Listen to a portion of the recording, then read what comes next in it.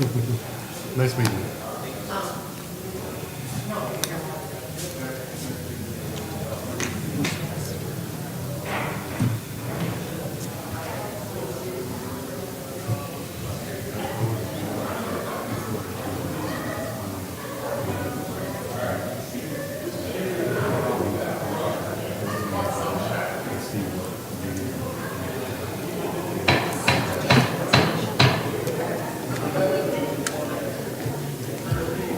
Is Paul ready? So Janelle, Will all council members please take their seats? she knows it's on there. Did you talk? Yeah, yep, Tanya called me.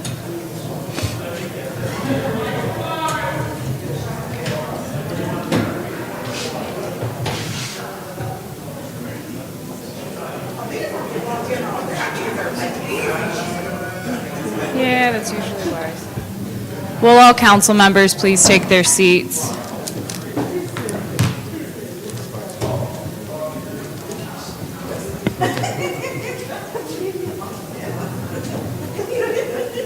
Are there chairs for the chief? Well, we'll figure it out. We'll figure it out. The table comes there.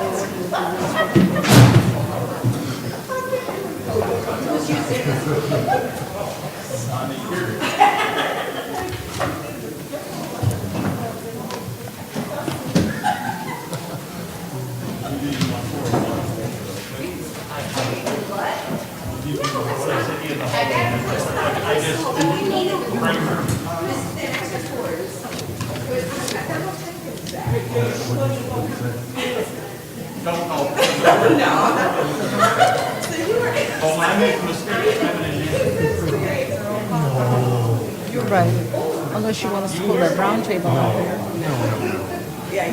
No.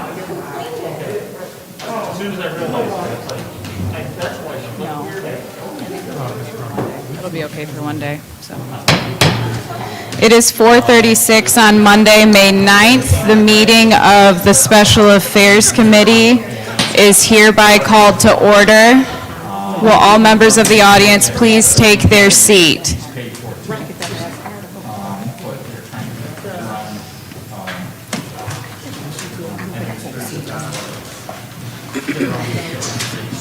Roll call, please, Madam Clerk. Mr. Mays? Present. Ms. Lewis? Present. Mr. Murphy? Present. Ms. Priestley? Present. Ms. Winfrey Carter? Present. Ms. Burns? Present. Ms. Heckenroder? Present. Mr. Pfeiffer? Present. Thank you. We have 8 present. Reading of the disorderly person city code subsection. Any person that persists in disrupting this meeting will be in violation of Flint City Code Section 3110, disorderly conduct, assault and battery, and disorderly persons, and they will be subject to arrest for a misdemeanor. Any person who prevents the peaceful and orderly conduct of any meeting will be given 1 warning. If they persist in disrupting the meeting, that individual will be subject to arrest. Violators shall be removed from meetings. Are there any additions or changes to the agenda?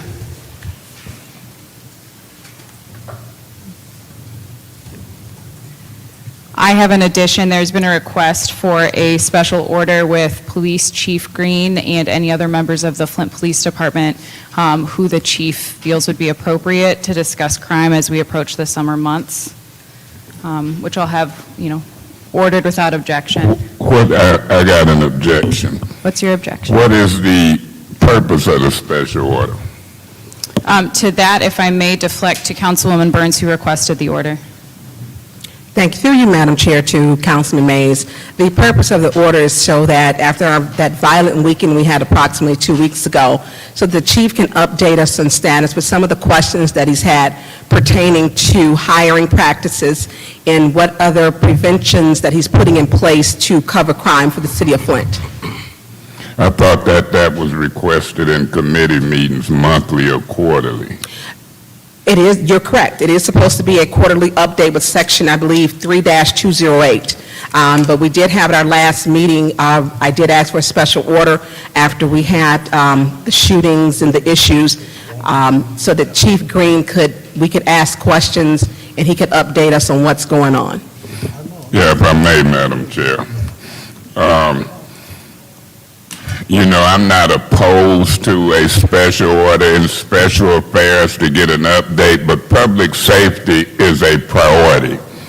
And I witnessed this council, and I witnessed how different council members, including myself particularly, have been treated when we try to deal with certain things.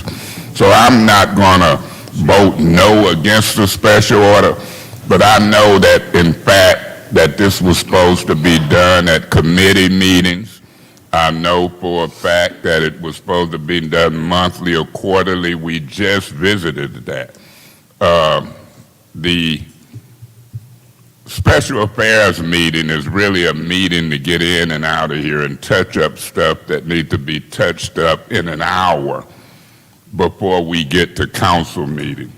And regardless of, you know, what folks talk about, if public safety is such a priority for this council, then I would suggest a special meeting, particularly during budget time when we have an opportunity to put 14, 15, 20 million into public safety and really make an impact. So I'll be curious, I'll be on pins and needles to see what this special order is, who derived it, what's going to be said, how much of a public safety issue is going to be. I'm not in for stunts. I'm in for action. In public safety, this community is crying out for protection, public safety, police when we dial 911. So I want to see what this is. And I'm going to see if it tackles the overall problem or even make a big footstep into moving toward a safe community. Because right now, for it to show up in special affairs kind of throws me for a loop. Thank you. Thank you. Given that there were objections, excuse me. Thank you. Given that there was an objection raised, we are in discussion. Point of We have order, to- Madam Chair. What's your point? You can't order it when it's an objection. As I was explaining, Mr. Mays, given that there was an objection raised, that means that we have now discussion open on that matter, and we will go to a vote. Point of- That being said, is there any more discussion on the addition to the agenda for a special order? Yes. Mr. Murphy? I would like, I thank Can you whoever talk- decided can you talk into more? My Councilwoman Burns, thank you so much for adding this on the agenda. I would like to hear the update on crime, as we all deal with it in some of our wards. So I will be supporting this special order. That's it. Okay, thank you. Is there any more discussion on the special order addition?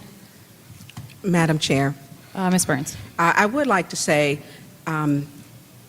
crime, and as we get into the warm months, the summer months, we had one day of approximately, I think, 61, 62 degrees, and I don't even think we had officers available because they were running from scene to scene to scene. And it was not only within our boundaries, but also within the boundaries to where it spread into Mount Morris. And there were 2 people who lost their lives. So for me, it's extremely important that we address it, get ahead of it. I have talked with Chief Green, and this is the one thing that for me, this should not be political. This is lives. And for me, we need to, and I agree with Councilman Mays with saying, do we need to put money into this? I think we can get the conversation started, and if we need a bigger one, Councilman Mays, I believe that we should have one. Because I don't want us to reach a record number of homicides this year. I do not. Last year, we were 1 homicide away from reaching a record. When we had 68 homicides, we had a population of about 159,000. We had 67 homicides last year with a population of 81,000. There's work to do here, and it's in each and every ward. We talk about the speeding, the driving, we talk about the shooting, and it's common. So whatever it is Chief Green needs, I would like to know what he needs, what we need to do to support him, and it's the community we have to step up along with council. And I'll take it back to when we had Reverend Hubert Hart who lost his life. He came to council asking for help. There was violence in this community, and ultimately, that's what took his life. He came to city council asking for help 3 months before he became a victim of gun violence in his own community. So I think if there's something we can do, we need to address this, and we need to take care of it. And I think everyone has good intentions, but we do need to make sure we're taking care of it appropriately, making sure there's policy, procedure. And if the ARPA funds, because there was an uptick because of the pandemic, then we do need to make sure the ARPA funds are applied to that so that we can bring those numbers down. I don't want to be nowhere near in the 60s, 70s, 40s, or 30s. I would like to cap it off, and I think we have 14 or 15 homicides. We need to cap that. So whatever it is that we can do as a council, we need to do it, work collectively to get it taken care of, to keep our community safe. Thank you, Madam Chair. Yeah, Madam Chair. Thank you. Is there any more discussion in the first round? Yeah, Madam Chair. Mr. Mays, you've already spoken in the first round. Is there any more discussion in the first round? Point of order, Madam Chair. What's your point? I thought Ms. Burns spoke first. That I thought she was in her second round. Mr. Mays, you asked her a question during your time in which she answered. That time was I'll wait yours for on the floor. second round, no big deal. Thank you. With that being said, I did realize as the chair, I did not specify where the special order would go. My thoughts on this would be after public speaking and council response, if that's okay with the rest of the body. Okay. Mr. Mays, you have the floor. Yeah, Madam Chair, that was one of the concerns. Where would it go? This is an hour meeting, special affairs, designed to touch up things necessary in order to effect a proper council meeting. This council, Ms. Burns and you too, Ms. Herkenroder, can prove to me that you're serious about public safety. It only takes 2 of y'all to call a special meeting. Public safety requires way more than a special order in a special affairs meeting. Reports, killings, we're familiar with them. I want to see this council put their money where their mouth is at. You're sitting on close to $70 million. You got over 8,000 complaints backlogged in the Detective Bureau, and you don't even have civilian staff to sort through them. Everybody who can help tackle this public safety issue don't have to be sworn officers. When I call the police and I file a complaint, don't tell me I ain't telling them folk, but the complaint gets stuck in the Detective Bureau. And then everybody who said ain't political is fooling themselves. Reason being because the politics of the vote and the allocations of millions of dollars to fix the police department is a political decision. And so we need to cut the mess. Reports, people sitting in the middle of the street for 2 hours waiting on a traffic police because somebody done hit the car. They called me last night, dial 911. You got 3 to 6 cars or whatever you got. They tied up on a stabbing and a shooting, and you got all kind of stuff going on the other side of town. It's later for the PR. This is the city council. Do the members of the city council know what they have the power to do? Not just talk, but put your money where your mouth at. I dare this council and this administration to pump the resources in the police department and fix it. I'll say it again, I dare you. I dare you to hire civilians to sort through them backed up complaints. I dare you to spend $800,000 or so in PR and commercials on 1225 recruiting officers. I dare you to give officers signing bonuses. I dare you to give them houses to live in that we done took from the land bank. I dare you. And the reason I'm daring you because I want you to step up to the plate.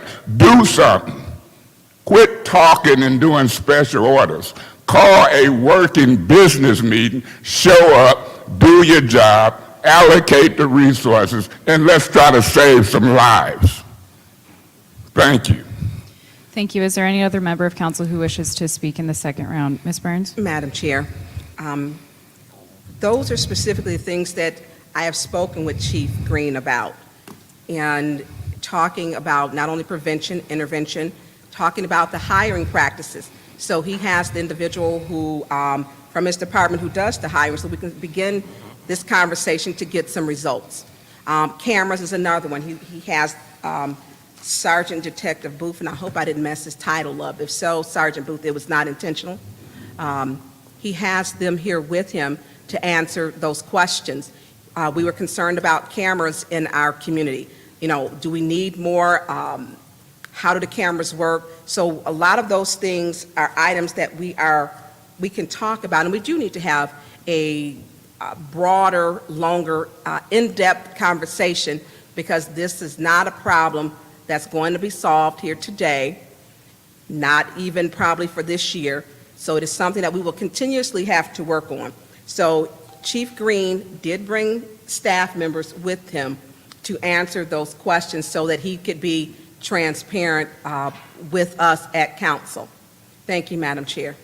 Thank you. Is there anyone else who wishes to speak in the second round? Mr. Yes, Murphy. I was thinking that this was just to add on agenda, you know, and I don't mind us getting into discussion, but for one of my colleagues to want us to have some political will and all of that different kind of stuff, I'm not into that. I want to hear from the chief of police to update us on the council. All that other stuff, we can talk about that down the future on where we stand, on what we need to do about it. All I want to do today and here is to vote on an add-on agenda that has been brought before us to allow the police chief to come before this podium and speak to all 9 council members. Not all of this extra stuff about what somebody go do, what we ain't doing, or what we need to do. I want to get the business done. Point of information. I'm done.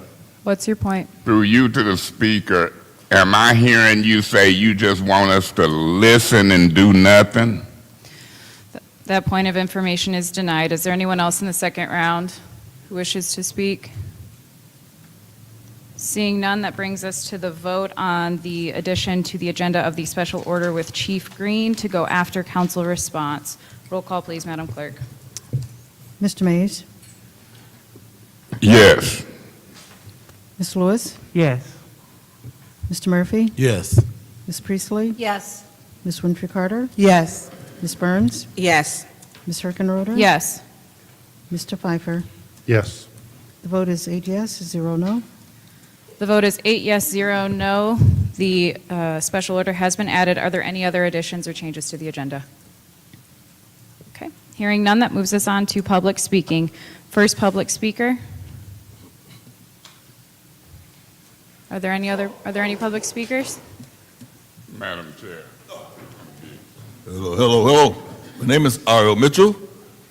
I live at 759 East Linden Avenue on north side of town, a couple of blocks from Mays Ward. I'm in the 3rd Ward, Marshall McCustom and Murphy over there, and about this special order about this human safety. The police are about taking these people's land banks and letting them live in them houses that the city had took from the land bank. They took on legal for. It's not lawful for you to do we the peoples this way. But we the peoples,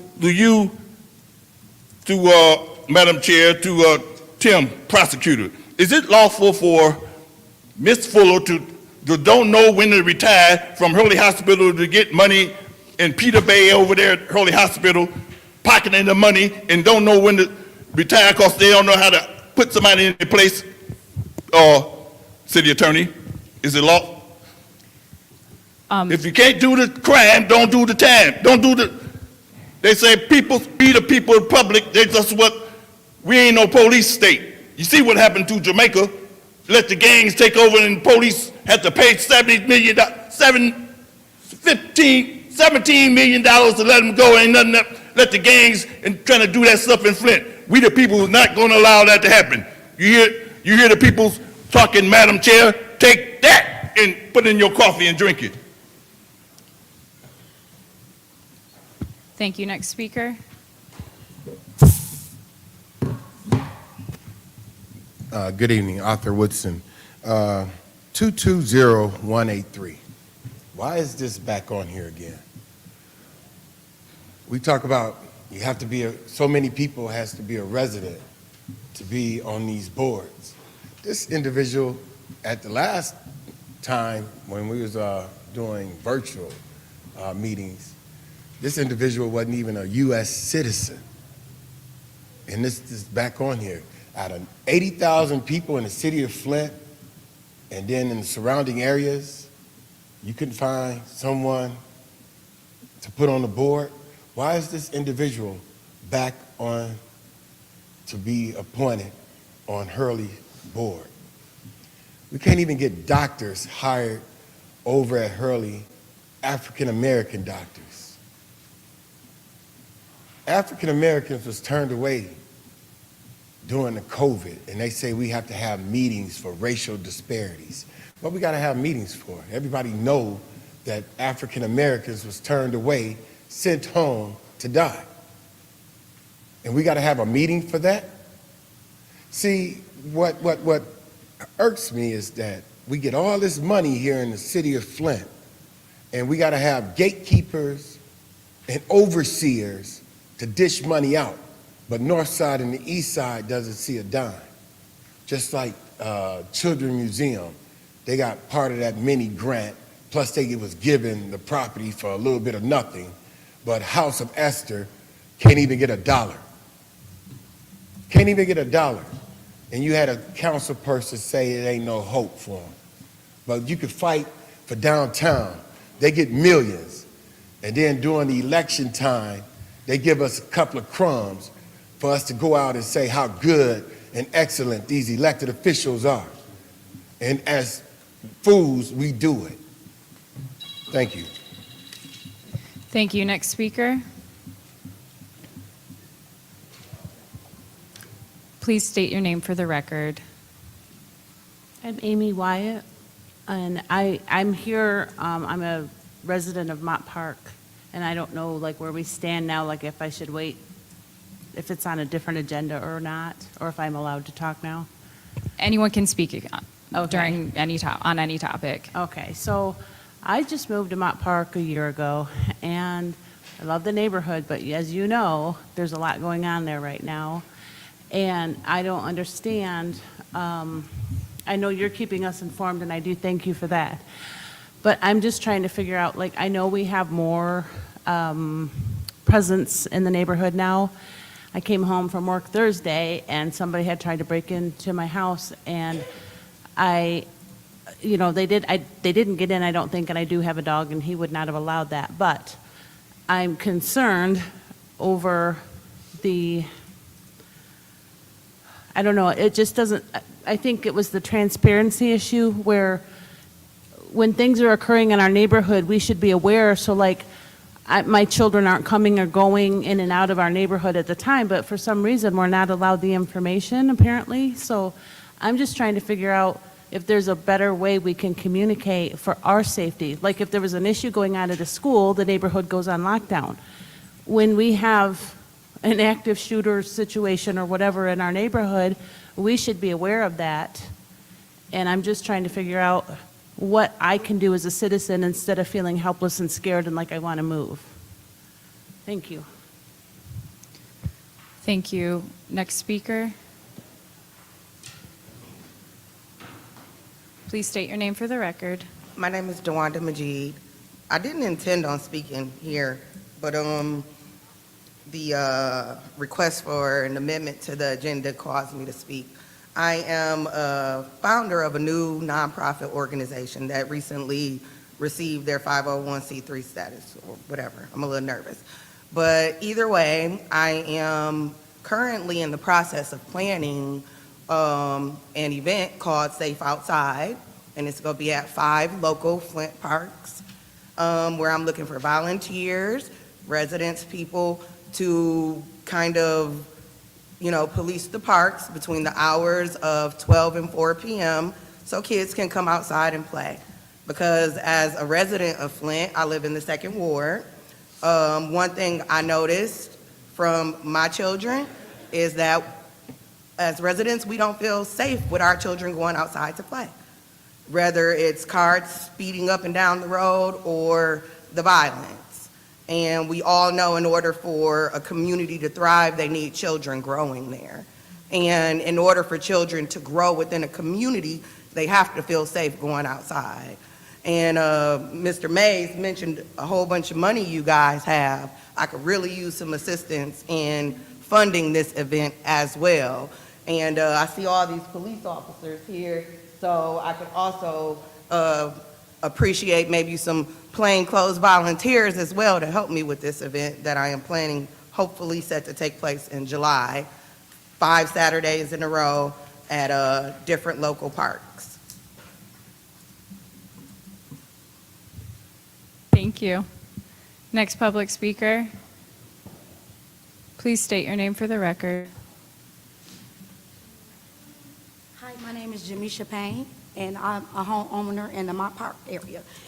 And my biggest concern is basically the law enforcement, the officers, and the detectives.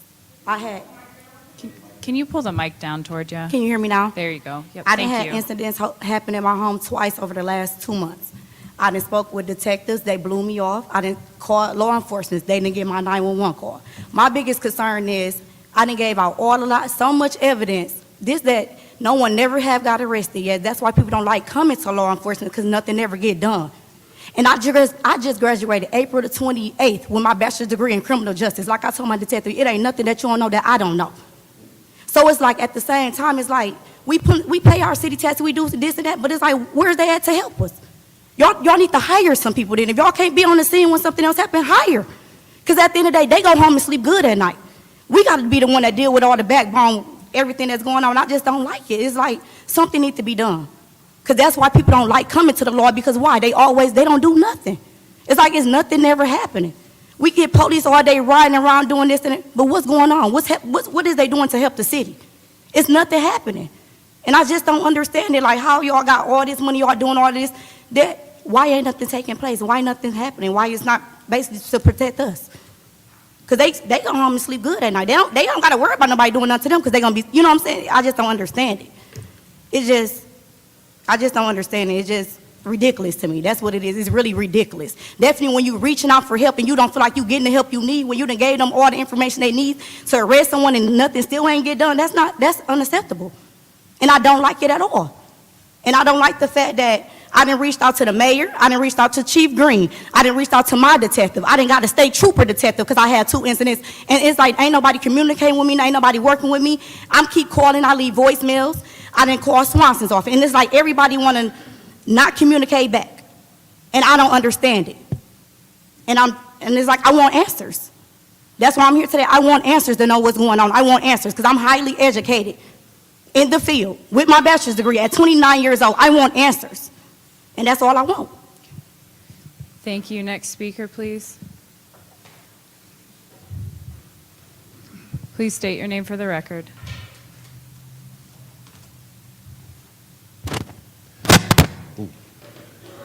Good afternoon. You guys hear me? Good afternoon, everybody. My name is Michael Clack. I'm a resident of the 7th Ward, lifelong resident of Flint, and I'm just coming up here. I didn't expect to come down here today. I'm just coming down here to give a little information about what I got going on. Just like the young lady here said that she started a nonprofit, I myself recently started a nonprofit organization, and what we plan to do with my nonprofit is help victims of domestic violence, sexual abuse, and human trafficking. By that I mean from any aspect, from developing any type of skills, writing skills, resume skills, partner with driving schools, all type of local businesses for resources, employment opportunities, anything you can think of to help somebody develop some type of skills so they can, be a successful resident. So I'm just here to let you all know what I plan on doing, what's going on, and thank you. Thank you to Mr. Mays, Councilman Mays, for the document that you just gave me. Thank you. Thank you. Next public speaker. Are there any more public speakers? Final call for public speakers. Seeing none, that brings us to our council response. Is there any member of council who wishes to respond to the public? Ms. Burns? Madam Chair, I want to speak to not just my 6th Ward residents, because I have worked on and being transparent. and I'll continue to be transparent, and I will answer my phone. Jamisha, I'm sorry you had to come down here to get your questions answered, because I took your call at 12:18 or 23 a.m. to get someone. I did have to call the Michigan State Troopers, which did come. Everyone doesn't have that access to their council person to call the state trooper. And Chief Green, this is, I did not know this was her plan to come here. I did not. But when I took your call, you were screaming and crying because your house had just been shot up. There were 4 incidents at that time. I don't even think this is a safe place for us to even have this conversation, to be honest with you. But I appreciate your courage, because we have to do something. Before you leave, I would hope that Chief Green would speak with you. I don't want to get into any details. I won't do that because you have children. And I want to make sure your children are safe. And when I came to your house that night, that was my number one concern. Not just for you, but nothing happened to your 4 children. Because that would be a regrettable moment. Very regrettable. And I believe Ms. Wyatt, today is to create more transparency. I had in-depth conversation with Chief Green, and he was transparent, I feel.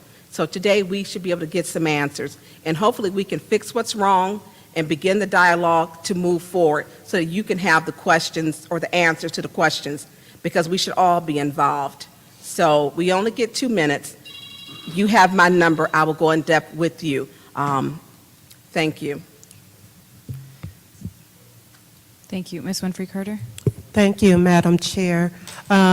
First, I would like to thank all of the public speakers.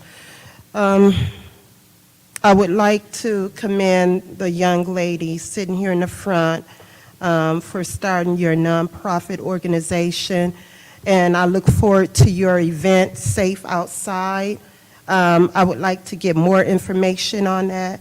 So if you could please give me a call at area code 810-397-3621. I would appreciate getting more information. I would like to see what I can do to help you with that.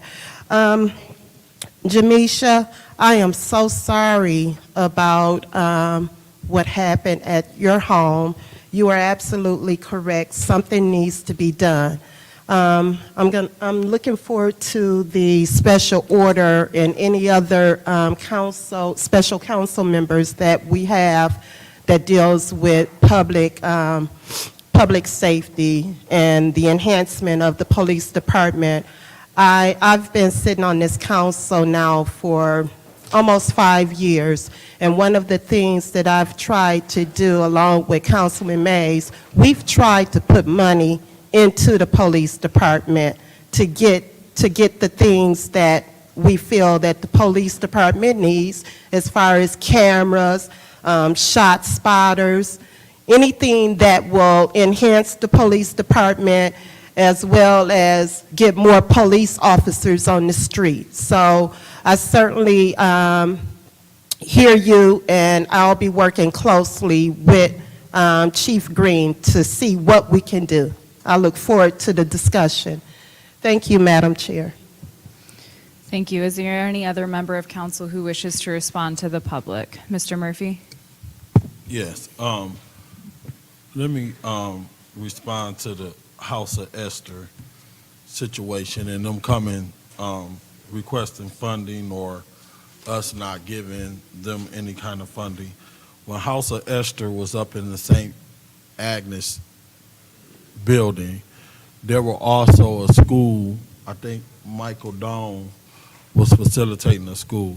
They were in that facility too. They got padlocked out of that facility. There's a lot of other things that I'm hearing now that House of Esther came before the podium that that school had going on that we need to look into. So I'm just going to leave that right there. I'm not interested in using ARPA dollars to just, when people come to the podium and request for funding, we say, oh, okay, well, we go give them some funding. There's a process that we putting in place.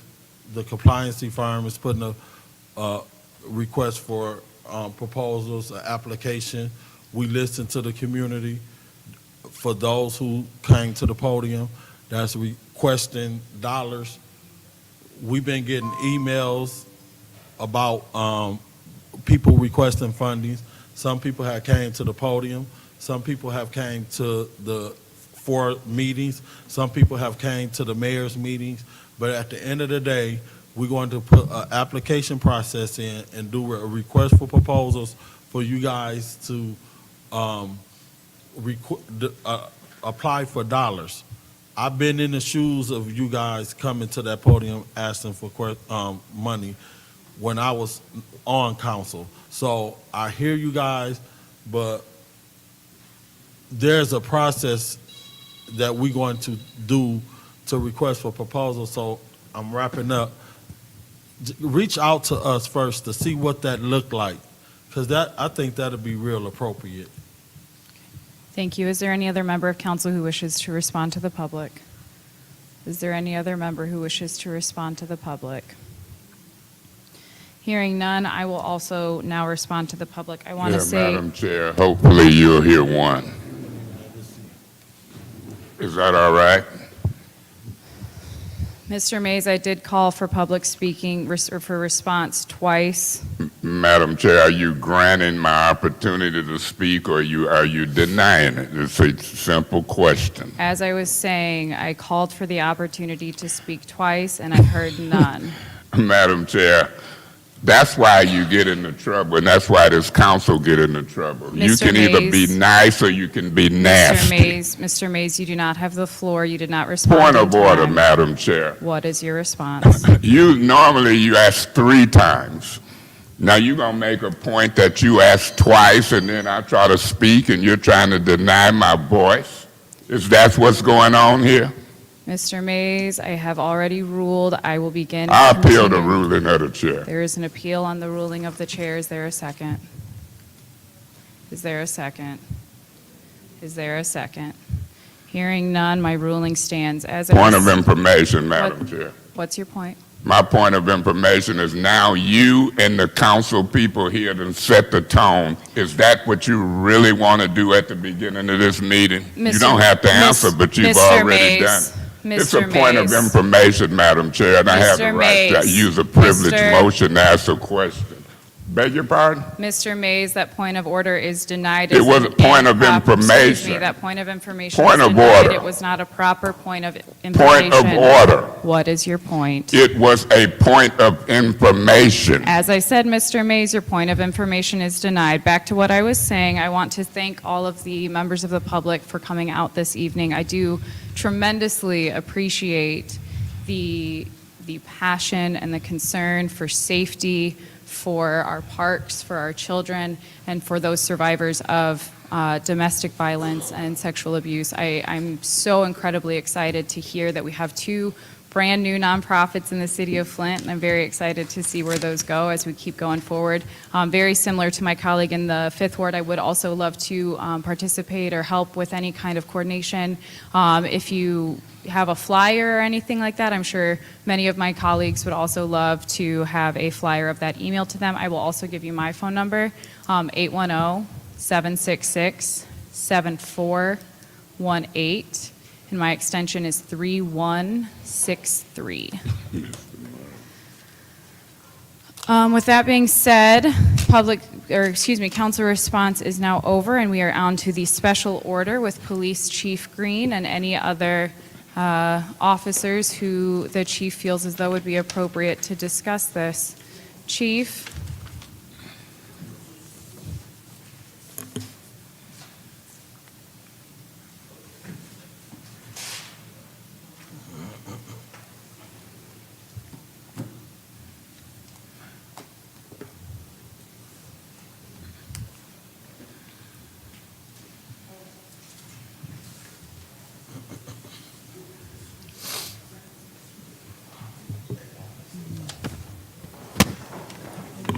sit behind you. Thank you very much for being here this evening, Chief Green and the members of the police department that you have with us. As we have heard today, there are tremendous concerns regarding safety, and perhaps we can have you open with a little bit of a presentation as to the proposed changes in the structure of the police department to help prevent crime. Well, first of all, let me start out by saying, compared to this time last year, we've seen a decrease in violent crime by 25%. Starting back as far as several months ago, the police department has began initiatives to combat violent crime. We've initiated geographically focused policing initiatives, specifically in the Mott Park area, regarding violent crime, drive-by shootings, things of that nature. Our efforts have been successful. The men and women of the City of Flint Police Department have been working very hard. I'm not going to make any excuses about staffing, things of that nature. We deal with what we deal with.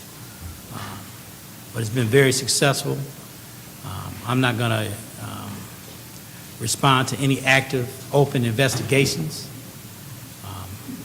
I spoke with Jamisha several times regarding her incident. I was the first person that spoke with her regarding her incidents at her home. And officers are investigating that, and they're doing a great job investigating it. Who I have with me today is Detective Tyrone Booth and Lieutenant Ron Dixon. Ron Dixon is the person that has, when I became Chief of Police September 1st of 2020, one of my assignments was recruitment. I assigned Lieutenant Dixon that responsibility of recruitment and retention of officers. And I have to say he's done an outstanding job, a great job. Couldn't have picked a better person for the position. Amongst his other duties as Internal Affairs Lieutenant, Bomb Squad Commander, things of that nature. But he's done an outstanding job with recruitment and retention. Since September 1 of 2020, we've hired 29 full-time officers, 5 just recently graduating from the Police Academy. And I'll let Lieutenant Dixon speak on that as far as additional officers that will be attending the next Police Academy. Our staffing levels have increased by 10% since this administration began, and it's been very successful. We've also had other initiatives with our neighborhood safety officers, starting 2 weeks ago. And I'll let Detective Booth describe those efforts. And we provided, what was provided you is statistics on our efforts and what's been going on within the city of Flint, each ward, ward by ward, your crime statistics. At this time, I'll entertain any questions you have. Are there any members of council who have questions for the chief and his staff, Mr. Murphy? Yeah, Madam Chair. I said Mr. Murphy. Okay, Mr. Mays. Yeah, Madam Chair. I'm looking at the agenda, and after this special order, we'll deal with fair housing and fair employment practices. The Lord blessed me with a deep voice, a deep, strong voice. And I'm telling you, Ms. Herkenroth, I'm very disappointed at you and others on this council like you who discriminate and treat folk differently for whatever reason. It was uncalled for you not to allow me to respond to the public. 2 minutes, elected by over 1,400 people, more than some of y'all ever got, and you play me like that in a soft voice. Mr. Mays, I'm going to talk about it because it's dead wrong. It's 100% wrong. And when my council colleagues sit and condone it, they just as wrong. It's a crime, Chief. Chief, let me say this. That's how most of the crimes start out in this community. They start out with people messing with folks. You got some ignorant white folks in this community, and you got some ignorant black folks. The majority of the people, black and white, are decent people. What happens on this council is microscopic of what happens in the bigger community for me. I mean, this people would have been fighting mad with Ms. Herkenroder. I asked twice, I'm not going to let you exercise your elected position to speak. Mr. Mays, do you have any questions for the chief for this Oh, special I'm going to order? make comments and questions. You might not want to hear my comments and questions, but I'm going to see if you treat my comments and questions like you treat the other folk. Now, you've been here 5 or 6 months, and you're trying to embarrass me on public safety, and it's running rampant in the black community. I don't know what it's doing in your neighborhood. I don't have to ask questions. I can make comments. I've got knowledge. I know what the police department need. You might need to ask questions. I heard that lady in public comment say she's been talking to detectives, been talking to the police. We've been telling on folks. I'm telling on you. We're going to continue to tell on folks. We're going to continue to tell on you. See, I made it up in my mind in my 50s that if I believe strong in something, I'm going to speak strong and will die for it. I will die for what I believe in. I can get shot in the head, I'll be dead. Hope I go to heaven. This ain't no plaything for me, Ms. Herkenroder. I don't know you, didn't know you, and still don't know you. I'm going to tie what you do and what you and Ms. Worthing and others say and do to my address to the police. Mr. Green, how can we address some of those complaints in the police department that's backlogged in the Detective Bureau? You've heard me talk about it. Am I exaggerating, or is there complaints backlogged in the Detective Bureau? There are complaints backlogged in the Detective Bureau, and how we're addressing that is hiring more officers. Do you need sworn officers to sort through them complaints? We prefer sworn officers, but we can adjust to find some way where civilians can assist us in a way where it doesn't compromise confidentiality issues. Let me explain. Let me give you an example. That young lady who spoke, she part of my frustration, because I'm looking at a executive order number 22-001 came in my mailbox today, signed by Mr. Neely. Now, Mr. Neely done issued an executive order to stop folks from bullying and harassing people in the workplace. To me, if you was in here, you witnessed some bullying mess with Ms. Herkenroder. You witnessed it, as far as I'm concerned. Do you know the Deputy Chief of Staff, Mr. Murdoch, jumped on me? That was Neely's cousin.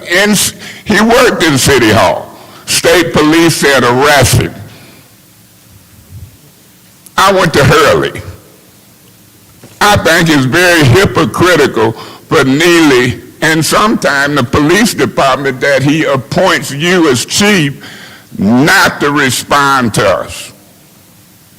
I knew Murdoch had to beat me out, sent me to the hospital, talking politics, and the state police said arrest him. The complaint is still laying there to this day. Do you know that the same guy brought a police on Koran and Linden Road and got fired? Because the police, I bet you, was white. He swung at the state police. Then they tried to draw blood from him. I heard he swung at the people at Hurley. Then he lost his job here with the city of Flint and Mr. Neely. And people saying, Mays, you were right. I knew he was ignorant when he jumped on me. I've been around Flint long enough to know who the ignorant folks is. I know. How many people do you think you need to hire, civilian or otherwise, to sort through them complaints in the Detective Bureau? I'm not sure of the exact number. Well, we need to look at that. This ain't the first year. Ms. Winfrey Carter is right. 4 council people tried to move money last year to fix that police department. Now you got one of my colleagues said in this special order, I don't really want to talk or get into that. Well, I do. We need to get into it because when it knock on your door or when it beat you up or shoot you in your car, it's a big deal. Until it happened to you, you got thousands of people out here. Oh, there go Mays talking again. But let it happen to you. Let your car get shot up going down Saginaw or Martin Luther King. Let your house get shot up while you watching the Wheel of Fortune. Let something happen to you. It's top priority. So I'm willing to die for it. I want the crooks to hear me. I want the Murdochs and the people doing this to hear me. I want them to hear that I'm trying to get this council to move $14 to $20 million to fix that police department. I'm trying to get you to do your homework and tell us specifically the amounts of money you need. I'm trying to get people like Herkenroder and Worthen and Murphy and them off my butt, because I know what I'm talking about.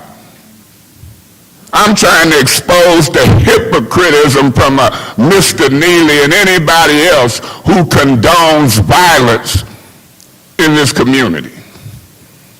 Now watch me yield the flow. And then I'm going to come back after I hear what other folks got to say, because I shouldn't walk into this environment to do my job as it relates to helping people and then get attacked by folks sitting in a big chair. Just ridiculous the way we perform in our community. We make folk mad. Ma'am, I heard what you said. I heard what you said, and you should have the opportunity to feel safe. Mr. Green, I don't know if you're taking me seriously, Chief, but I'm dead serious. When we did the audit on them complaints in the Detective Bureau for 2-3 years, I've been talking about it. When you say we need community help and people need to tell, we telling. We calling Crime Stoppers. That lady say she done gave more evidence and testimony than the law allow. So it's real. And I'm not going to go through it in a perfunctory manner, just go through the motions. I dare this council to call a 3, 4, 5, 6-hour meeting and then show up. Through you, Madam Chair, to Ms. Burns. Ms. Burns, the budget process, we must adopt the budget by the first Monday in June. We got callbacks this Thursday. Through you, Madam Chair, to Ms. Burns, is the police department on the callback agenda? Yes, the police department is on the callback agenda because I know that budget, I'll just a simple yes. Mr. Chief Green, do you plan to ask us for more money when you come back this Thursday? And if so, in what areas? Because I'm interested more than $300,000 for a helicopter. As far as the budget, no, I'm not. I will be seeking funding through the ARPA dollars for our... I heard one colleague refer to the ARPA funds. I might disagree with him. When it comes to the young lady in the second row, she's developed a program. Mr. Clack talked about a program. These programs are no different than what folk is trying to do with the peacekeepers. You're familiar with the peacekeepers, ain't you? Very familiar with them, yes. So if you're familiar with the peacekeepers, I'm willing, unlike some of my colleagues, ma'am, I'm willing to fund your program. Whether you want 10, 20, 50, or 100,000, I'm willing to fund the program because young people need to be safe. And we need to get involved. Chief, I'm disappointed to hear you say that you're not going to ask this council to amend the budget. I'm very disappointed. I will bring resolutions through you, Madam Chair, to Attorney Kim, the city attorney. Attorney Kim, did your office get the resolutions drawn up that I've asked to amend the budget, particularly in the police department? Not yet. Well, you should have them. You know why? Because Attorney Gurley was attending the meeting. She took notes. We want to amend the police department budget for cameras. Jerry Winfrey Carter and I tried last year. Some folks wasn't even on the council. We'll see what they do this year. Attorney Kim, I'm disappointed for you to say not yet, because in an open meeting, I gave those budget amendments and resolutions for Ms. Gurley, your assistant. So you got them. You just don't know it. Hopefully in the next week or so, they'll be ready to be introduced to vote on. Chief, those budget amendments includes money for civilians and or uniformed officers to work some of them complaints in the Detective Bureau. Those budget amendments will include cameras and hotspots. Chief, when you were here last, you talked about a $12,000 camera, right? That's correct. And 10 times 1,200 is 120,000, correct? Yes. 100 times 12,000 is 1.2 million, correct? Correct. And if we wanted 300 cameras, that would be 3.6 million, correct? That's correct. You trust my math that fast? I'm going to say this, Chief. I'm shooting for the 3.6 million. I'm shooting for the 3.6 million. And then I'm shooting for commercials and advertisement. So I'm looking at a budget when I finish. I'm going to put it before council. And it's going to be somewhere probably between 8 and 14 million.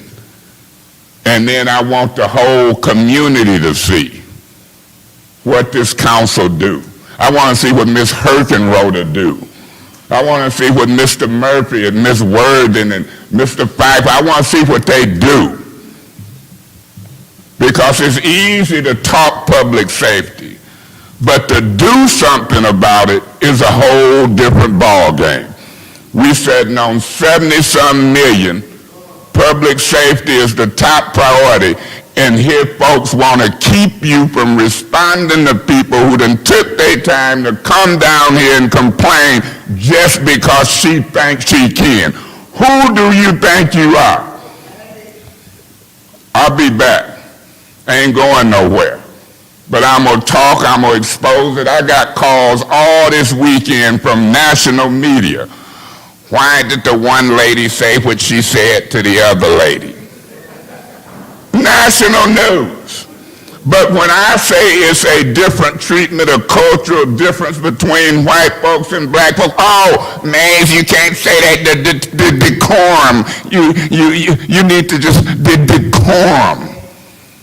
When it comes to saving lives and public safety, decorum is out the window. Thank you, Mr. Mays. Mr. Murphy, you have the floor. Thank you so much. And I could take my time and respond to this, my colleague who have accused us of all of these kind of insinuating things. You can say what you want to say. You can worry about what you need to worry about is your own self in trying to get 5 votes on this council to move whatever you're trying to do in this. For you to be here for 8 years, not one time did you become president of the city council. And when you did come president of the city council, you couldn't last 5 months, but you got— Point of information. Through you, Madam Chair, That's to the your point. speakers, it's about public safety. You spend way too much time on me, ain't you? The chair will remind the council members to respect each other and to remember their decorum. Mr. Murphy, continue. Thank you. He went on and on, making all of these insinuations, caught white folks, black folks, mimicking council, saying we was discriminating, telling us about ourselves. Not one time did he get stopped. And I sit up here and took notes on everything that this man talked about with us. Not one time did he get stopped.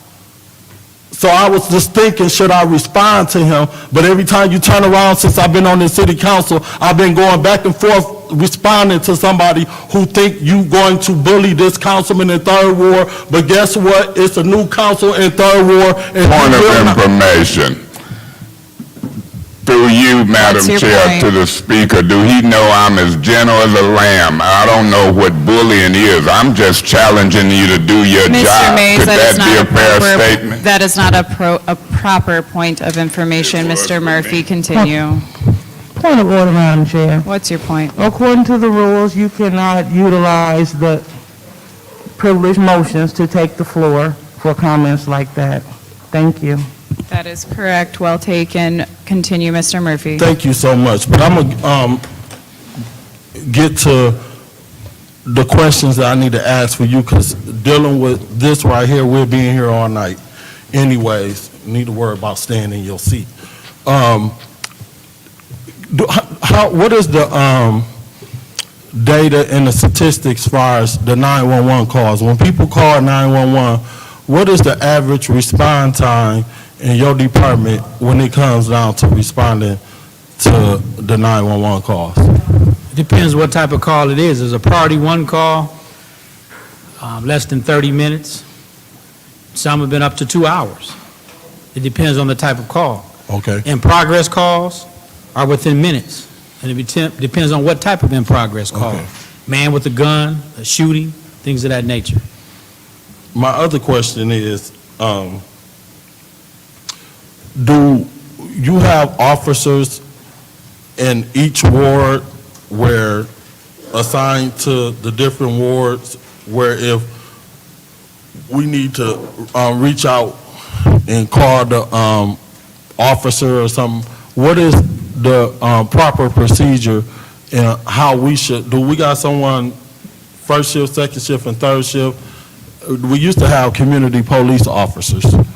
Do we have them now assigned to wards? How do that work? Or do No. we call 911 At this too? time, we do not.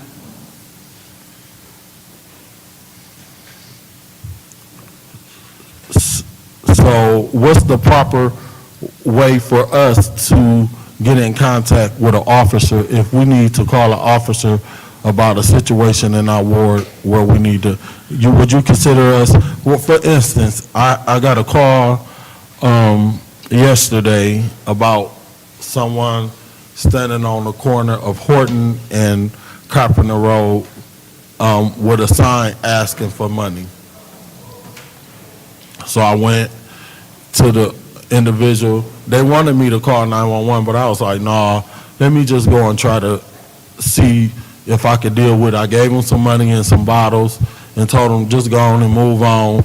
You know, people been complaining.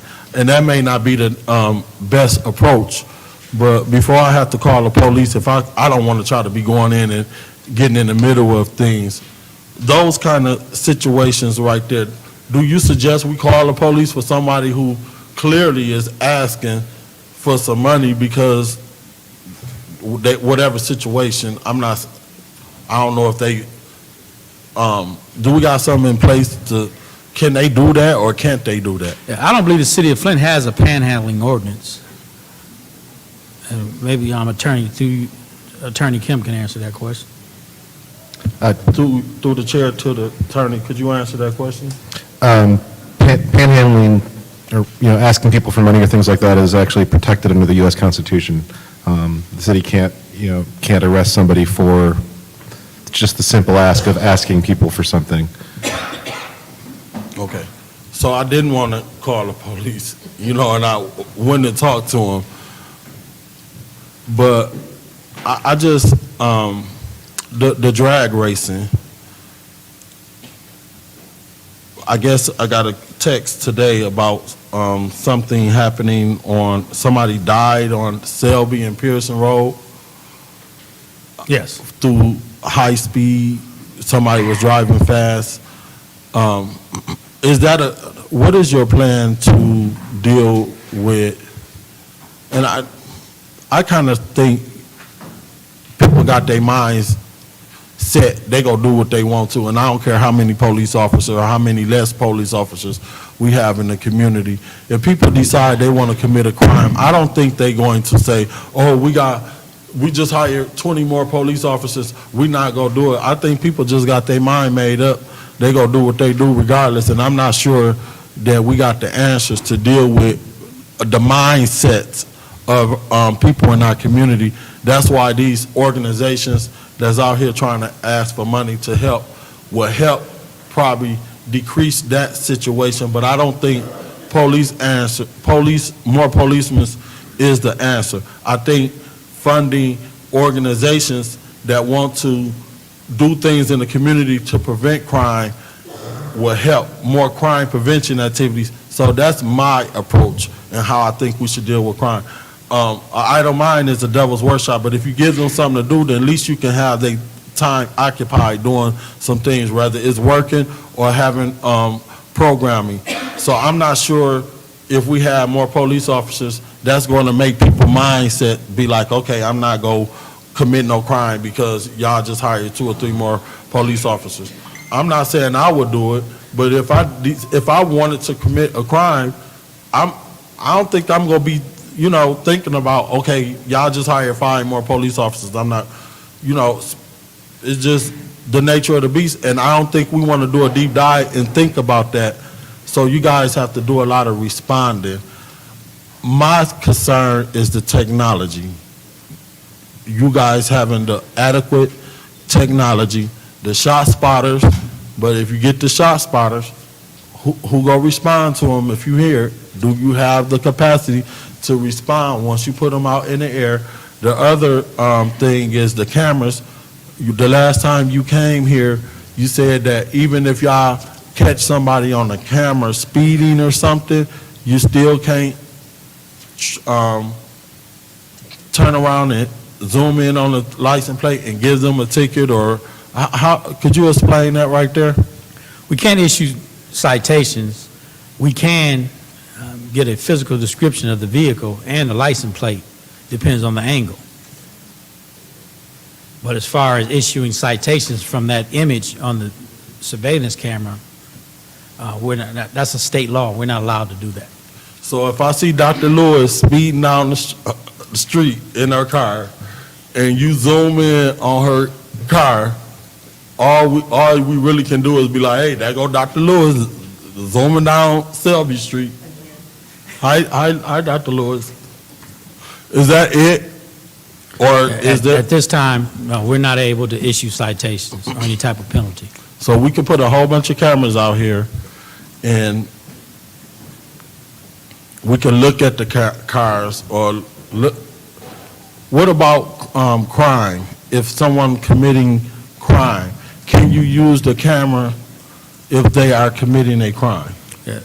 And that aspect, our cameras that we have now have been very successful in apprehending, solving crimes, furthering investigations. They've been very successful. So we can use the cameras to help solve crime, but we can't use the cameras to help with the speeding of the cars if we watch them on the camera. So now that we can't do that, what is your suggestion to deal with the rapid increase of speeding in the residents, people? I think we should create a speedway track somewhere for them to go and collect some money and bring some revenue back to Flint. That's my opinion. I'm thinking outside the box because they like to race. Why not create a safe space for them to go and race their cars and charge to get in, charge for the nosy people to watch, like me, that might want to watch. I never did, but I'm quite sure if I knew it was somewhere that I can go and watch them race, I might pay $5 or $10 to get in, and that could generate some revenue for the city of Flint. But do you have a plan to address the speeding? I mean, are we going to put up signs, yellow, slow down, speed humps, or speed bumps you know I'm not gonna go there with y'all. But I know there's some areas, 35 or 45 zones, we can't put the speed bumps or speed humps on there. So are we gonna roll out something like that, some different slowdown signage, or what's the plans for that? Well, our plan for the speeding and reckless driving is to continue an uptick in our enforcement, which we've been very successful at. Also, through the American Rescue Plan dollars, we've requested funding to order speed trailers, which are mobile, and we can move those, we can manipulate those in different locations based on our data and evidence to different locations throughout the city. So a combination of that, technology, and just continue our enforcement, we should be successful. Is that the $500,000 that we approved? No, I haven't, no. It hasn't come to us? No, it has not. Okay. So, because I We're was getting a total budget together. Okay. All right, I'm done. Thank you, Ms. Burns. Thank you, Madam Chair. Leaving off on that, Chief Green, your total budget, so that we can get a, and you and I have had this conversation, if we want to curb crime, what programs do you feel will be the best programs that we need to help you or to fund through the ARPA funds? Or can you speak to that? Well, there's multiple funds. The Witness Protection Program, which we'll be presenting, Violence Interrupter Program, which is based out of Baltimore, Maryland, Youth Intervention and Enrichment Programs, which is a youth, I call it a youth mentorship program. So those are my three primaries. So those are your three primary. Can you explain, I know what a violence interrupter program is, but could you explain to the council what that type of program is? Because I think it's a great program in Maryland, in Baltimore. And my sister lives in that area. She lives in Upper Marlboro, and I think that's a great program. Could you explain to us how effective this program is and what it consists of? Well, the Violent Interrupter Program is a program that it basically utilizes members of the community to interrupt violence. They're in the community, their ears in the community. The community members tend to confide in them a lot quicker than they would law enforcement, providing information to deter crime in the neighborhoods, specifically gun violence. And this Violent Interrupter Program is basically geared towards gun violence. Baltimore, Maryland has a program identical to the one that we'll be attempting to obtain, and has decreased their gun violence by double digits in some of the high violent crime neighborhoods. I think this program would be even more successful in the city of Flint due to our size, 34 square miles, versus like the city of Baltimore. Okay, and those are programs that those three main programs are programs that you're going to submit for funding to the council, and like you're part of your total budget. That's correct. Okay, and I have quite a few questions. The 6th Ward, and there are 6th Ward residents in here, and you and I have talked about it, has been, for some reason, busy. And it is based on crime data that you have collected in your department. We've had some homicides, there's speeding, we've had shooting. Shooting is normal. I'm used to the helicopter, the Michigan State helicopter that's in the air quite often. And what is it that, when you told me, you said, hey, we're focusing on that. What can residents look forward to? Well, one program we started in the My Park area is our geographically focused policing initiative. I have 4 officers assigned specifically to that area. I mean, that's their area. It's a form of community-oriented policing. So what this program is going to do is increase officer visibility in that area, reduce crime. You have a face-to-face, you have an officer that's assigned to that area that residents would know by face, and the officer would hopefully know that residents by face, the businesses. So basically, this is another program that was brought to me.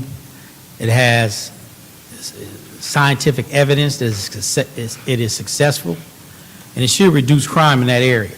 And we'll continue to monitor that and evaluate it on a monthly basis.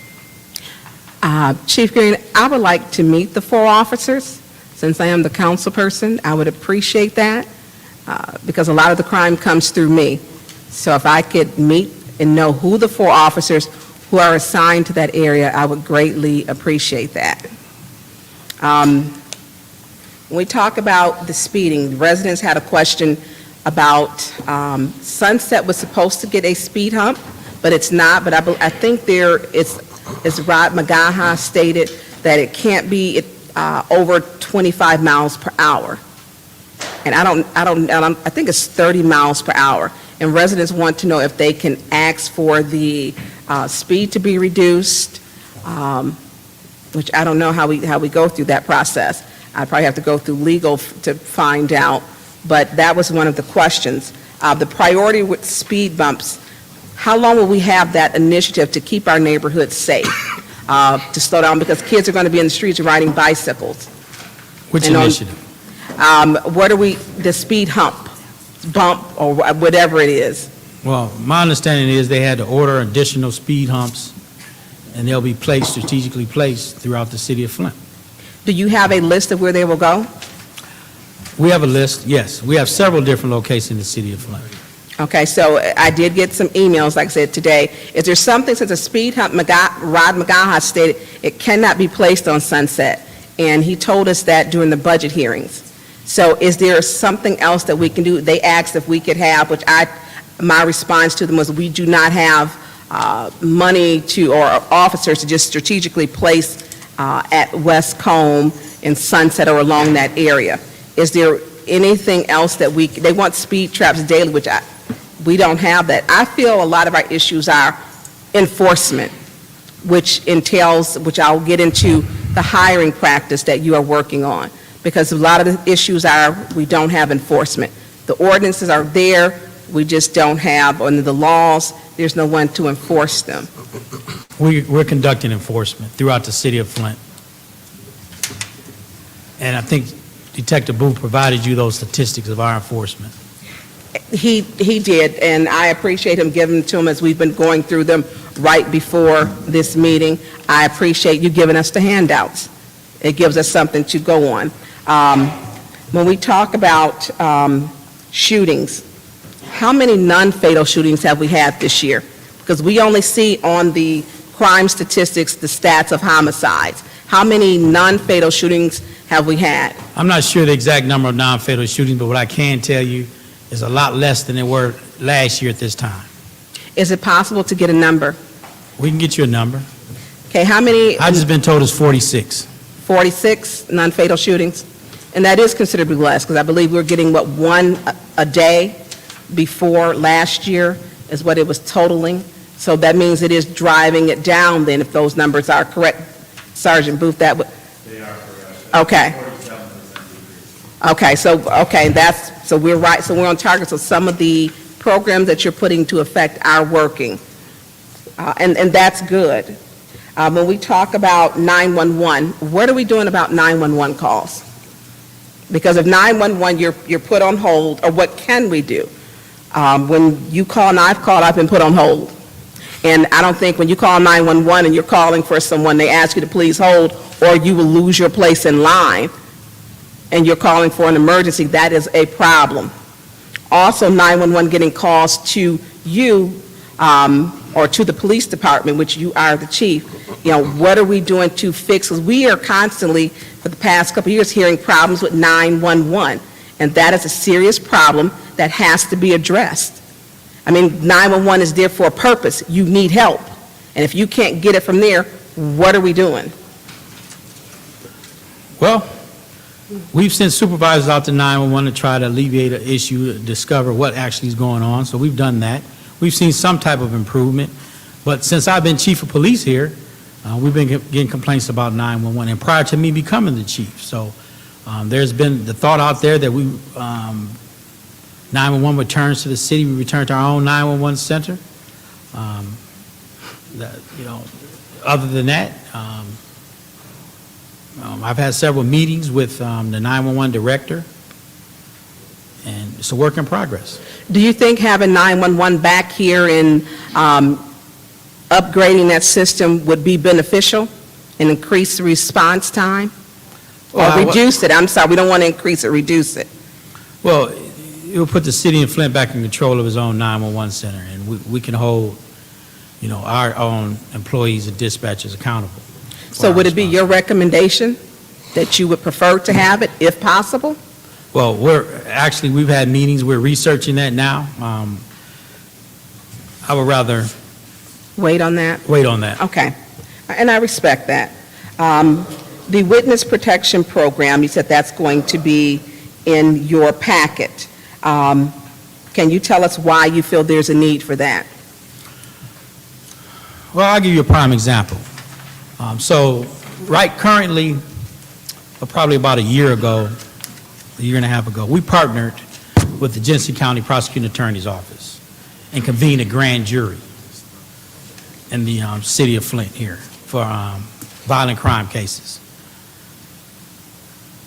We have 35 cases with 84 defendants of the worst of the worst that are sitting in jail right now because of this grand jury. They all were indicted. The beauty of the grand jury is that the witnesses, they don't have to testify in public in fear of retaliation.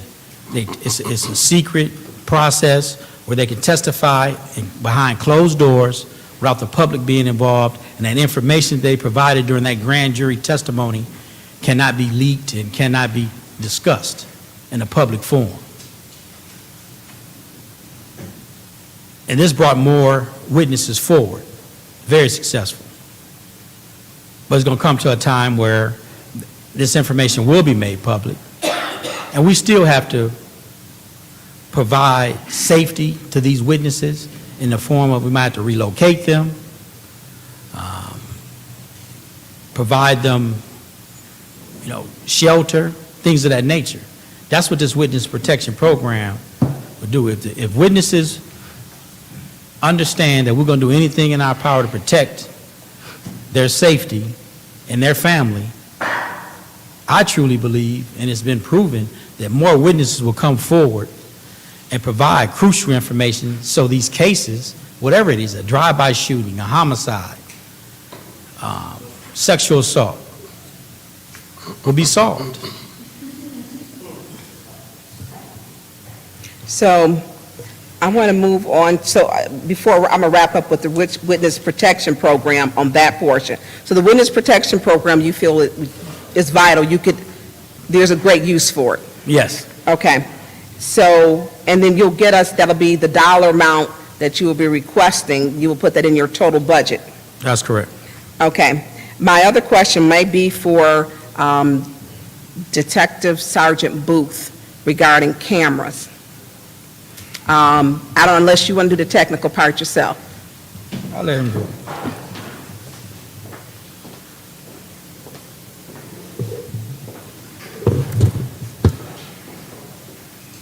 Good catch. Thank you. My question is, one of the big things, I feel cameras are deterrent, and they record crimes. Most criminals don't like to be recorded for doing their crime. That can later be used against them. Can you tell us how important the cameras are for you? Because you've been in Intel Center since what year? I've been in there approximately 6 years. 6 years. So you've been there a long time. Yes. And you run the Intel Center. Mhm. And so how effective are the cameras? Because you have you can really tell us how well you feel the cameras do work. So the cameras that we're utilizing, and any camera in any system basically, provides, in most cases, unrefutable evidence to criminal events in our case, because we're using them for that purpose. So the cameras give us great information. It provides excellent leads in terms of our investigative needs, as well as providing crucial evidence to solve cases and send them along with other information to court for the judicial process. So they're extremely important. So, for instance, I had someone do donuts or reckless, I consider now reckless driving, on the left-hand side of me in a white Charger, then on the right-hand side. And the cameras were right there, on the left-hand side and then the right-hand side in the Save-A-Lot in old Dr. Pyatt's office. So if someone has, could I have called you and said, hey, Detective Sergeant Booth, this happened on da-da-da at 12:18 p.m., is that something that we can use the cameras to use the footage for? So if images are captured, recorded, as well as identifying features, a license plate, description of a car, for reckless driving, we can build a case from that. Okay, so if I see it and I wrote down the plate myself, and I guess that would make me a witness to what they were doing, that is something that could be used. That is something that could be used. Okay, and do you think we need more cameras?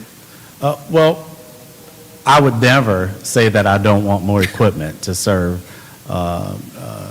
in the capacity that Well, we you gotta utilize, tell us, right? because this, we gotta tell us. We have currently an adequate amount of cameras to do what we need them to do, and we'll be putting up even more than that. So we have a surplus of cameras right now that are in the system now, and more that will be going into the system. Okay, your intel room, the operation, is it 24/7? The operation is not 24/7, and I don't want to get into the operational Okay, and I'll hours respectfully because of- just do that. Yes. Yeah, and I'll do that. Do you need more people to work to monitor those? I will never not say that I would take more staff to better serve the citizens. Okay. And I think that's important. If we have cameras, that we've got someone watching them. And we do. Okay, and Okay. and I've been at Intel room. Is that room big enough? So, obviously, we have more cameras than the monitors that you see available. The important thing is being able to access the information that you need when you need it. So I don't need every camera visible right now.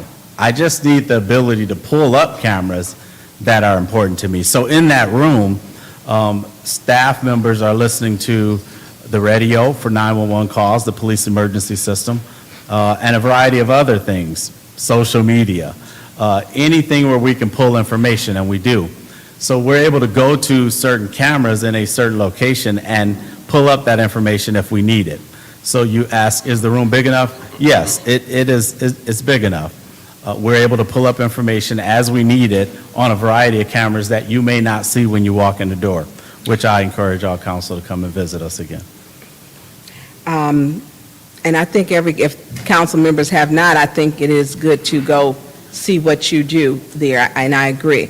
I'm saying if we're doing your budget, now's the time to, to get into that. If you need, more space, more monitors, making sure that you are equipped with what you need and the city or the police department needs to be successful. That is my last question for cameras. Thank you, Mr. Booth, Detective Sergeant Booth. Thank you, ma'am. Can I, Chief, could you have Lieutenant Dixon up? I have some questions about hiring.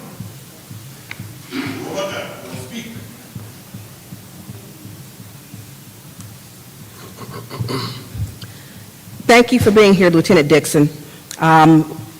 Chief Green spoke to hiring 29 officers, and I believe, Chief, since September the 1st. And you had 5 come out of this last training. Can you tell us what are your hiring practices and what are you doing to attract, recruit, hire, and then retain? Because retention has been a problem. Okay. Good evening, Council. As Chief Green stated, he put me in charge of the recruitment program late 2020, and since then, we have hired 29 full-time positions, as he stated. That does include these last 5 that we got. They're in training right now. And through the hiring process, first off, all the applications are emailed directly to me, so I'm the first person that gets to look at them. Excuse my voice here, I'm a little scratchy. I'm the first person to be able to look at and review the applications.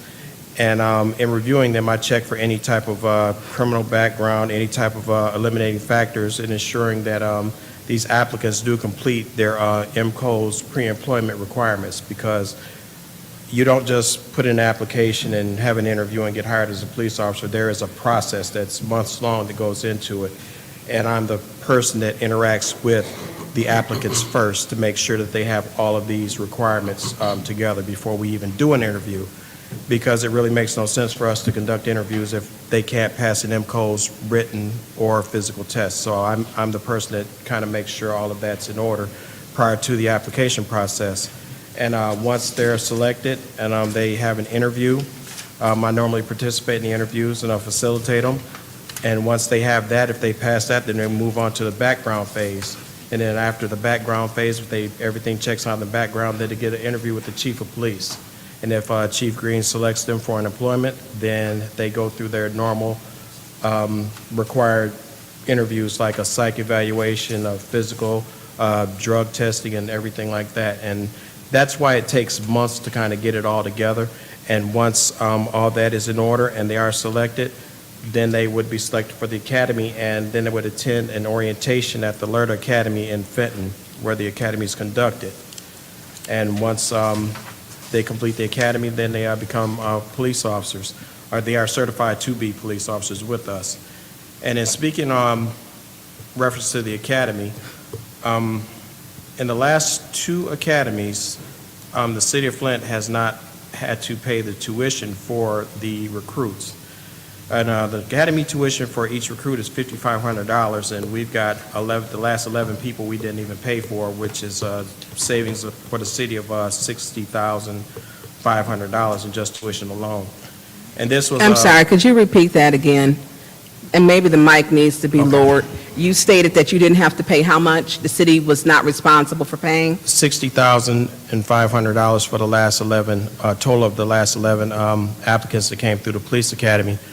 And this was accomplished by a relationship with GST Michigan Works out of the Fenton office. They do have a program called the Workforce Innovation and Opportunity Act, or WIA program, that I'm in contact with the facilitator, Ms. Tricia Agostino, in reference to. And this program is really good because it works for not only the city or other agencies hiring officers, but it also works for the students also. Because number one, the city doesn't pay their tuition, number one, which is a huge part of the financial packet. But they also provide the recruits with the uniforms, any books and study materials, their workout clothes. They pay mileage for their vehicles. They pay for tools, equipment.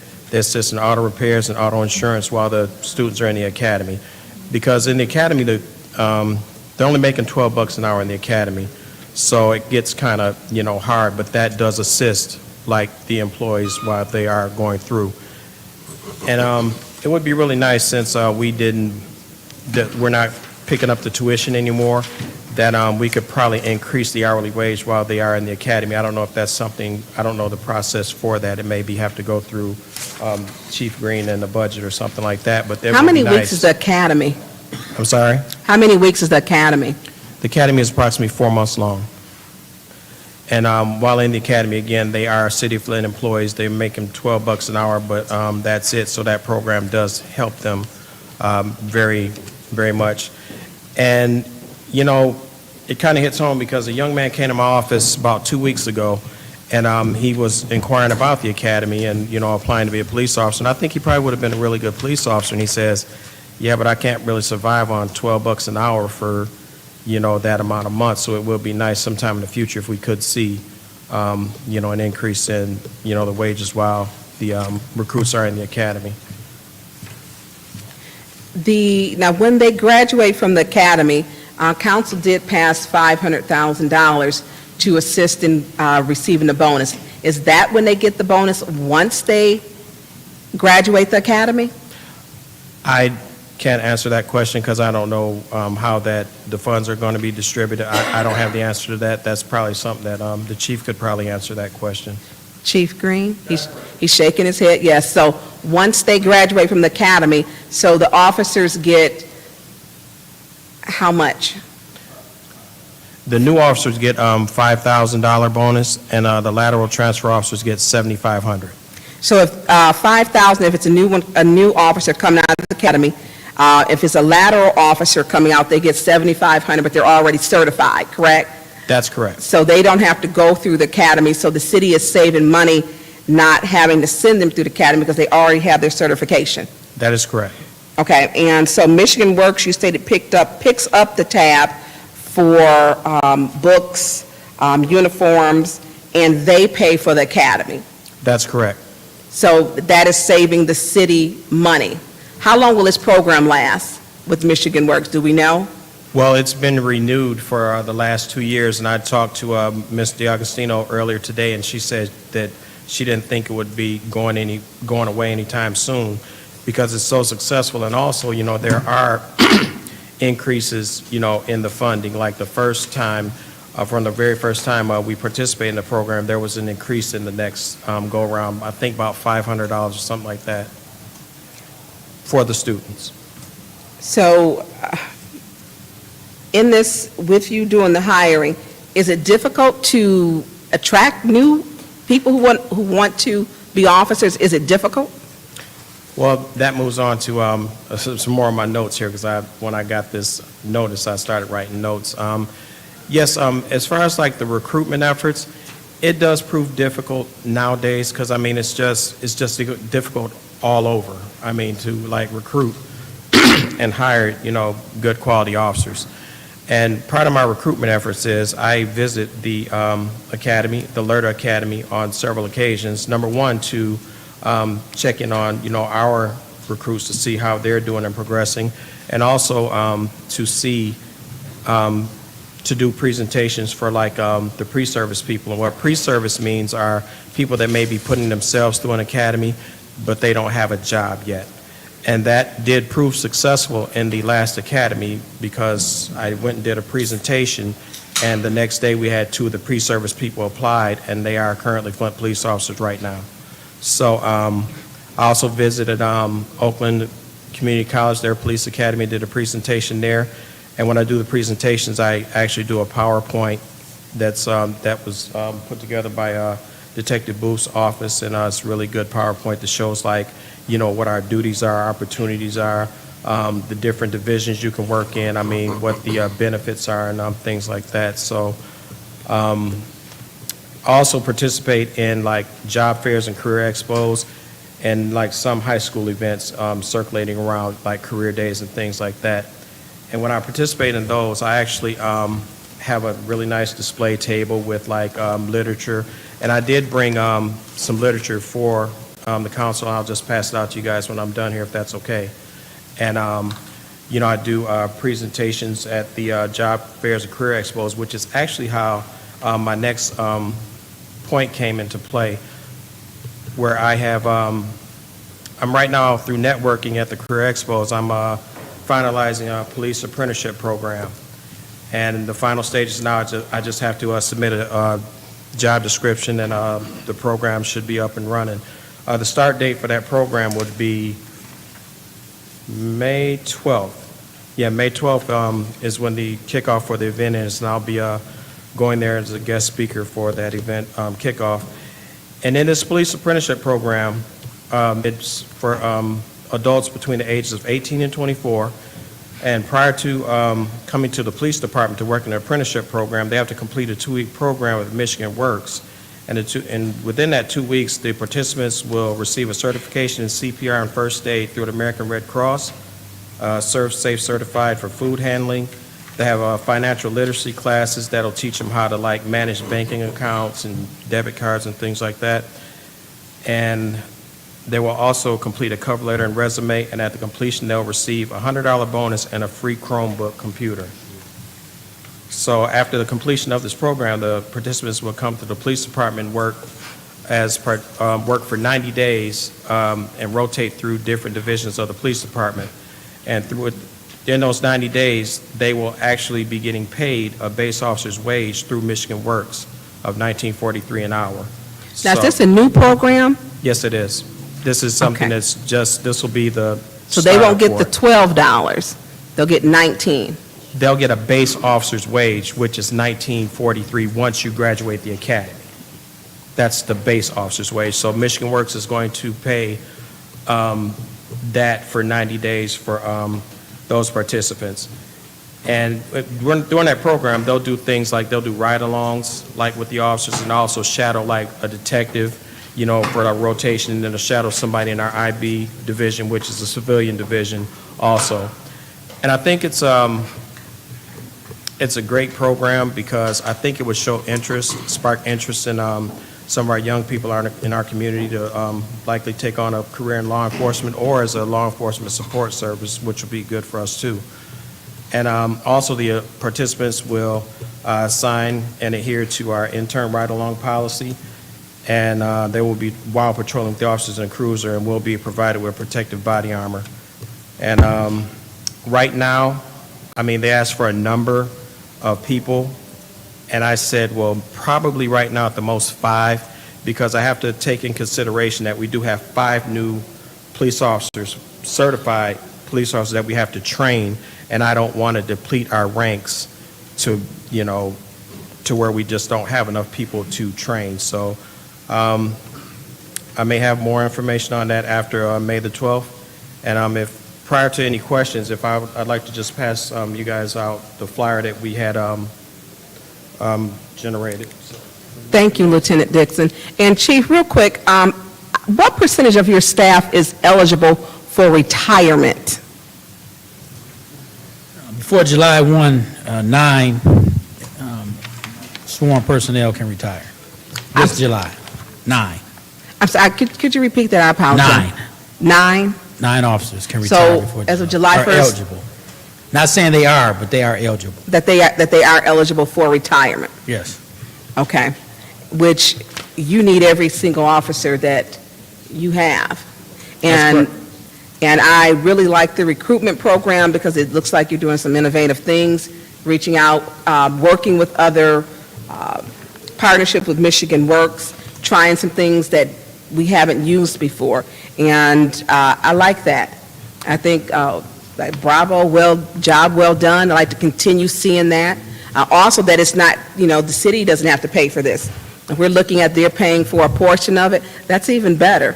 And it's Well, you asked it right. It depends on how long that's going to last. So yeah, I hope we can, you know, whatever we need to do to, you know, help it last, because that makes a big difference.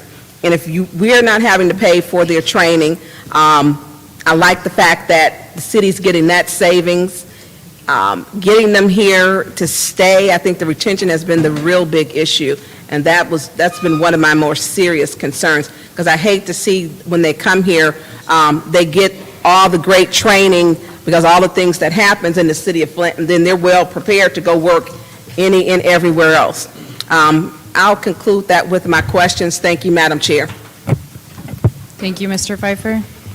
Thank you. Chief Green, I'm going to keep it brief just so that we can get back on schedule here, hopefully. I think we're losing our city, and I say that because you drive down any road and there's people speeding. I drove down Fenton Road today, and a four-wheeler was going in and out of traffic for a mile from Hemphill all the way down to Atherton. There's complete reckless abandon in our streets. And there's shootings almost nightly, it feels like, that I hear gunshots. I'm sure my other colleagues feel the same way. And I look forward to whatever proposal you're bringing to add more police officers. I anticipate that daily as to when we can come up with a solution for this community that they've been dying for the past year. We've had this ARPA money for a year now, and we've basically spent $0 on the police, and it's disappointing. Do we have any kind of policy? I know I've been reading a lot into broken windows. And if we curtail the small things before they get big, then that obviously stops the big things from happening. Are you familiar, obviously you're familiar with the broken windows policy. Yes. Have we tried that? Are you against that? Tell me the ins and outs of why we aren't doing stuff to curtail the small stuff. And I'm going to say the small stuff being speeding and blight, because I believe blight breeds crime. And I'm going to say this aloud, and I've said it before, until we hold our NSO officers accountable and actually get stuff done in the field and in the residents, in the neighborhoods, crime is going to continue. So, not to go off topic, but can you tell me your thoughts on broken windows policing? I believe in that concept. I believe stopping vehicles without registration plates is very effective. Enforcing the crimes, the quality of life crimes, is just as important as the major crimes. But if you focus on the minor crimes, I think it will to bring more visibility to the police department. It will send a message, number one.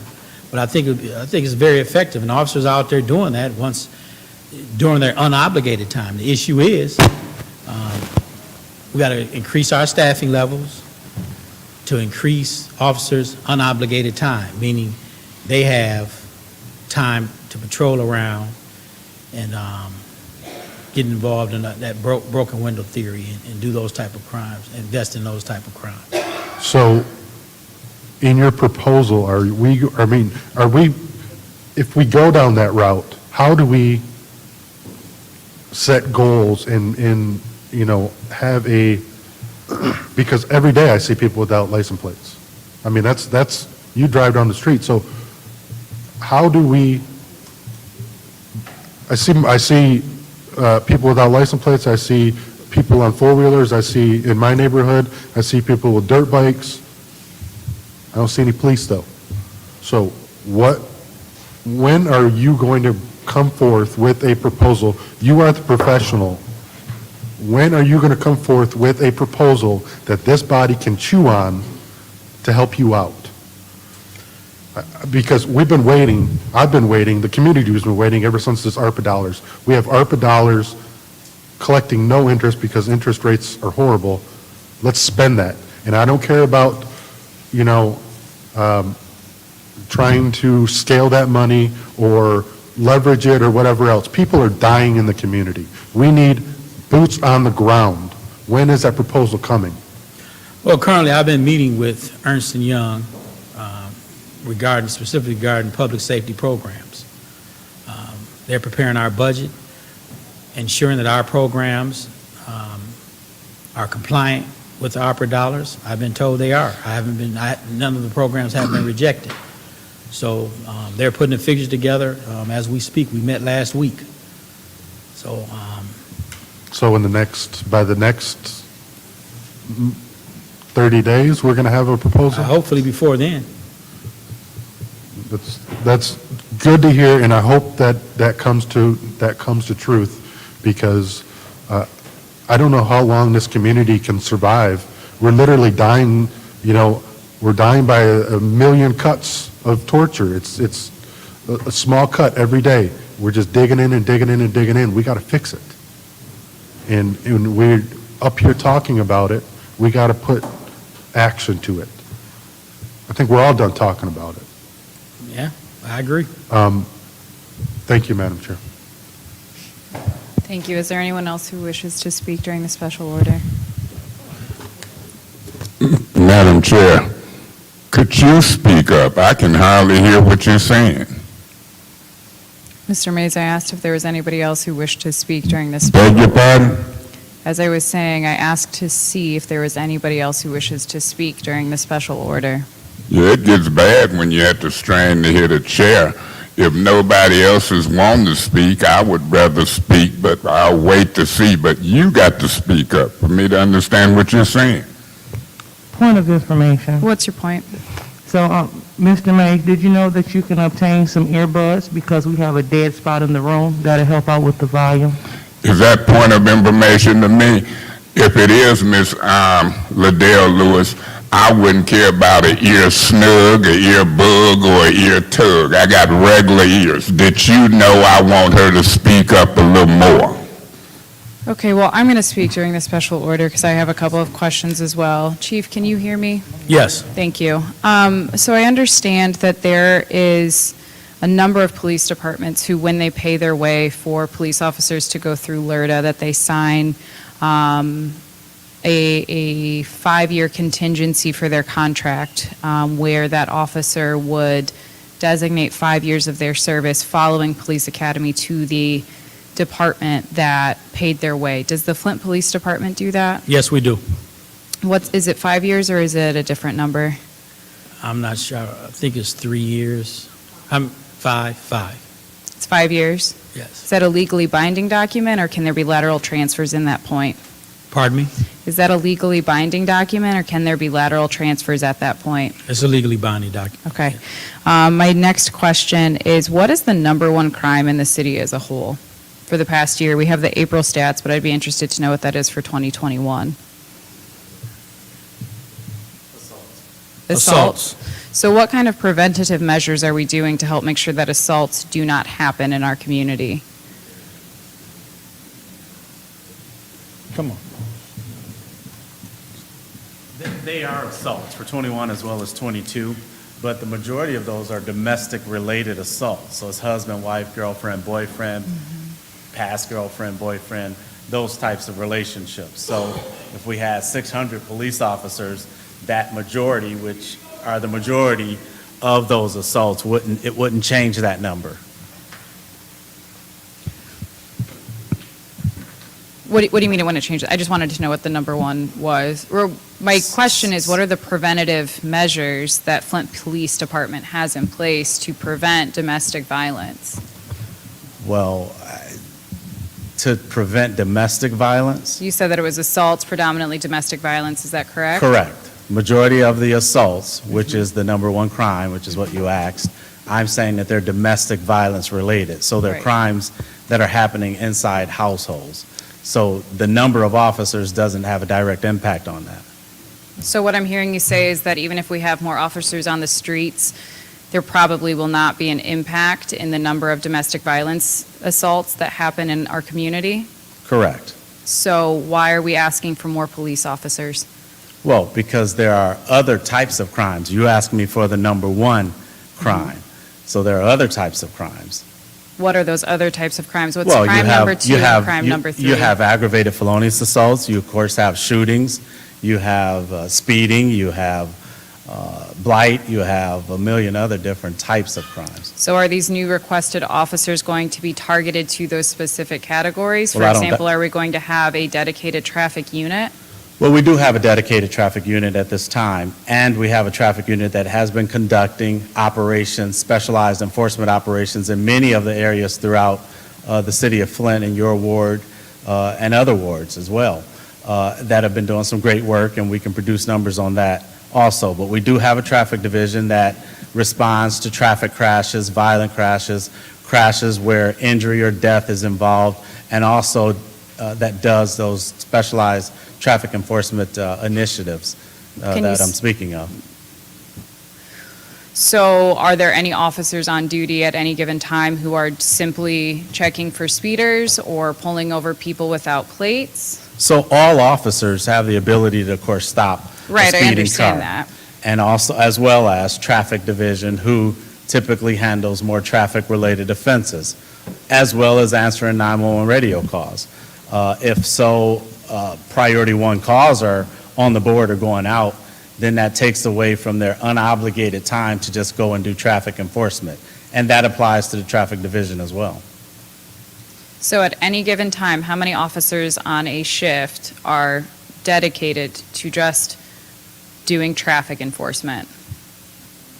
I think that those are answers that we probably should provide to you, not at this time. When can you get us those answers? Oh, I have those answers, but I think that. You would prefer that they'd be kept private? Exactly. Okay. For also the safety of personnel as well as safeties of the citizens of Flint. Okay, and then,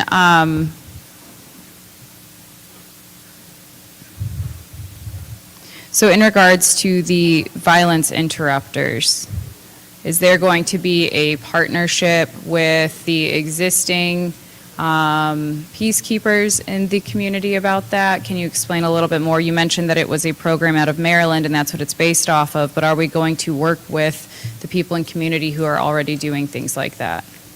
That's the plan. That's the program, yes. Okay. Do you have, I guess, a timeline as to when that's going to roll out?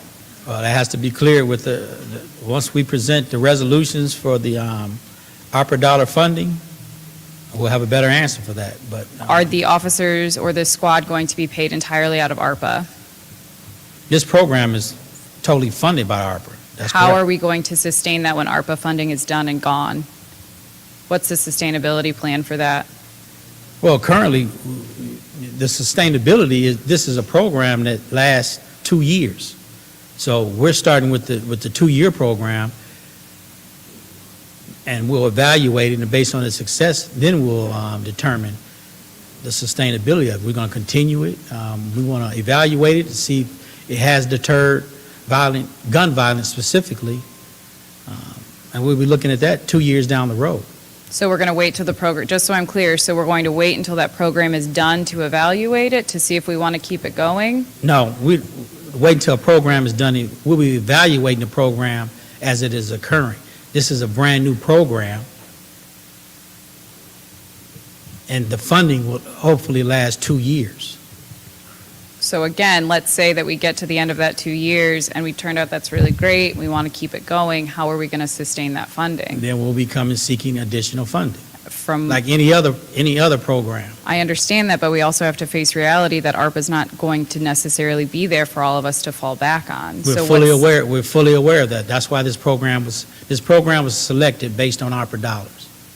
The compliancy firm, Ernst & Young, has indicated to me that this program is compliant with those ARPA dollars. And I'm not saying that it's not, I'm just saying, how are we going to sustain that? Because let's say we have a really great 2 years in the city, crime-related, crime-wise, and then we can't keep it going for year 3, 4, 5, whatever. I'm just really concerned about the sustainability of that and how we're going to be able to keep the prevention efforts up if we are entirely reliant on ARPA. We would have to seek funding, additional funding. That's how programs work. Yes, I'm very aware, thank you. Is there anyone else who has any questions? Ms. Priestley? Hi, Chief Green. Pretty much everybody's been answering all the questions that I've had. But these NSO stats, I love my NSO officer, although I've heard that she's now no longer with us in my ward. Fourth Ward stats, total citations, 395. Wards 1 and 2, total citations, 202. My stats are almost double what Ward and 2 combined are. Why? Oh, I can't answer that question. They is based on the Fourth Ward. There's a lot of issues as far as blight in the Fourth Ward. Well, so is 1 and 2. Well, I mean, and most of these are, Ward 4 had 149 vehicle citations. Ward 1 and 2 combined had 130. Trash citations, yes, I had 71 with 2 in Ward 1 and 2. What's wrong with this picture? go ahead. And then the administrative citations, I have 100 more than what combined. Detective 1 and Booth can 2. give you the data on that. He keeps the stats. I know, sorry. So what you're looking at are 3 different documents. So since the last meeting when we were here, speaking before council at the first budget hearing, council requested more be done with NSOs and for more accountability. Because of the issues and the complaints that were brought to our attention on that day, the chief initiated a program to have NSOs go to specific neighborhoods and do a no-tolerance sweep in each ward to come back and report those numbers to council. So the first NSO month or NSO initiative stat for April 27th as well as May 4th are some of those numbers. So the very first operation was April 27th in Ward 1 and 2. This was the first one. We want individual ward numbers. They lumped them together. We want individual ward numbers, but we wanted to present to you the information based on what they did on the 27th. So that 130 was for that first time. Then on the second initiative was May 4th. They did just Ward 4, and then you'll see those Ward 4 numbers. Point of information. So each week you'll see. Excuse me, what's your point? Through you to the speaker, I don't have any stats for the 3rd ward. Correct. The lieutenant told me that, and I do have some other information. I didn't want to just walk up to the seat, but we do have that for you. So, and then the April stats, that's just April altogether. So I just wanted to make sure you. Yeah, I'm looking at Yeah. 427 and 54 for Yep. 4th Ward. And those are the specialized enforcements where it's just one day in a particular area that we go and cite zero tolerance for anything that's wrong. So that's just one initiative. And then the NSOs obviously are in the areas every day. Those stats are different. But this is for just a specialized initiative to target zero tolerance in your particular area. Okay, thank you for that clarification. I appreciate that, but I just wonder why my stats for Ward 4 are almost twice as much as what Ward 1 and 2 are. Because I think that we have the same type of a situation throughout Wards 1 and 2 and Ward 4 and Ward 3. Of course, we don't have those data yet. But this is just something I just see in kind of an unequal, not that I'm complaining that my ward has more citations. If they deserve it, they should get it. But same with Ward 1 and 2, and that's where that's my point, is that there's so many more citations for my single ward versus the combination of Ward 1 and 2. And I think that they should be, yeah, I do find that to be problematic. I think Wards 1 and 2 should have more citations to combine than Ward 4. So that's something that I'm looking at and I'm going to be watching very carefully because Point of I love information. this, but I don't like that. What's your point? Through you to the speaker, why do you believe Ward 1 should just have more than you?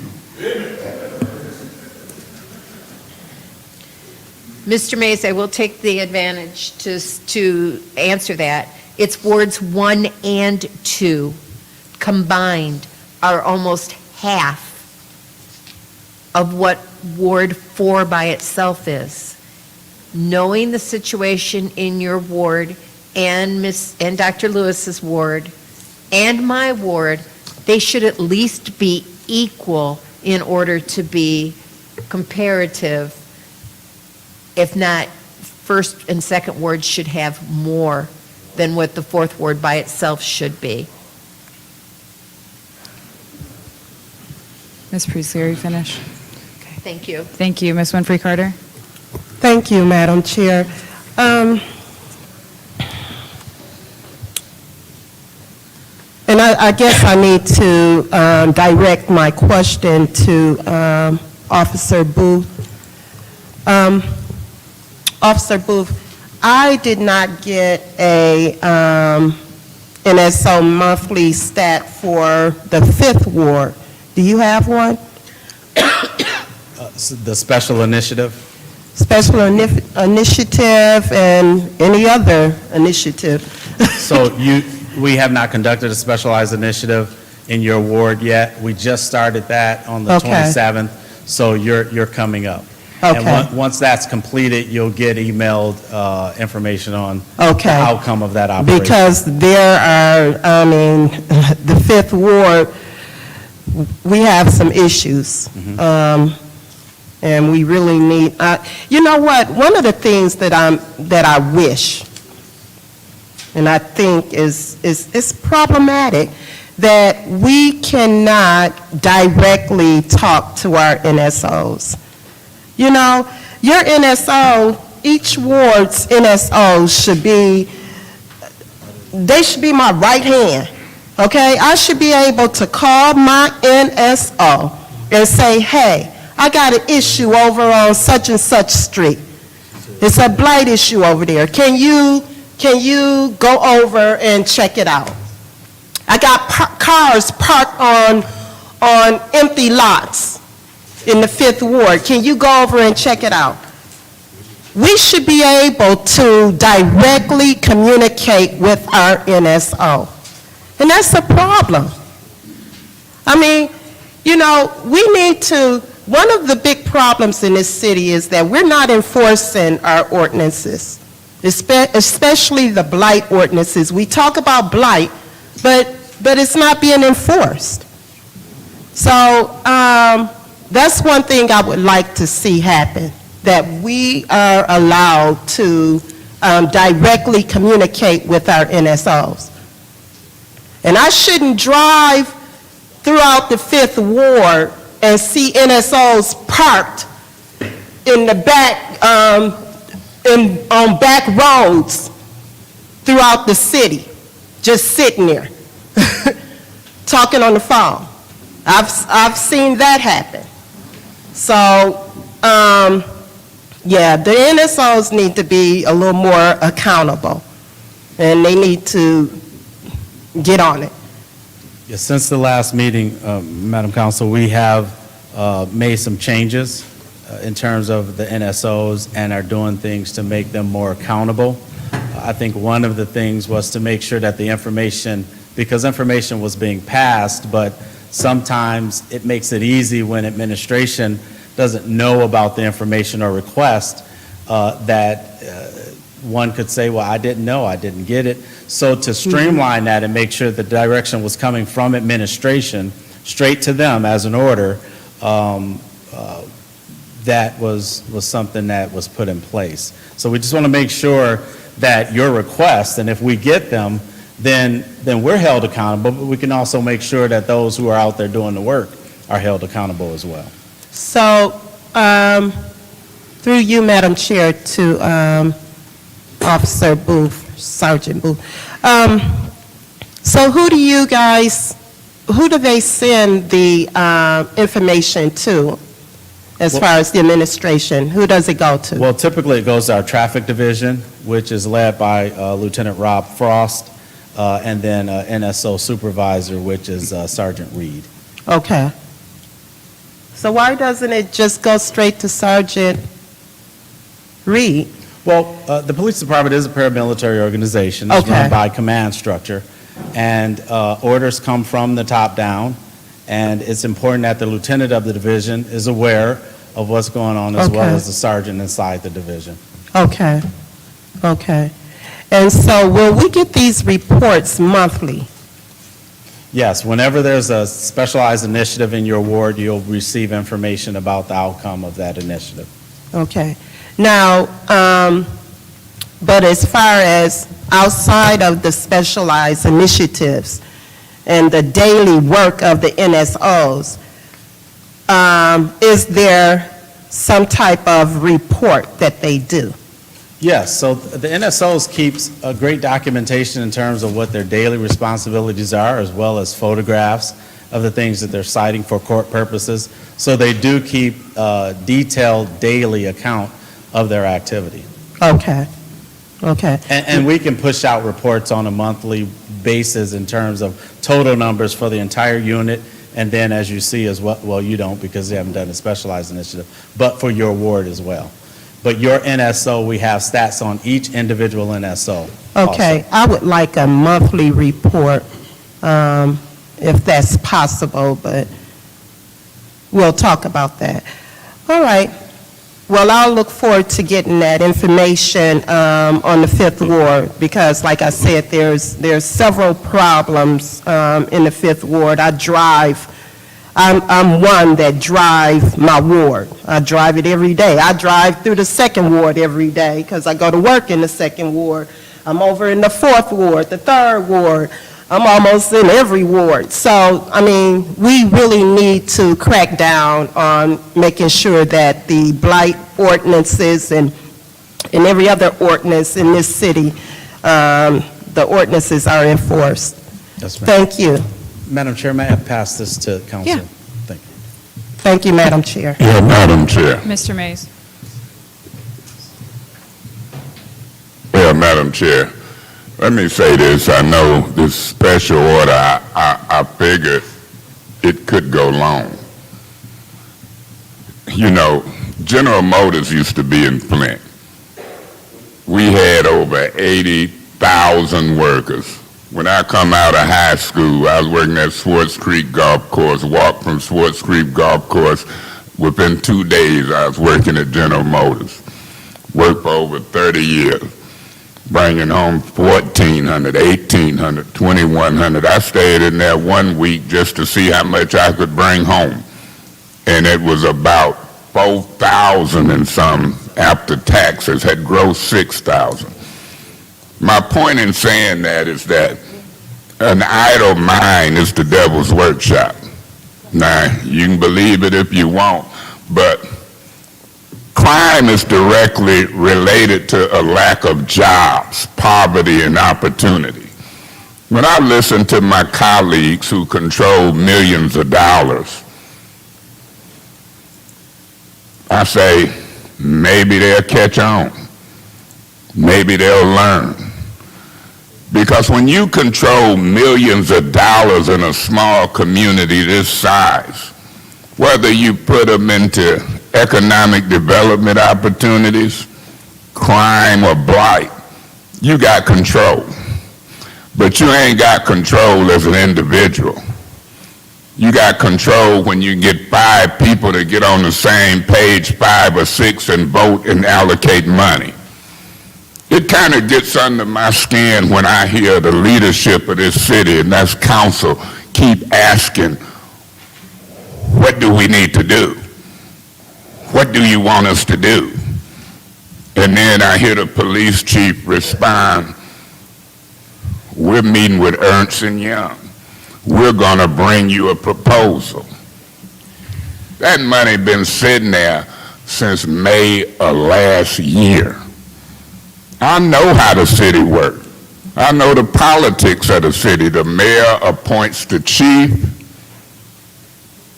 and the mayor is politicking with that money.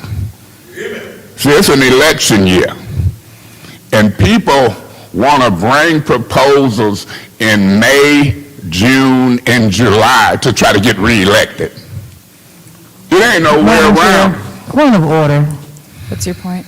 We cannot campaign from our seats, according to federal law. Thank you.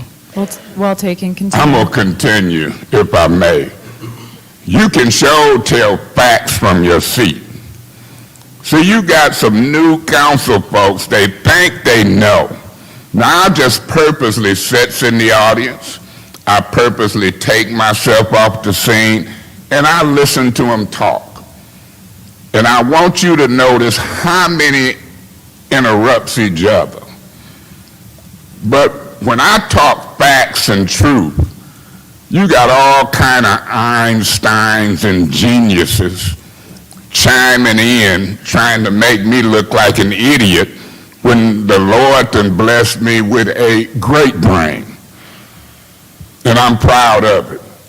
I'm glad from elementary to junior high to high school I was tested and I found out the Lord blessed me with a brain. I can guarantee you, we control the budget. We should be talking to Ernst & Young, and we should be allocating money into resources in our neighborhoods and in our police department and fixing stuff. We shouldn't have to wait on a politician to bust out in May, June, and July. I want to spend 10 million here, 20 million there. Oh, that's the politics. Ms. Lewis want to say it ain't a reality. Politics is a reality. But what is also as a reality is when your house gets shot up in February, December, and March. You don't want to wait on these politicians. We have a duty and a responsibility not to wait on folks. We have a duty and a responsibility to allocate money and make policy. We don't just allocate money, we can dictate policy, procedure, rules. And some of my colleagues ain't figured that out yet. See, I'm a veteran by now. I'm in my 9th year. I'm used to being on TV. I'm used to being talked about good, bad, and the ugly. But since I was born, I've been used to telling the truth. Ms. Lewis, you can believe that the truth in a political arena got something to do with politics. We allocate money politically in a political government. Chief, can you give me a hint of what y'all talking about you gonna bring forward in the future?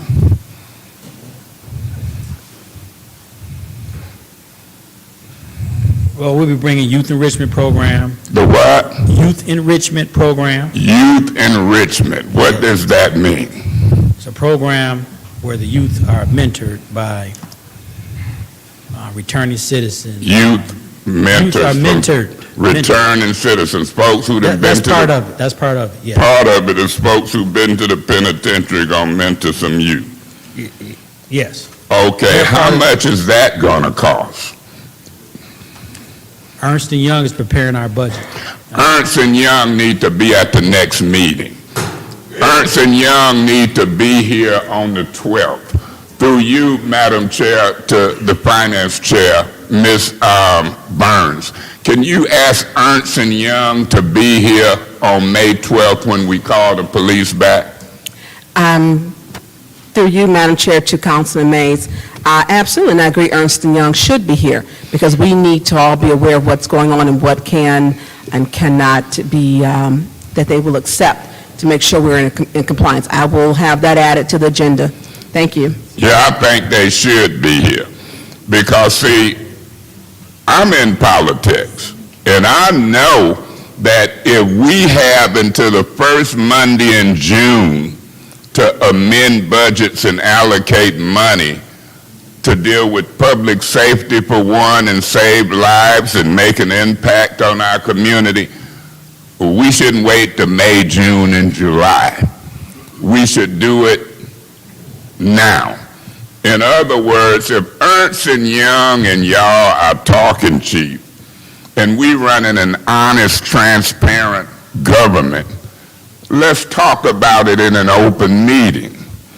Now, I've heard some of the answers from Mr. Booth, some stuff we don't want to talk about because it tells our security measures that it might only be 6 cars on the street per shift. We'd rather tell you that behind the scenes. But I want it to be known so we can put 14 cars per shift. Let me ask you this question, Chief. Do the state police that patrols the city of Flint still do not answer 911 calls? City of Flint police officers are responsible for 911 calls. The state police do not respond to 911 calls, correct? No, they respond, they back up city officers if they're in the area, but the primary responsibility of answering 911 calls is city. So you telling me it has changed from the years I've been on the council? I've been told that state police didn't answer 911 calls. So now in 2022, if Flint police is tied up and you dial 911, state police shows up on the 911. That's not what I said. Okay, well, I want to make sure that me and the people understand what's being said. Because I know that Gretchen Whitmer and the state of Michigan got a whole bunch of state police. And I know that the state police rolls around in the city of Flint. And I know that they do traffic stops. And that's good. I know that 1 or 2 of them are working the detective bureau.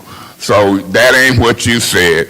Make it clear to me what's being said. State police do or do not normally answer 911 calls. I think you say they might back us up. What exactly do that mean? That means it backs up officers. If they're in the area, they respond. Okay. Well, I'm going to take a poll. I'm going to take a survey because our meetings is broadcast live. They on right now. I'm going to give my phone number. 810-922-4860. Now, the reason I gave my number, because if somebody call 911 and they tell them that the police is tied up on a shooting or a stabbing, I want those who call 911 to call me when the state police show up. And I want to see if in a week or 2 will I get calls from 10 or more people saying the state police showed up. See, I done matured in my council seat. I don't believe everything folk tell me. I don't even believe some of what they tell me about me. They told me my house was boarded up. They tell me how much my bills are. I said, these folks know more about me than me. Now they want me to get some earbuds. My position is this. I done way matured more than that in this elected council seat. I wouldn't care if I'm the councilman today, tomorrow, or the next day. It's a tough job. It's a tough job when you answer your phone. It's a tough job when they called me last night from my ward because they couldn't get a police. I should be recorded dialing 911 for them. It's a tough job when you tell council people, this ain't the right forum. Special affairs scheduled from 4:30 to 5:30. This should be in a committee meeting. This should be governmental operations. This should be a special meeting just for the police. What was really accomplished here? Waiting on the police, waiting for the mayor to get with the police and politic and try to spend some millions. What should be accomplished here is in the next week or 2, the city council, this council, when I bring a resolution or somebody on this council bring a resolution to fund programs in the police department and make it more effective, it should get 8, 9 yes votes. It should get 8, 9 yes votes. So I want the public to watch. I want all of these geniuses who telling me that I need earbuds and things of that nature. I want to see what they do. I want to see if they put their money where their mouth at. But what happens is when you got somebody with some sense trying to tell them how to fund stuff and save lives, they bucking against it. I don't want to listen to that. Why did he have to say it? We'll wait till this person say it. And it's killing us as a community. It's killing us as a community because we're killing the messenger on things that we should be able to do. It's killing us as a community because some of my colleagues don't know the power and the authority that they have to fix stuff.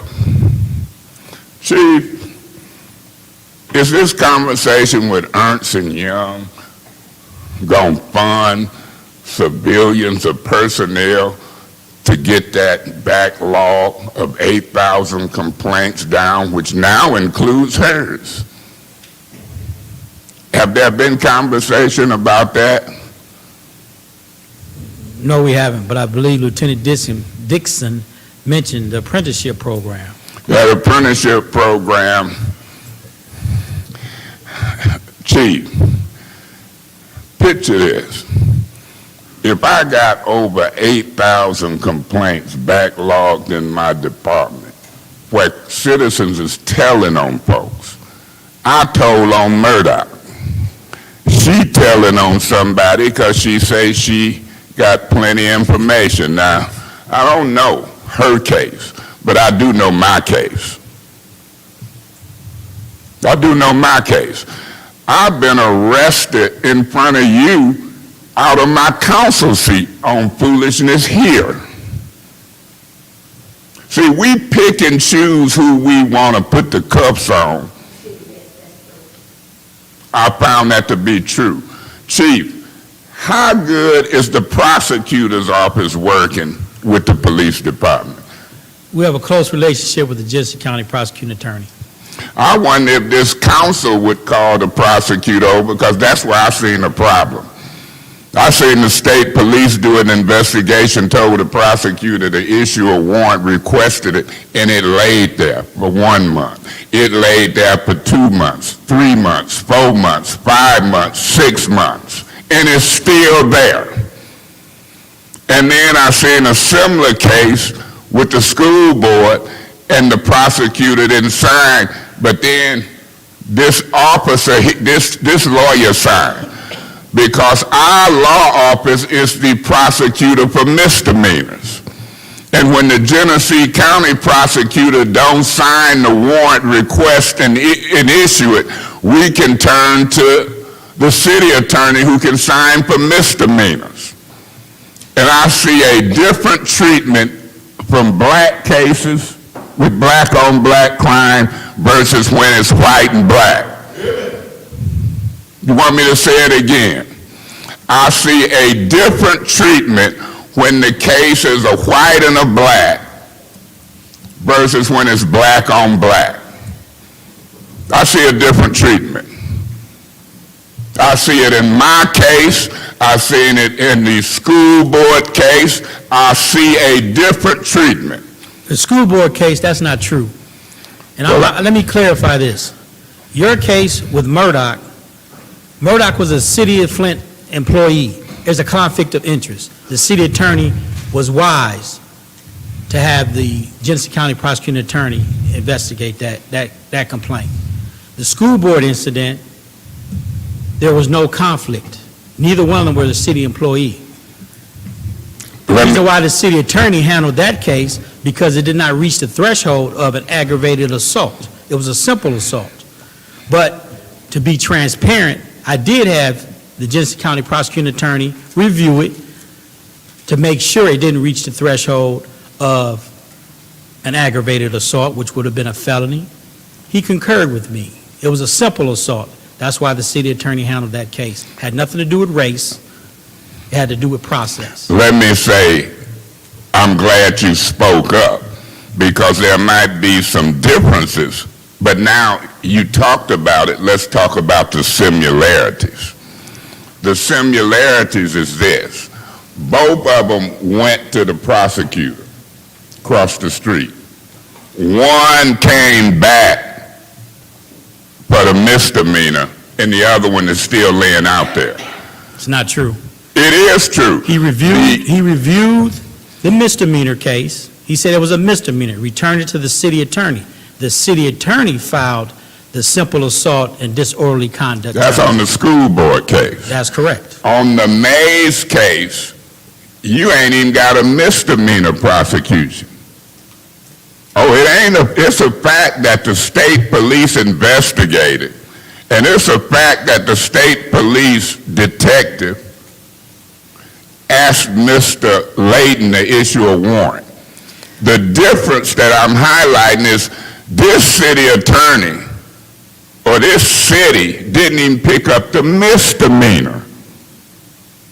Now, Because it's that's a conflict- difference. It was a conflict of. It ain't a conflict of interest Mr. to Mays. prosecute somebody in the city of Mr. Flint. Mays. Point of order. What's your point, Mr. Murphy?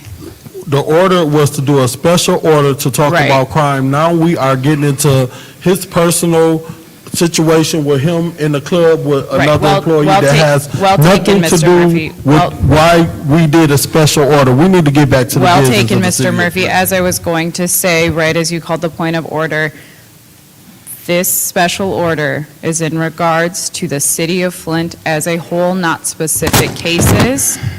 And it is also, Individual- excuse me, Mr. Mays, and it is also 7 o'clock, so if you could please wrap up your comments so that we may continue with the business of the city.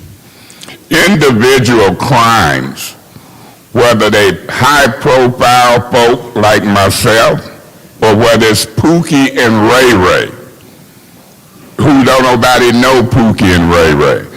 The point is, we got problems in the prosecutor's office, and we got problems in this city attorney's office. So in other words, Chief, you saying, because our city attorney's office handle misdemeanors, it's a conflict of interest to prosecute a misdemeanor when a city official or somebody high profile is attacked? That's ludicrous. I've never heard of that in my life. It ain't a conflict of interest. When these prosecutors in the city take an oath of office to prosecute misdemeanors, why it ain't a conflict to lock my black butt up? If it's a conflict to prosecute another officer of the city for assaulting one, then I should never be locked up. It should be a conflict of interest. They shouldn't even take my case. That's ludicrous. I ain't buying it, and I'm surprised you would even think that. That's ridiculous. It's not a conflict of interest. What do? Ship it out to Livonia for the Livonia prosecutor to prosecute misdemeanors? See, the little crimes turn into the big crimes. That's my point. The little crimes turn into the big crimes. When you don't prosecute folks going around assaulting folks, some of it turn into killings and shootings. So I'm an advocate of you and the city attorney, who is not just a civil city attorney, that's the chief prosecuting officer for the city of Flint. And we got to get off of this, a small crime grows into a big crime. And I got a problem with all of the little misdemeanors piled up and the lack of prosecution, because the little misdemeanors turn into big crimes. You hit grown folks and you fool around assaulting and battering grown folks and then nothing happen, it can turn into a retaliation and a shooting. So I ain't studying what Mr. Murphy talking about, and I ain't studying the ruling of Ms. Herkenroder. What I am concerned Point about... of information What's your point? to you through the speaker. Do he understand I don't care?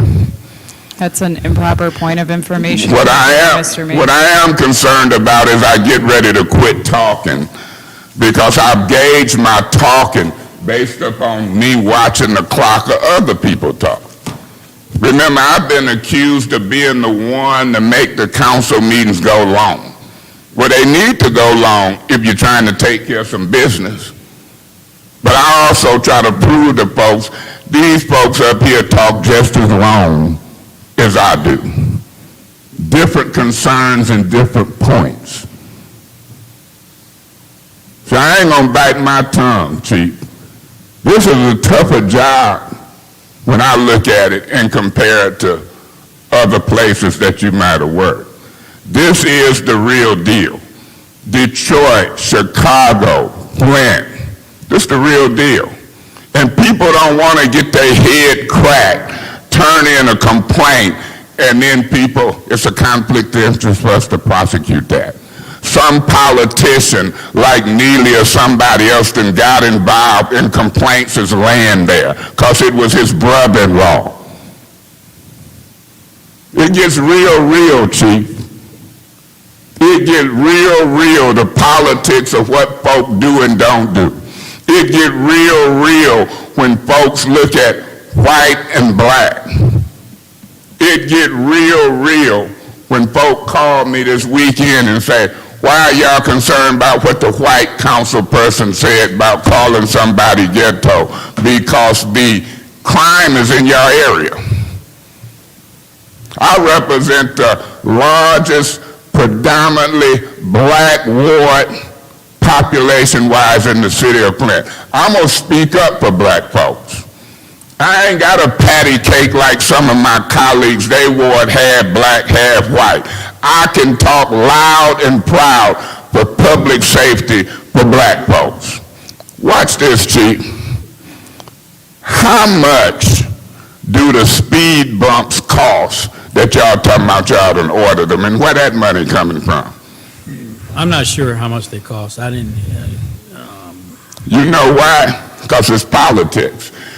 If you really ordered speed bumps for the city of Flint and you Mr. Neely and y'all, it's going to come before this council.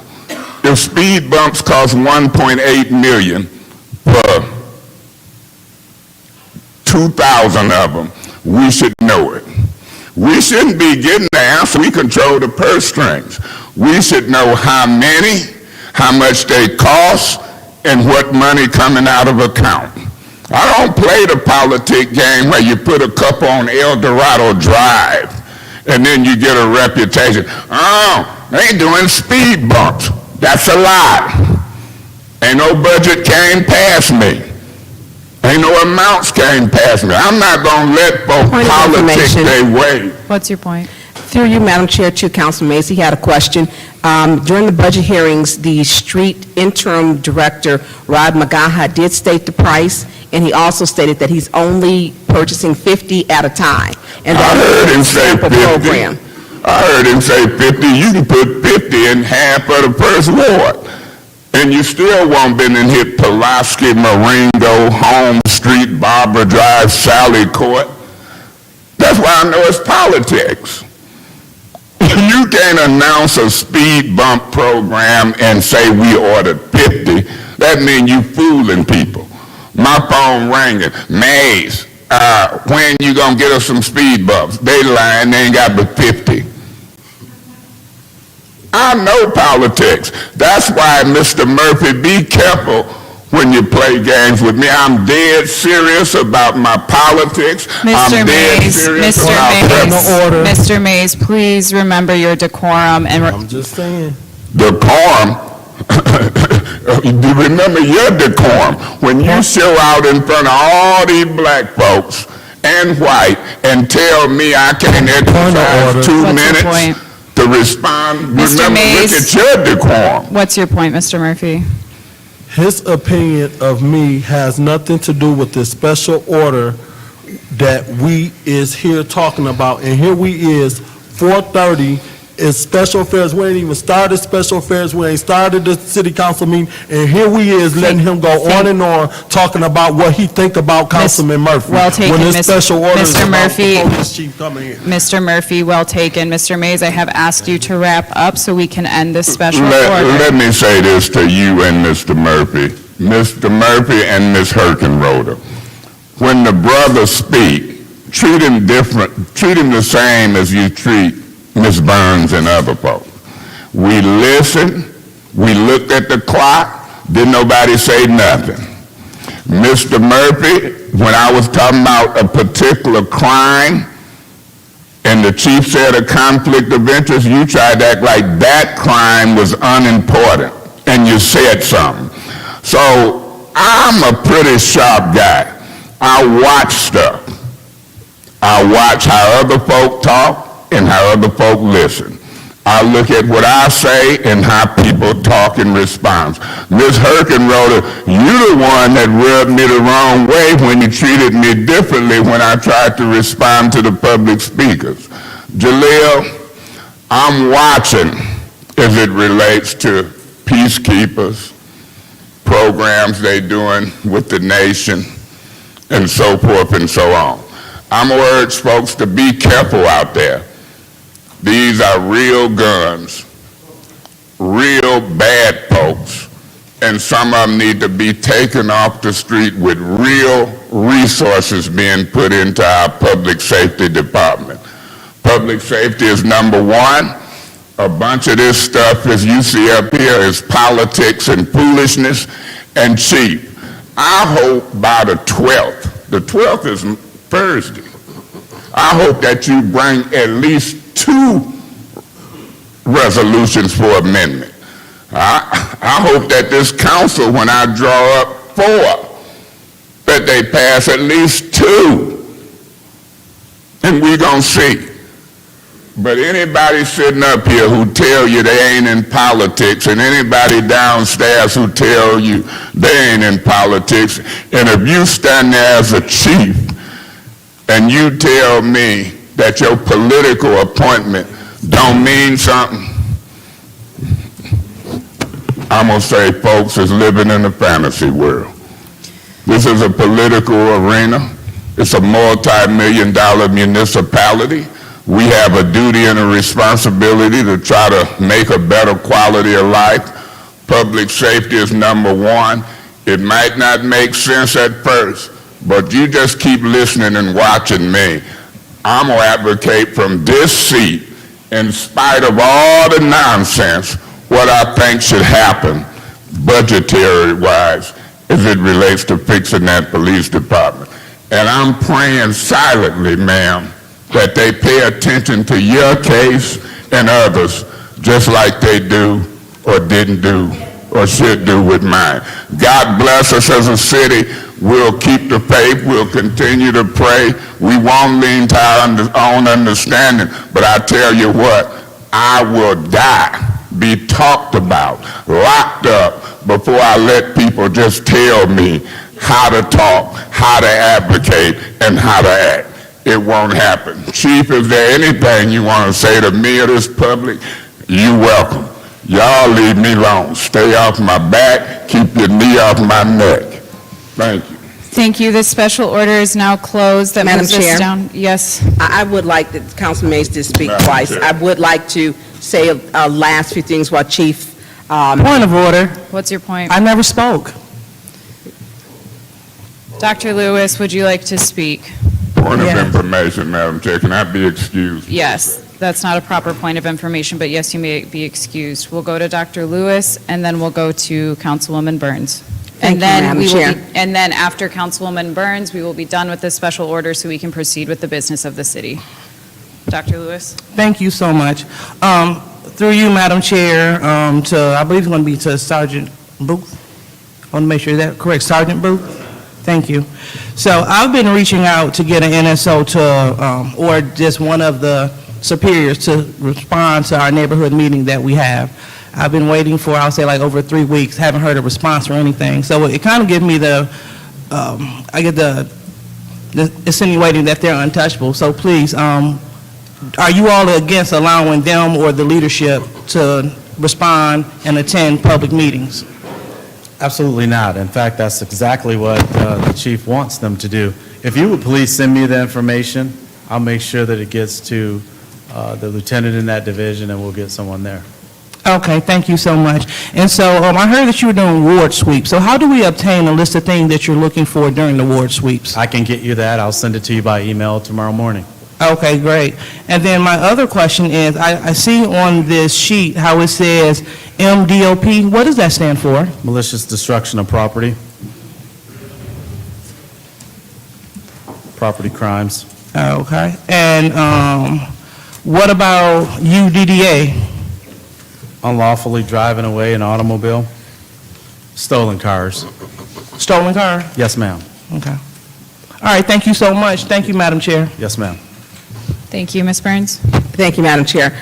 Chief, I hate to keep getting you back up, and it'll be short. The Violence Interrupter Program, please know that I do support that. We have to get started. I'm not concerned with 2 years down the road right now so we can get a grant or we can go to our philanthropic donors. I want us to get started.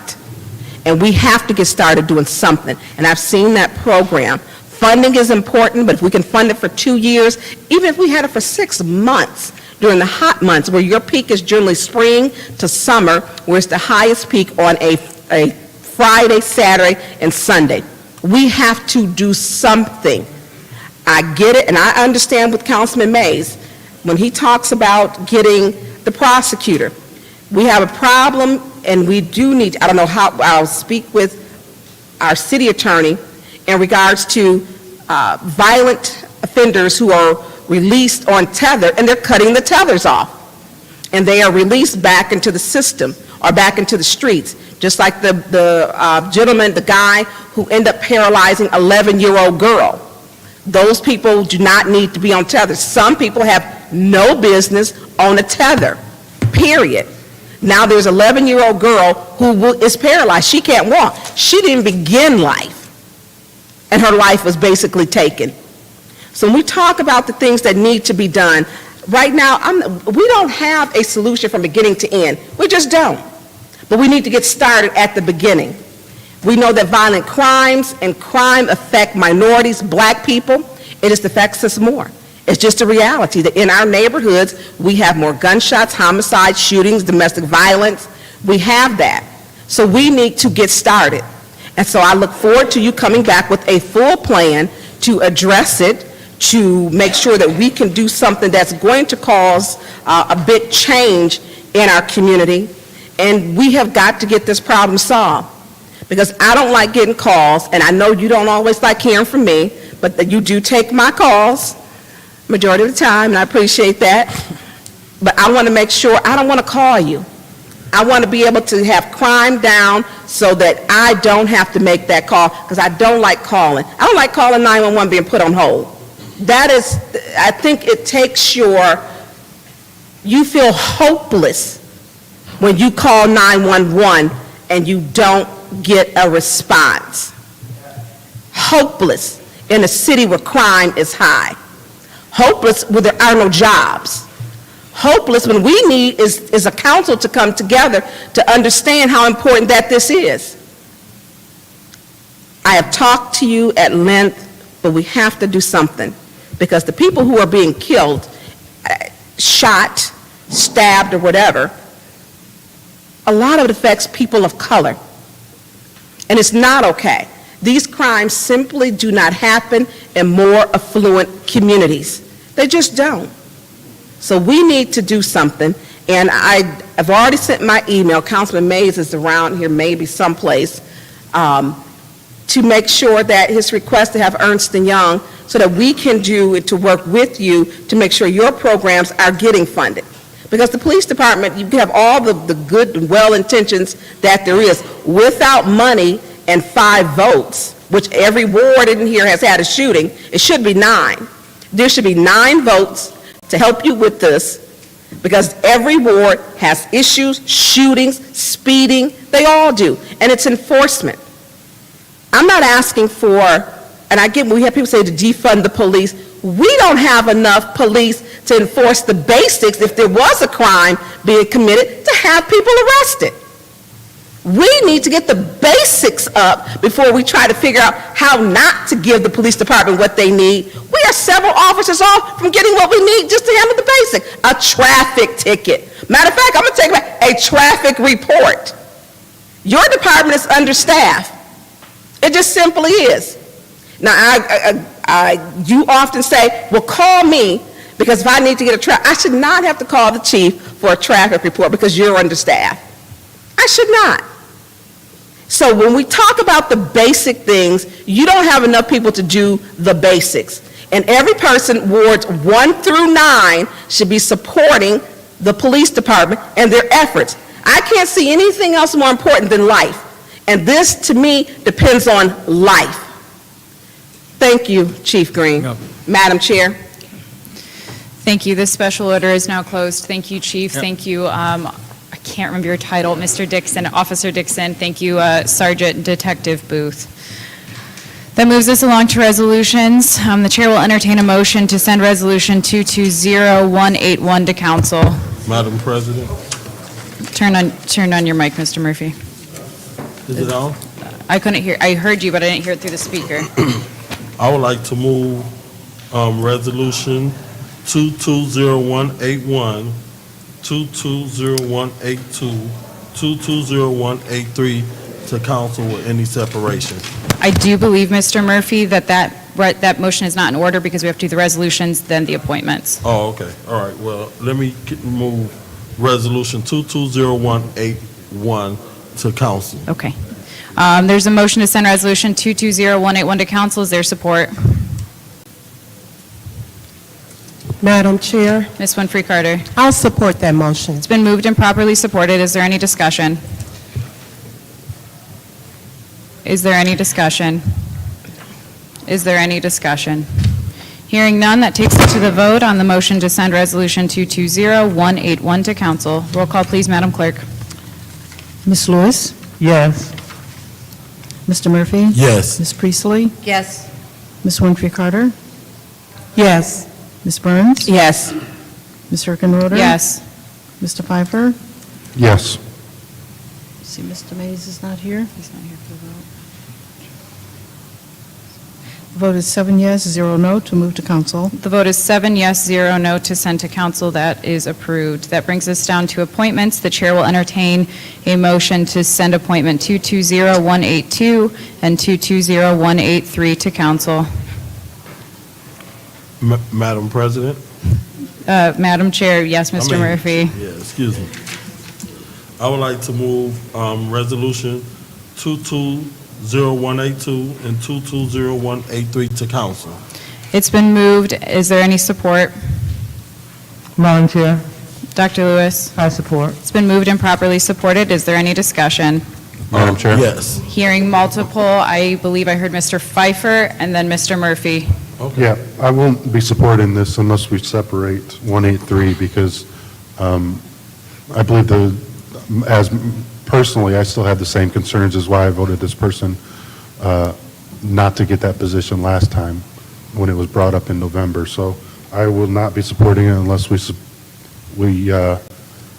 separate 182.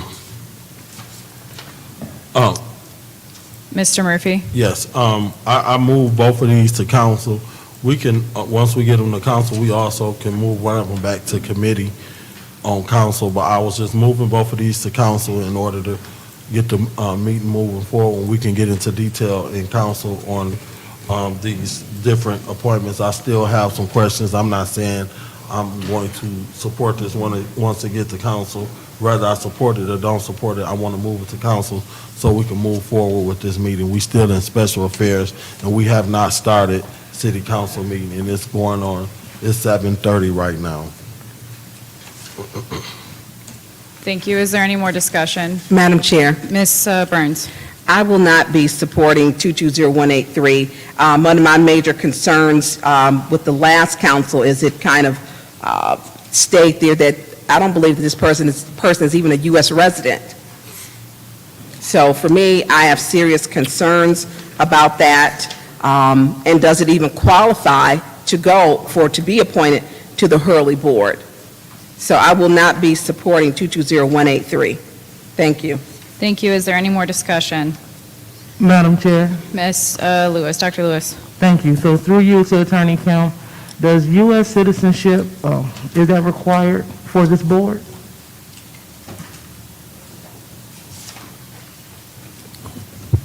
I'm not sure right now. I could probably look it up before this comes up at the regular council meeting, but off the top of my head, I don't know the answer to that question. Okay, thank you. Dr. Lewis, I think the clerk wants to answer your question. I'm sorry, I didn't hear you. I think the clerk wants to answer your question. Yeah, I think that on our boards and commissions, that citizenship in the U.S., as well as citizenship here in the city of Flint, would be required in most instances as well. But certainly citizenship here in the United States. Thank you. Is there any more discussion? Ms. Yes. Winfrey Carter? Now, if I can remember or recall back, I think that was one of the questions that was asked before when this failed. Did we get that information? Point of information. What's your point? The candidate herself said that she was not a U.S. citizen. Okay, and you know what? Thank you, Councilman Pfeiffer, I do remember that. And then I believe, too, it was questions about how many members were on the Hurley Board. And I know, you have to have a certain amount of members. They have to be healthcare professionals and so on. Can we have that list as well? I would like to make a referral that we get a list of the Hurley Board members, and as well as, because I want to see if these, and I'm with you guys as far as 220183. I'm not going to vote on that. I think that needs to, it failed the last time, and I don't know why it's back on our agenda. But I'm also concerned about Ms. Fuller. I want to make sure that we have the appropriate amount of individuals on that board. Thank you, Madam. If I could speak to regarding Ms. Fuller. Sure.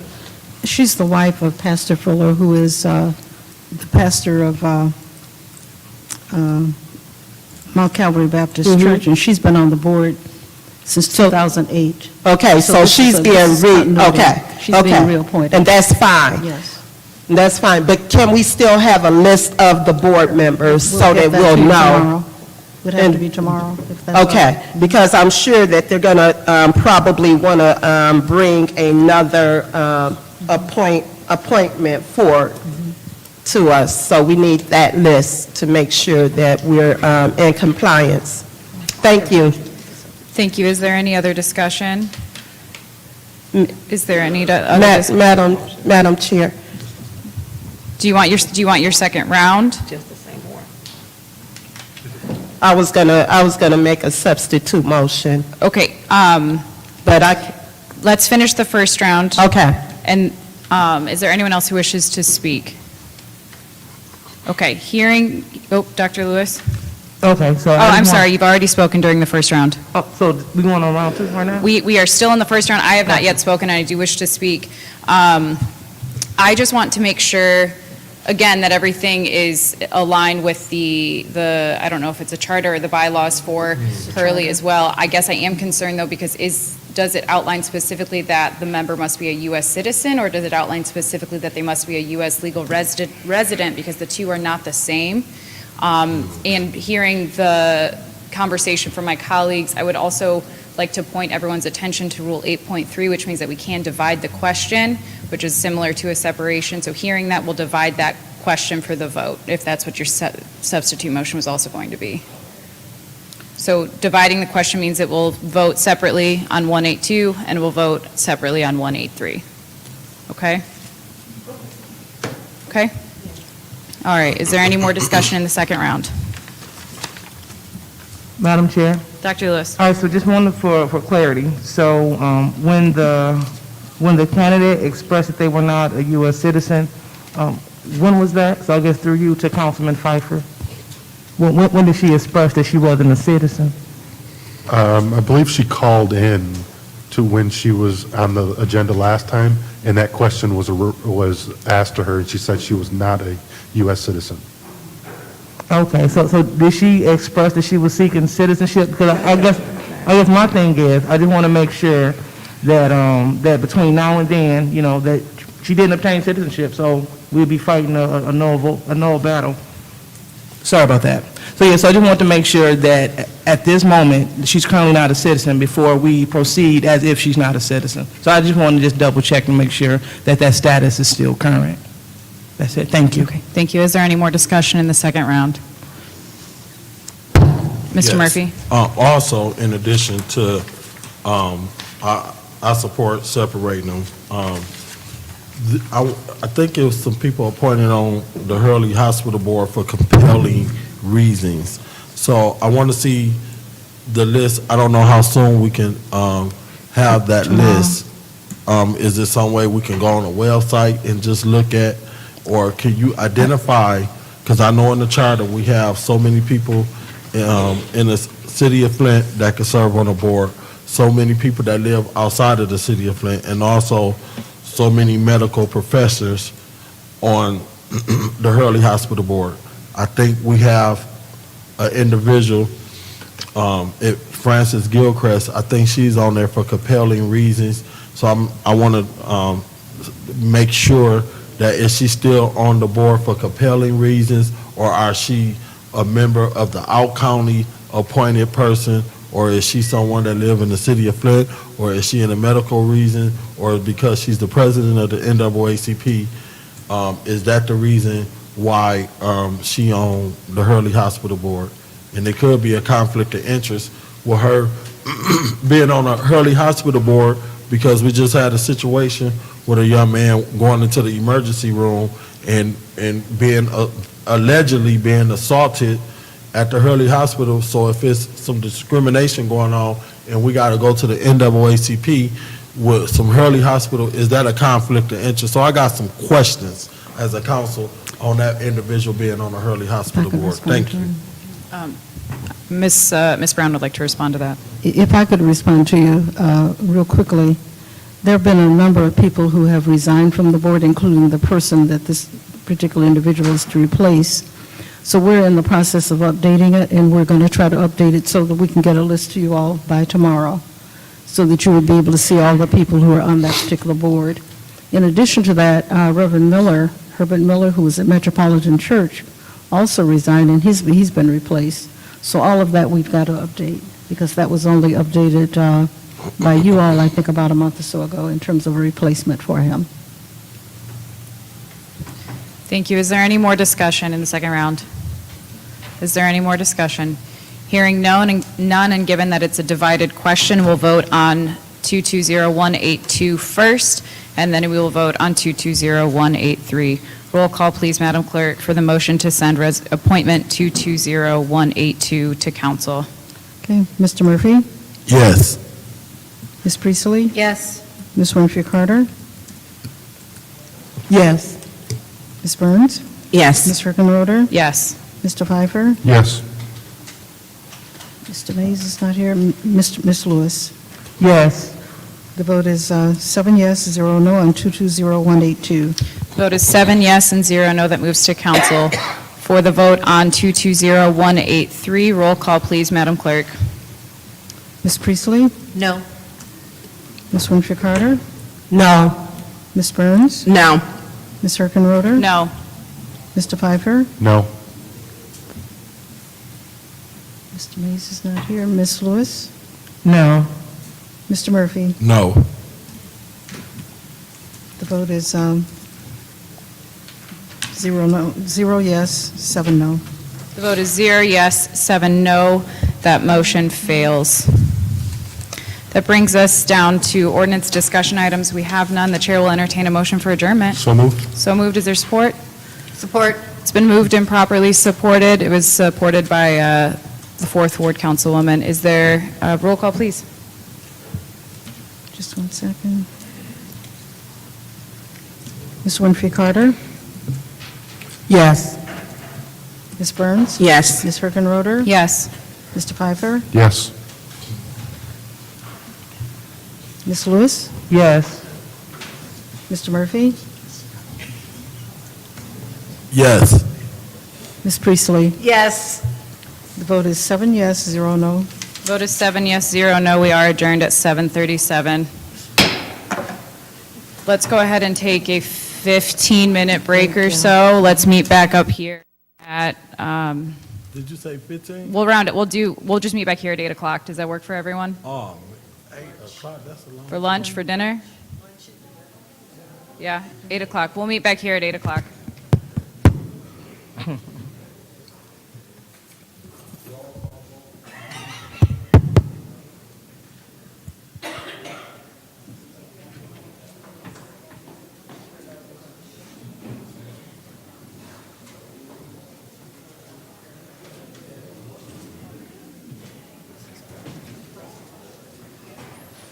You guys do play too much. You gotta be careful. Everybody's watching. I love the camaraderie, but we are still being professionals.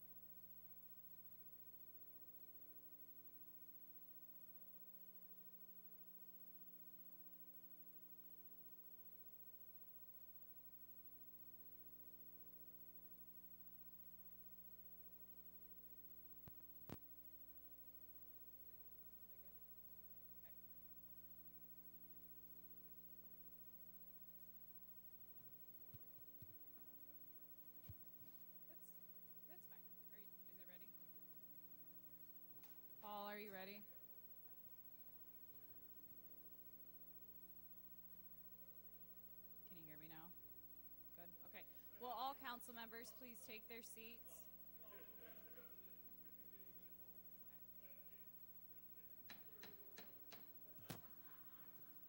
It is 8:01 on Monday, May the 9th. I hereby call the meeting of the Flint City Council to order. Point of order, Madam Chair. What's your point? Point of order, Madam Chair. You ain't really the presiding officer. I'm the president. Until I'm removed with a public hearing under the charter, through you to the city attorney. If I try to take my rightful seat, what you gonna do, have me arrested? Mr. Mays, there's no need to consult the city attorney. You were formally removed as the president. Roll call, please, Madam Clerk. That's what I wanted on the record. Excuse Point me. of order. Roll call, please, Point Madam of Clerk. order. What's your point? I was not properly removed. I'm sorry you think that. Roll call, please, Madam Clerk. Mr. Mays? Present. Ms. Lewis? Present. Mr. Murphy? Present. Ms. Priestley? Present. Ms. Winfrey Carter? Present. Ms. Burns? Ms. Hurkenroder? Present. Mr. Piper? Present. Thank you. Mr. Murphy, will you please lead us in the Pledge of Allegiance? Yes.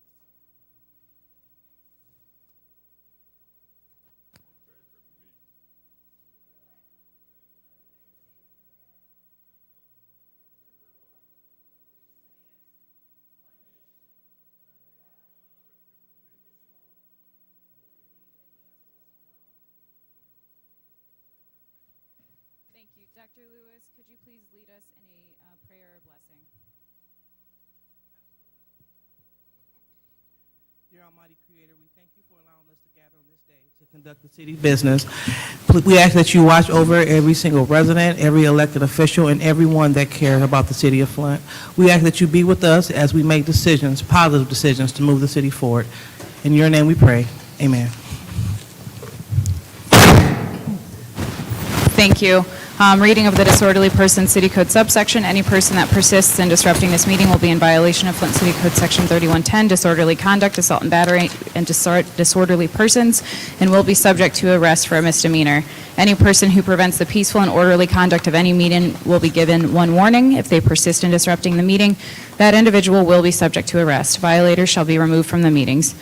Are there any additions or changes to order. the agenda? What's your point? Can we do a moment of silence?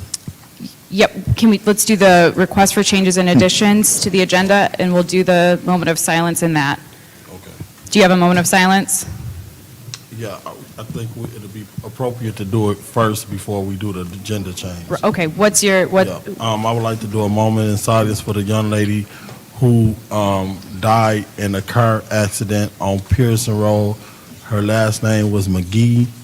And also, I would like to do a moment in silence of the young lady who was in an accident that allegedly went to Hurley Hospital and was in the waiting room and passed away in the waiting room waiting to be seen.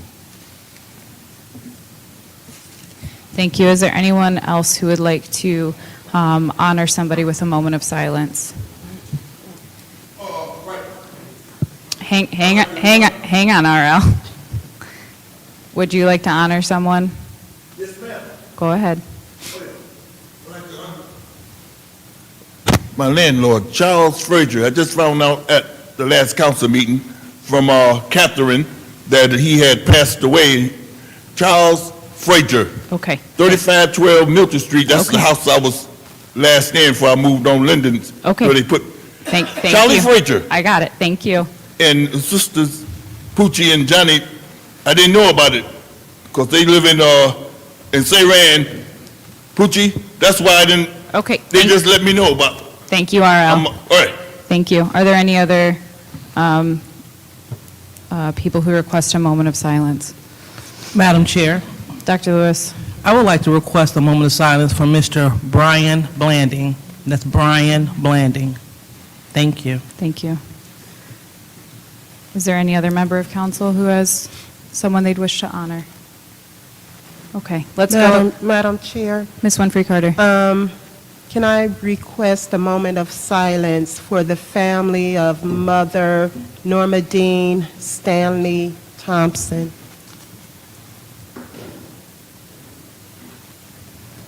Okay. Thank you. Is there anyone else? Okay. Let's rise for a moment of silence.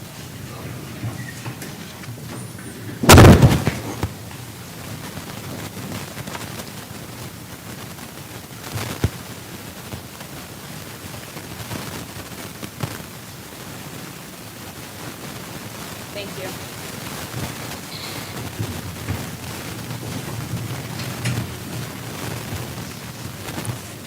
Thank you. Is there any addition or changes to the agenda? Yeah, Madam Chair. Yes. Yeah, I would request a change to the agenda, and I would request that that change come before public hearing, and I want to read Section 1-603 of the Charter. So for clarification purposes, you would like to read section 1 what? 1-603 of the Flint City Charter and discuss it.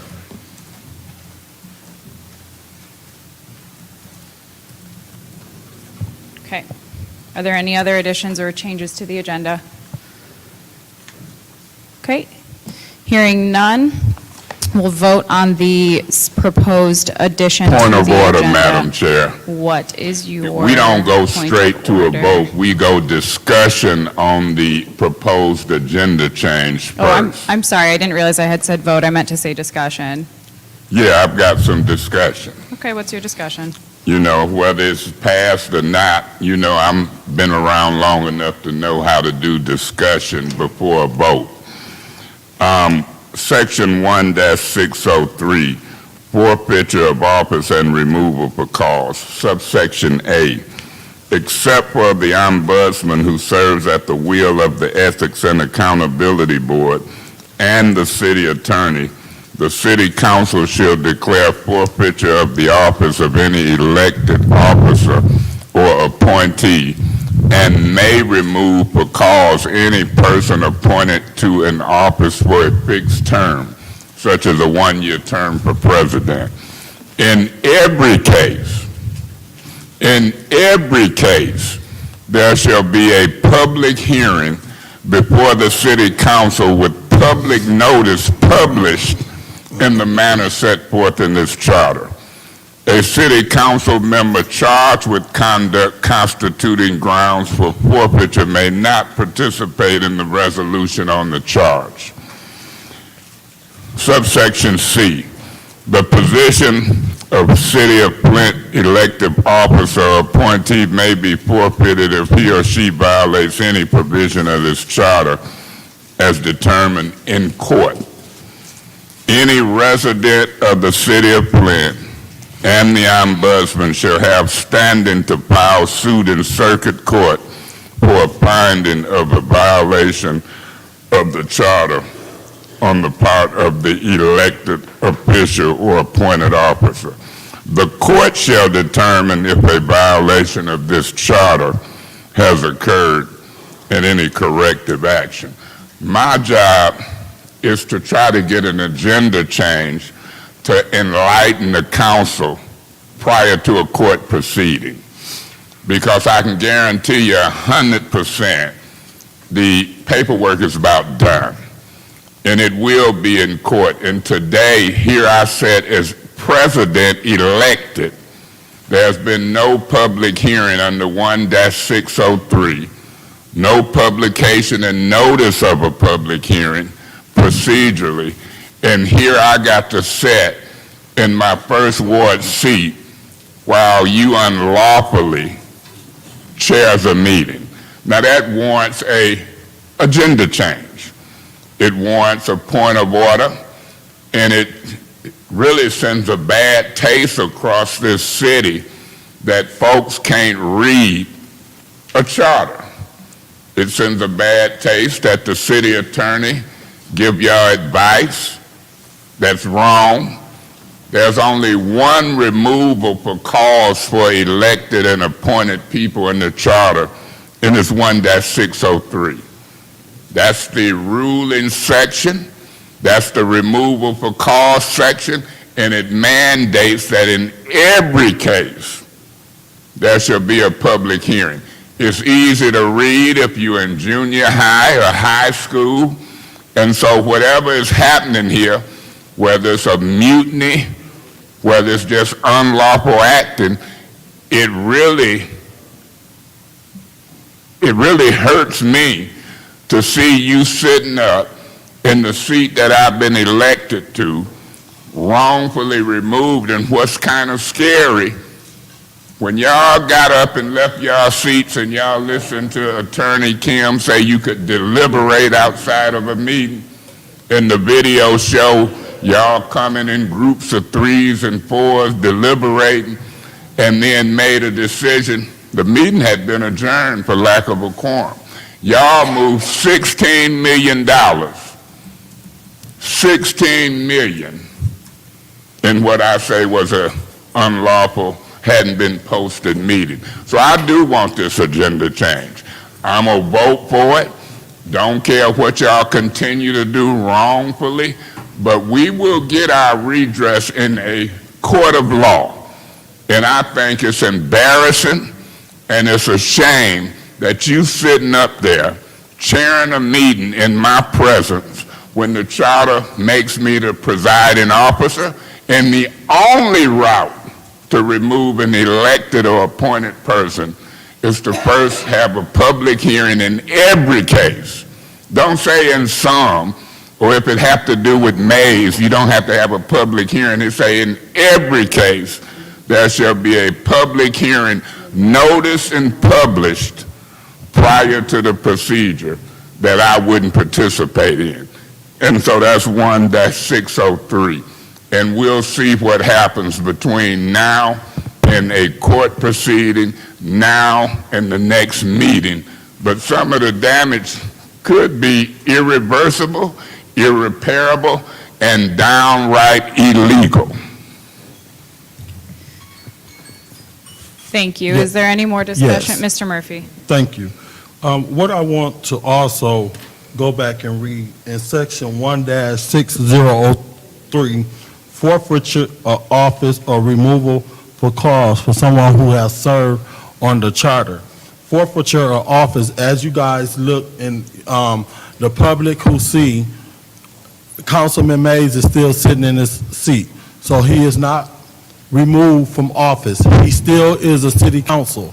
If you do something and be removed as a council person, this session speaks to forfeiture of office. He is not removed as city council. So I want us to be careful about this wordsmith that we use, and we take words and we take a session out of the charter and we take it and we interpret it something that is not what it's reading. And we can take something and we read it and then we can spend it with our narrative and make the public think we removed him from office. He is not removed from office. He's still answering calls for people in the First Ward in the city of Flint or whatever however he chooses to serve as the city council. He still have a vote. He still have the power to come up here and engage and sit and have dialogue in the committee meetings and the city council. He is not removed as city council. The city council appointed him as the chair, the president, not the public. The city council voted for him, the president, not me, but 5 of them. 6 of us removed him, including me. He is removed from president of city council. He is not removed for council seat as the First Ward. He still sit here. He still represent those 9,000 or 10,000 or 8,000 or 6,000, however many residents that he have out there. So don't believe the heights. He is still the city councilman. He got removed from the president. I will not be supporting adding this on as agenda item as we've been here since 4:30. We just now starting the city council meeting. I want to move forward. He is not removed. This says forfeiture of office. Office means your position as the council person. You are not removed as the council person. You are removed as the president, and I am one of 6 of us that agreed that you needed to be removed as president, and I stand by it today, and I'll stand by it tomorrow, and I stood by it when they voted for you for president from the get-go. I never voted for you for president. I ain't gonna vote for you. I ain't gonna vote for you in the future, and I voted to get you out of there. Thank you. Is there any other discussion? Is there any other discussion? Is there any discussion? Yeah, in the Madam Chair. In the second You mean round? in the first round? I just said, is there any discussion in the second round, but perhaps you didn't hear me. Yeah, you Would calling like- for the second round? Would you like to speak in the second round? Yes. Go ahead. Let me say this to Mr. Murphy. Mr. Murphy, and to the council and to the public, I wouldn't brag about being a member of the Charter Revision Commission with what I just heard you say. Because on page 26 of the charter, section 3-103, it says, within 30 days of taking office, the city council shall elect from its members a presiding officer who shall be known as the president of the council. The president shall be elected to a one-year term. A one-year term. Now that's on page 26, section 3-103 of the charter. The president is elected to a one-year term. And then you go back to the removal for cause section. It says in pertinent part, the city council shall declare forfeiture of office of any elective officer. Anybody in junior high or high school, you don't have to be a member of the Charter Revision Commission to see on page 26, section 3-103, that the president is an elected officer, an elected one-year term. Then you go back to page 14 and 13, it says in pertinent part, the city council shall declare forfeiture of office of any elective officer or appointee. I tender to this council and to this public and to this community that the president is an elected officer and may be removed for cause. In every case, not in one or two, it reads, in every case there shall be a public hearing before the city council with public notice published in the manner set in the charter. We have public hearings all the time. The difference between public comment and public hearings is public hearings, a member of the public is entitled to 10 minutes. But there's got to be a public hearing published and posted. So Ms. Herkenroth, as you sit up there, eager to not let me speak like you did earlier, eager to rule me out of order, and Mr. Murphy eager to brag about he's never voted for this elected officer, and then Attorney Kim disappears and have led y'all astray because he wanted to be appointed on my back as city attorney. He told y'all could deliberate outside of a meeting. And here go the Attorney General Handbook from Dana Nessel, page 7. Page 7 reads, all deliberations is in an open meeting. So there he walks. He deliberated. He led y'all astray. He issued a written opinion different from the charter, said that I could participate.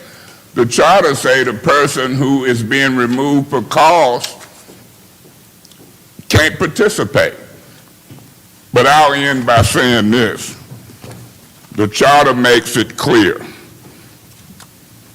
that the court will decide. The charter makes it clear that any person has standing to file in the circuit court. The charter makes that clear. And because this city attorney would not provide this council president or the office of the president legal assistance, there's been a delay on the filing. I'm going to file it. It will probably be filed by the end of this week. The city attorney, or unless he ship it out,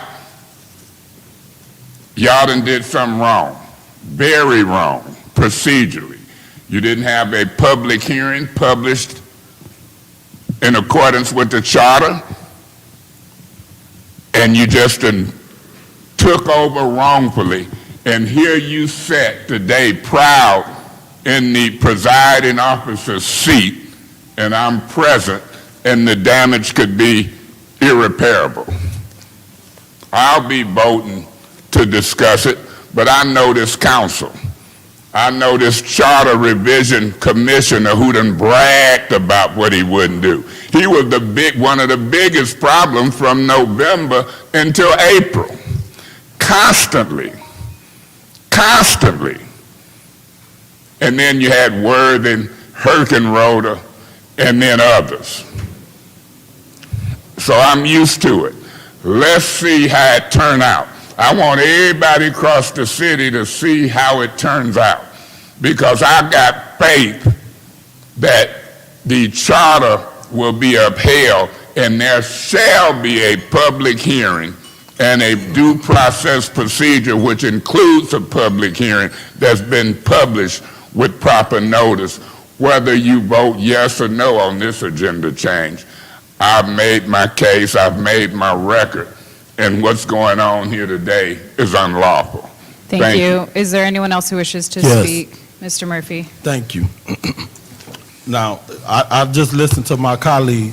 You say I brag about being on the city charter. Yes, I am bragging about me being on the city charter. But let me brag about you being on council for 8 years. And out of 8 years of you being on city council, not out of one of those 8 years have you Council been members able will to- remember their decorum. Council members will remember their decorum. Thank you. I will. Out of 8 years of him being on city council, have any of those 8 years, he was able to get 5 votes to be council president. So in 2021, 5 council members decided to vote for him for president finally. He couldn't last 6 months in the council seat.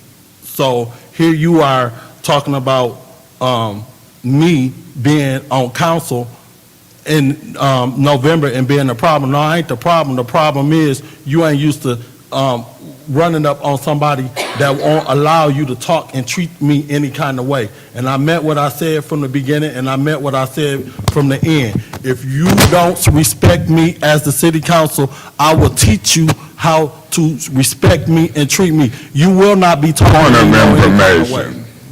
What's your point? How you gonna teach me? That's an improper point of information. Mr. Murphy, you still have the floor. Thank you. Anyways, he can dish it, but he can't receive it. So it was good for you to put out there. Point of information.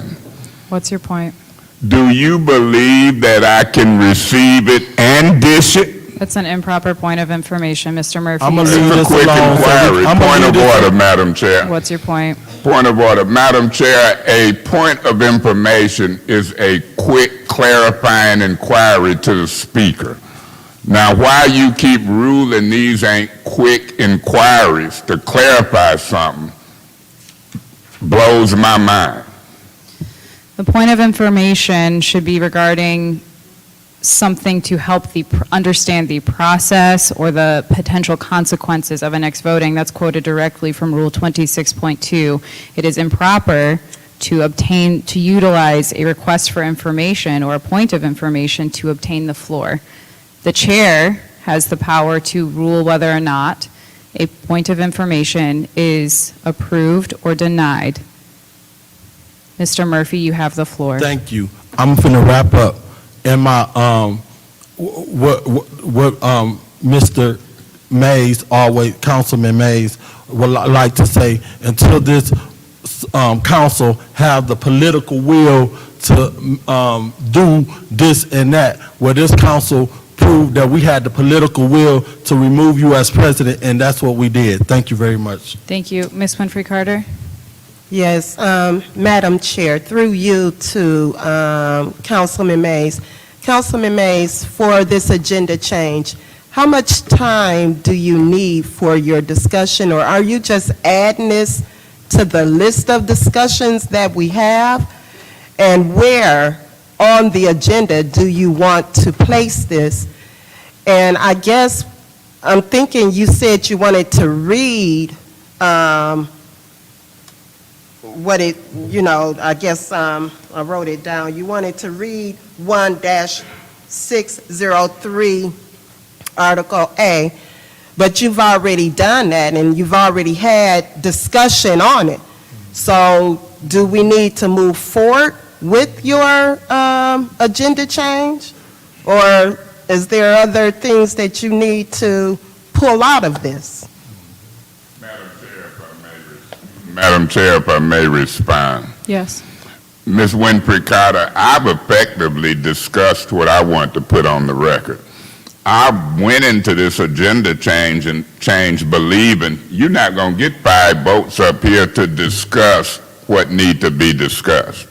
I believe I should be presiding. I don't believe it's been procedurally right.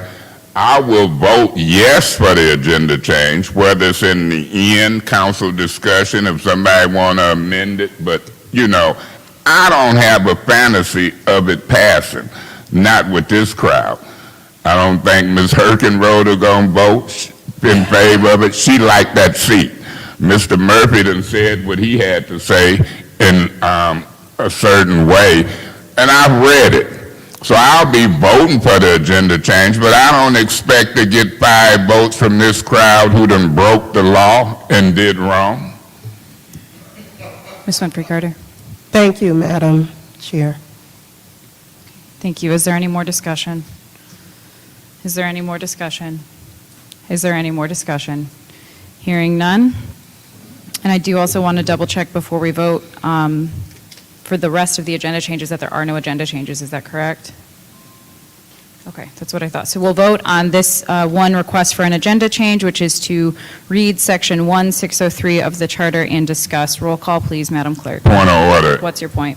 It was to read and discuss. I believe I said to read Section 1603 of the Charter and discuss. Roll call, please, Madam Clerk. Mr. Mays? Yes. Okay. Ms. Lewis? No. Mr. Murphy? No. Ms. Priestley? No.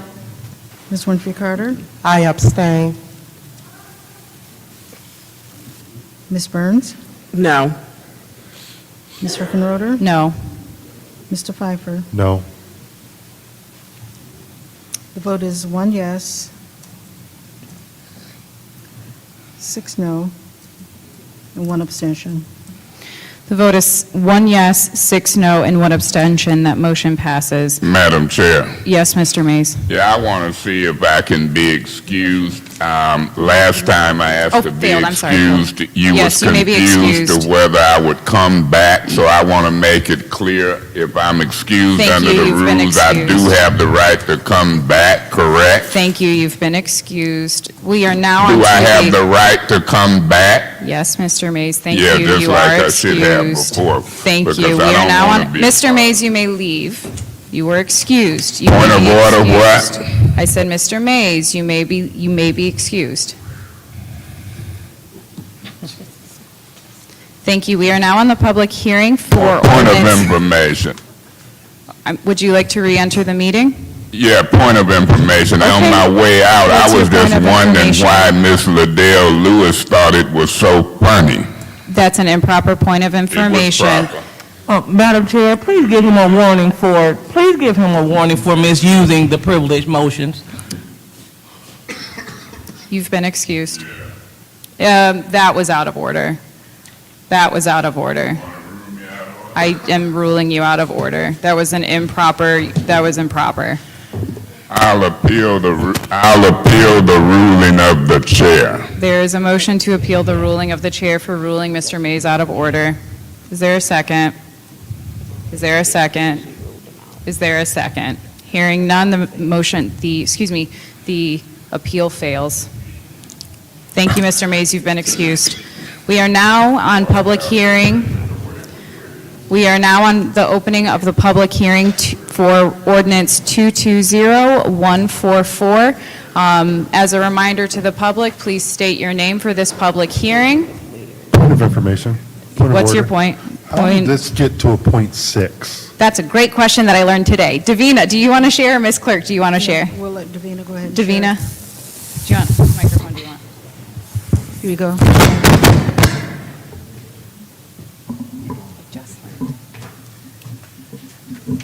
Honestly, it's just a way for us to mirror, to keep track of whatever, and we make it a 6 because you guys, whenever you amend .1, .2, .3, so we always make public hearings .6. It's just the way we keep track of them in our system. So it has nothing to do with your amendments. It's just... So for clarification for the public, this is for ordinance 220144. And the way that the rules read is contradictory. One part of the rules reads that it's 3 minutes for the public hearing. Another part of the rules reads that it's 10 minutes for public hearings. Given the time, I will go with the 10-minute just to make sure, unless the members of the body feel otherwise.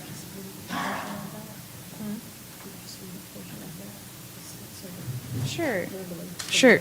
Yep. So the clerk has requested that we read into the record the purpose of the public hearing, which I will do now. A public hearing for ordinance 220144, an ordinance to amend the code of the City of Flint as requested by Flint Home Ownership Initiative to change the district boundaries or regulations established in Chapter 50 thereof, specifically allowing under Section 50-4 a zoning map amendment as follows. 412 West 2nd Avenue, Flint, Michigan, 48502, parcel number 40-12-460-013, legally described as Mrs. Stewart's Addition, Lot 6 and 7. Also WLY half of SLY half of Lot 3. Also NLY half of WLY half of Lot 4. Block A from zoning category B, 2 family and future zoned MR, which stands for mixed residential, for a zoning change to be C1, also known as multifamily walk-up apartments. The Planning Commission recommends approval. With that being said, the public hearing is now open. Are there any members of the public who wish to speak during this public hearing? RL? My name is R.L. Mitchell, and I'm speaking on the homeowner. I've always been a homeowner until the land bank be taking people's houses, and I always was a victim. Now I'm a victim of circumstances, and through these so-called goofy rules and you, Madam Chair, and you drinking water while in the water been poured. And anyway, to you, Madam Chair, through Councilman Lady Burns. Lady Burns, was it lawful for you to stop we the people from talking causes danger inside of the city hall for we the people could complain? You made the police department look like they was under hostage by the Jamaica dudes and $17 million. Is it? And he got the thugs over there in the county, but you fear that if the women keep on talking, they will come in here and be no safety. And I want you to respond to that. And just because you got a sister in Boston, that don't mean the police chief Green don't have to go get comments from Boston because that's a racial situation where your sister living in Boston, Massachusetts. And like I said, and back to Madam Chair, and you addressing the president like he ain't the president. You and Councilman Murphy talking about you don't give a care, and then policemen doing all them unnecessary putting bumpers in the road and tearing up cars and order them vigilantes to shoot up people and they turn and Who they think they is? Think we ain't no police that we're running? What? Okay, now take that. This, okay. Next public speaker.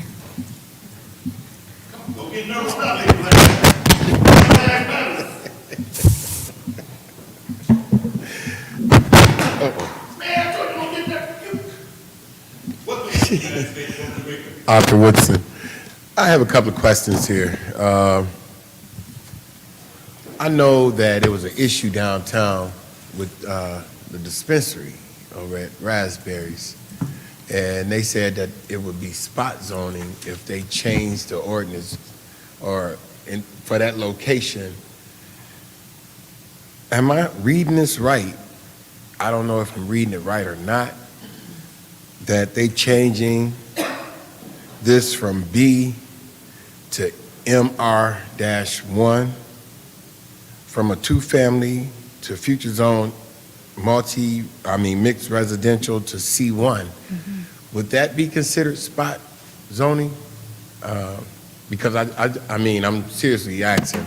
Because if you're able to do this one, would we be able to change the north side and the east side from a green zone to more than just, where we can combine our lots and make bigger houses and, on two lots, because they say that we can't build on a lot next to ours. I think that's what I heard them say, that we can't build houses on or add additions to our house to the other lot, on the other lot. So will we be able to change over on the north side and the east side the same way to a multi-family unit in a green zone? When Ms. Wilcox was speaking on that, I had spoke to Kevin and Heidi, and it upset me to the point to where she made it sound like I was lying about it or misinformed. But Kevin was the person that actually worked on this master plan. And when I asked him, could we have brand new high schools on the north side, he said that we could not have brand new high schools unless it was all green. And if you heard Ms. Wilcox speak, she said green dollars. Green dollars. That's the only way that we can get redevelopment dollars on the north side, is if they are green dollars. That's what Kevin said. First, second, and third, and fourth ward. Y'all need to change that from green zone so that we can get redevelopment dollars over on the north side and on the east side. Look into it. Call Kevin, call Heidi, and get the real information, because the information isn't being given out correctly from what I was given. Matter of fact, the day that between Pearson Road and Carpenter Road and Martin Luther King and Saginaw, it was called Green Innovative. It was Green Innovative. And they were not able to build if that house burnt down. I'm still talking about ordinances. I'm still talking about, excuse me, Ms. Herkenroth, I'm still talking about ordinances. I'm not, okay. Kerry Nelson changed it that day that I took Kevin in the office and said, Kevin, would you tell President Nelson if a person can build, if their house burnt down, would they be able to build on that property? And Kevin told President Nelson at the time that they would not be able to build. So they changed it to where you have to come down here and ask the Planning Commission if you can rebuild your house on that property if it burnt down. Why should I have to come down here and ask the Planning Commission if I could rebuild on that property? That's what Kevin said to President Nelson. And if Ms. Wilcox come up here and say that that's not true, I will ask and call President Nelson, former President Nelson, down here to ask him to explain to you what Kevin said that day. The green zone is not beneficial for the north side or the east side. It's another way of condensing Flint and running us out off of those side of town. That's what the green zone is.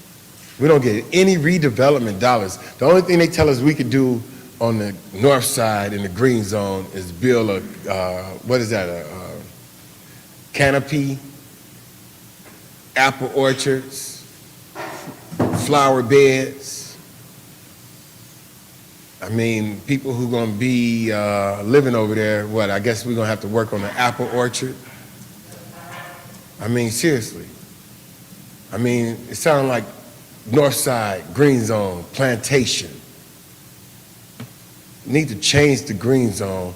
Let's make it like Culture Center and South Side traditional, so that we can bring traditional money in on the north side and the east side and get apartments built, because they building apartments on the south side and downtown and moving everybody from the north side.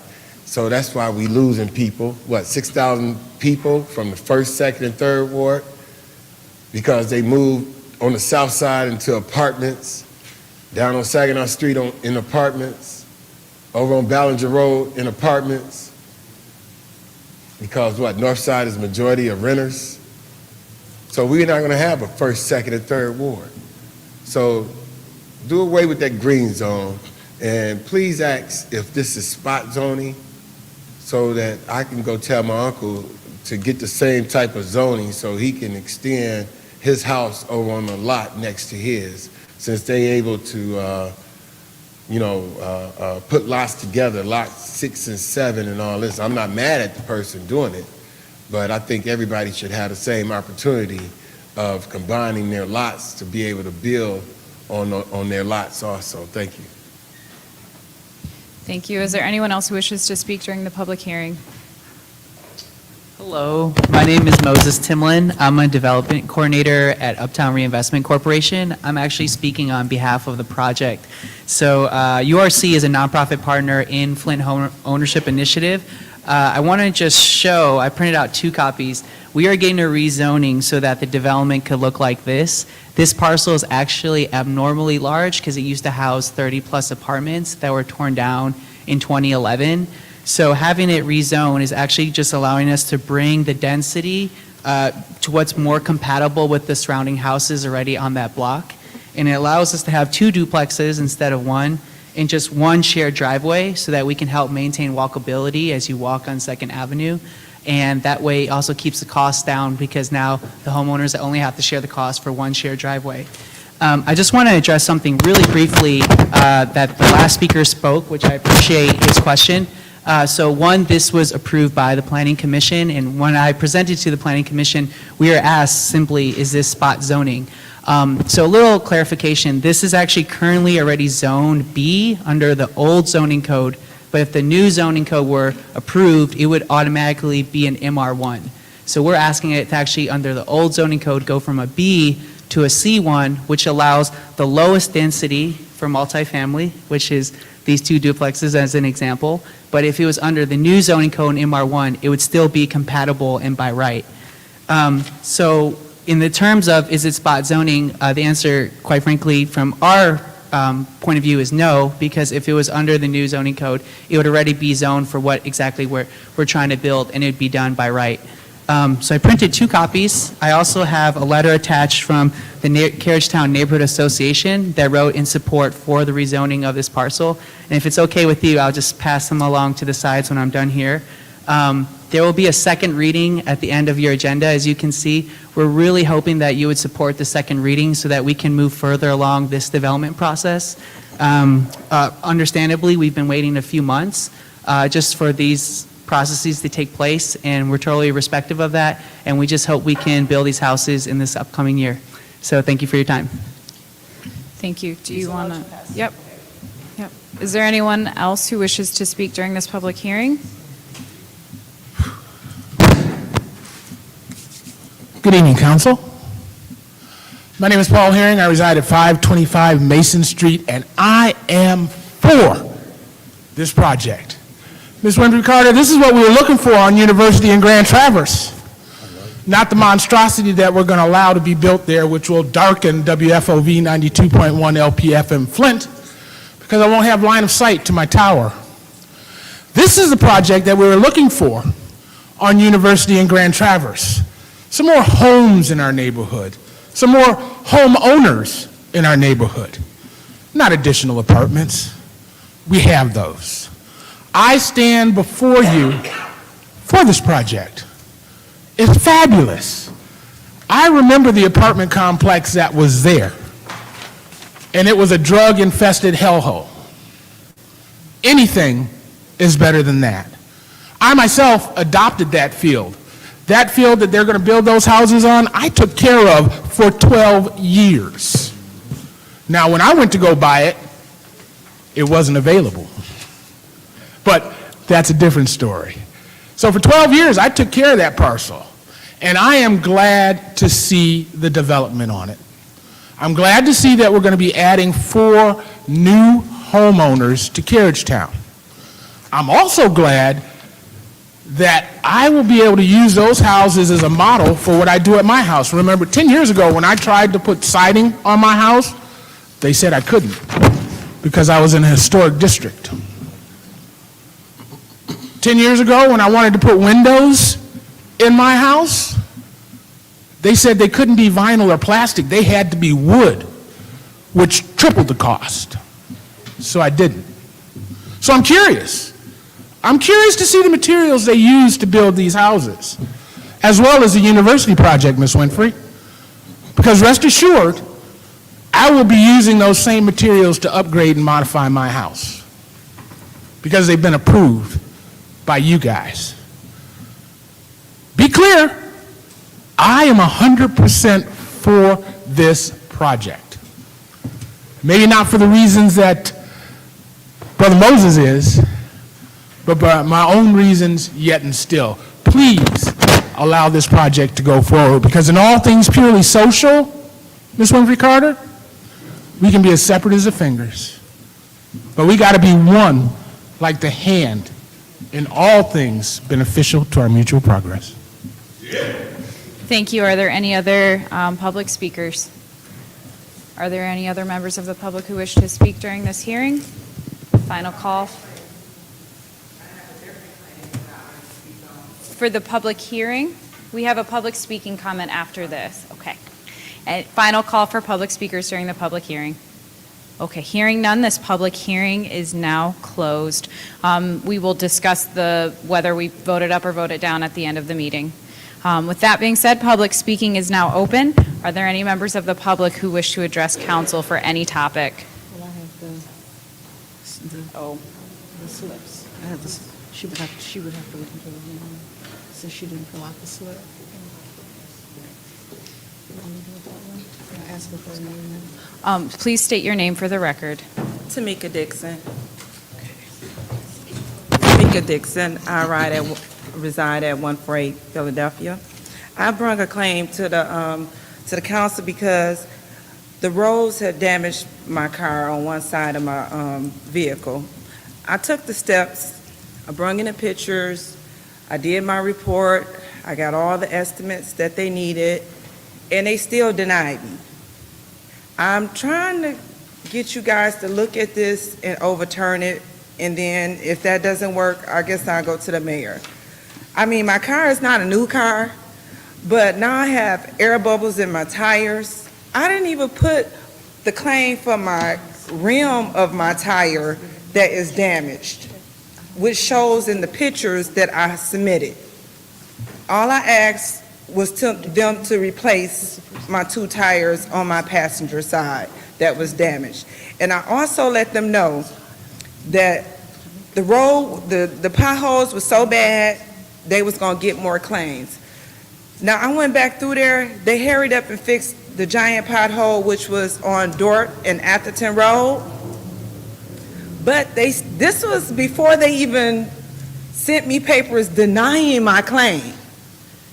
Now, why would the city hurry up and run and fix this giant pothole and still deny me? They seen how bad it was, not just from my pictures of my vehicle, and I also sent pictures of the giant pothole. I wrote down everything, but they fixed that real quick, but still denied me on my car. Once again, it's only a 2015, but I can't go to Ohio and see my grandkids driving on the expressway doing 35 miles an hour or 40 miles an hour because I don't want to bust my tire and end up in a bad accident, hurt myself or someone else. So I have to stay in the city, drive slow, and pray I don't have an accident, which I feel if I did have an accident, it'd be on the city's fault. On y'all hands, not y'all personally, but it would be on the city hands because I can't go past, 35. I have to stay on the roads and not go on the expressway. So I'm burning more gas, which is $5 almost a gallon, by going through the city all the way around the expressways. So I urge you, please overturn the decision that they made on my claim. Also, if you want to, please go back and look at the photos. My car is still damaged. Now, I might put in a claim for the rim because I can't, listening to all this today, I've been here since like 4:30. The city got tons of money to help. I pay my taxes. I don't owe anything to the city. I just don't understand how they gonna deny me 100, and I got the cheapest. I went out and got 5 different estimates. I got the cheapest estimates I could find. Thank you, ma'am. Your time is up. Your time is up. Thank you. Okay, so do y'all need copies, or would y'all pull up the copies and the photos? If you for your have file? copies to distribute for all of us, you may distribute them, yes. I left the originals with you guys and downstairs on the 2nd floor, but I'm gonna leave this copy for you guys if y'all need. Don't need them, I can- We'll get copies for everybody. Thank you.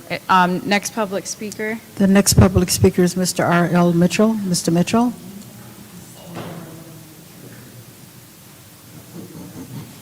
Good evening, Council. I'm Mr. R.L. Mitchell. And speaking on public safety, Madam Chair, on the other council meeting the other day, I was here at this council meeting, and my significant other left me in the council meeting, and the city clerk, council secretary told me, "Sir, you better leave because the bus is going to be gone if you're going to go out there and catch the bus. You're going to be the only one walking in Flint." So I left, and that's what the police department talking about. They don't want to put no cameras in. We the people don't recognize the peoples until they, like Madam Burns, Secretary Burns talking about, told us don't be talking because her neighborhood got shot all up, and she told her constituent don't say that because she'll shoot up the city hall. She spoiled the beans and let them know the Flint Police Department is just like the peoples in Cuba. They threaten the police department, and the police department ain't tell us nothing, but Madam Burns tried to tell us, but she told them to shut up for. Anyway, my significant other had left me in here, and I just barely caught the bus, and you should have seen how them peoples of Third World was acting down at the MTA. And her name is, I can't think of her name now, the one that hollered at names while you was, I don't know what this stuff is. Like this Harry Potter stuff, them movies I be watching, I can't hardly, I know the name, but it won't come out. Janelle, she up, yes dear, she's up. Wait, my significant other tell me that don't say nothing right there, because Kim don't know. Tim, and Attorney Tim, you just keep sitting there like you don't know nothing, like I'm from a third world. And in the Hurley Hospital, Miss Fuller, I didn't know you was the first lady of the church. I thought it was another Fuller. Stay on there as long as you can, but the one from a former Hurley Hospital, board, you don't live in the United States, but the United States is funding the Flint Police Department, but Chief Green like he's scared to call the shots and that. Oh, yes, dear, but the others making them funny moves at me. Okay, I got something. Thank you. Next speaker. Our final speaker is Mr. Arthur Woodson. Mr. Woodson.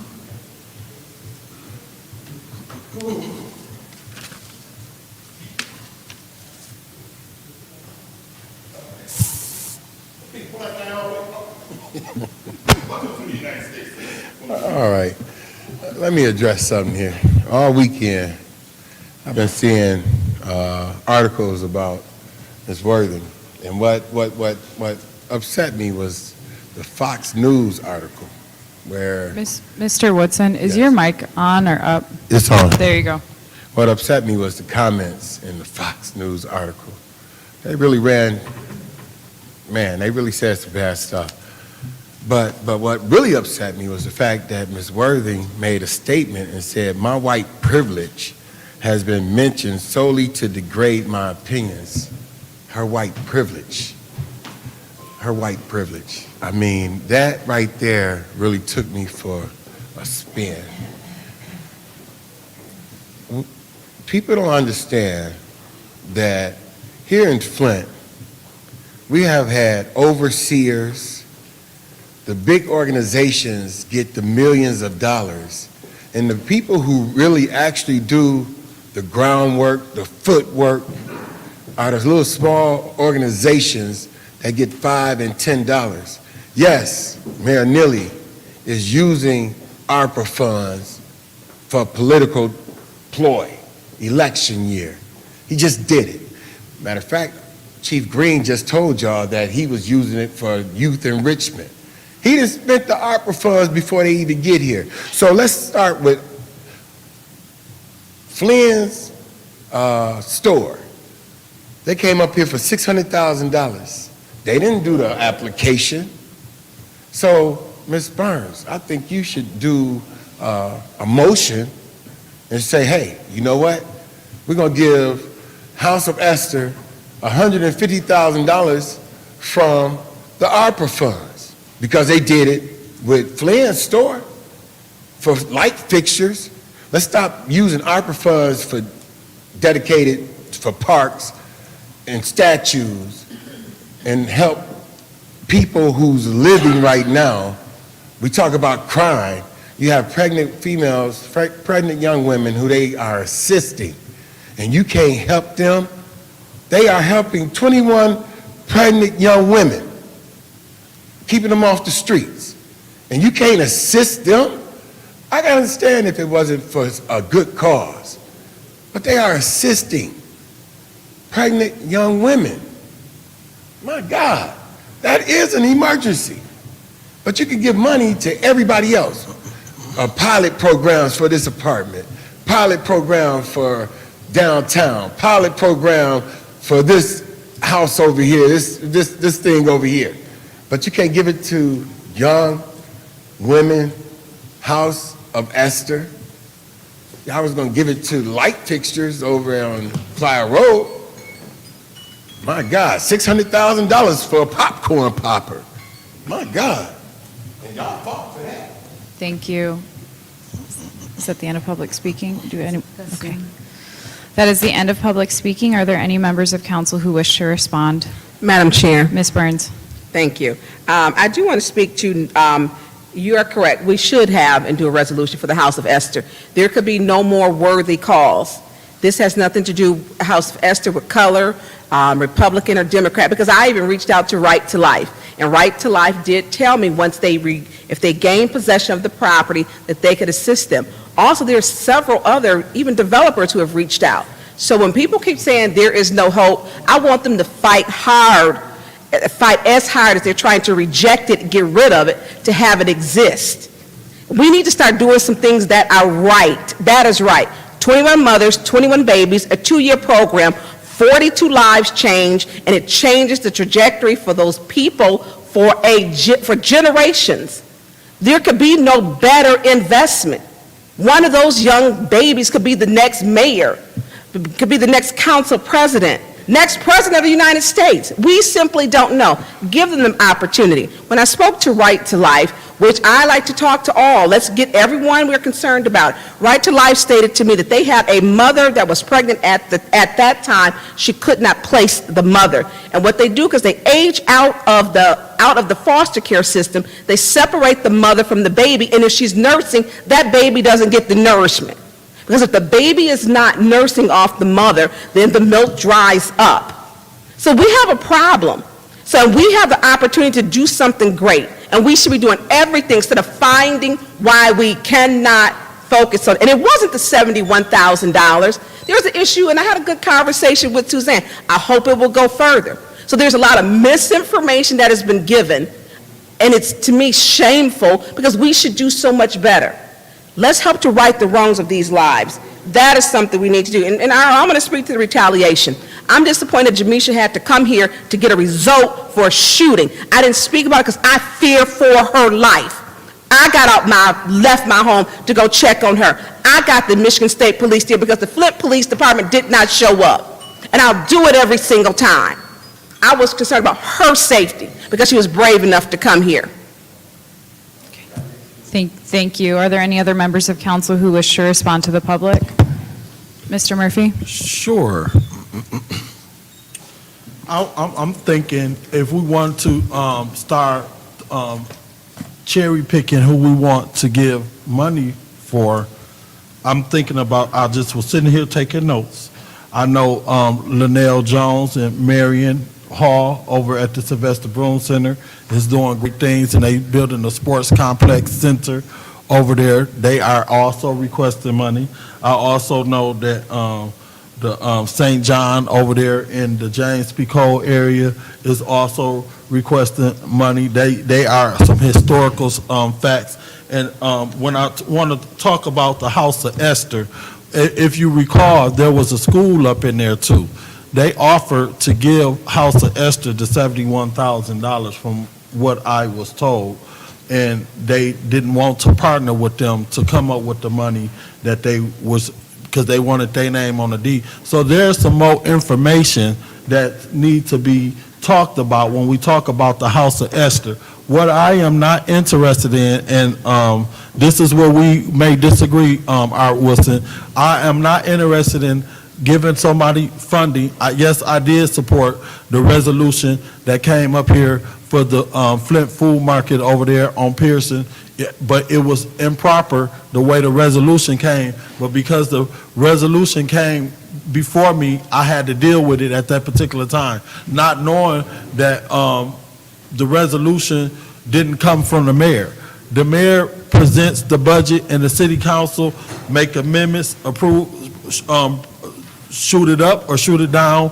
When it comes down to the city council has not offered a resolution. We don't move the money. The money comes from the mayor and administration. They move and we accept. Now what we could do is come and collectively work together with the mayor and administration and figure out where we want to put these ARPA dollars. So, I mean, trying to make me feel bad because I'm not supporting the House of Esther or whatever. Point of information.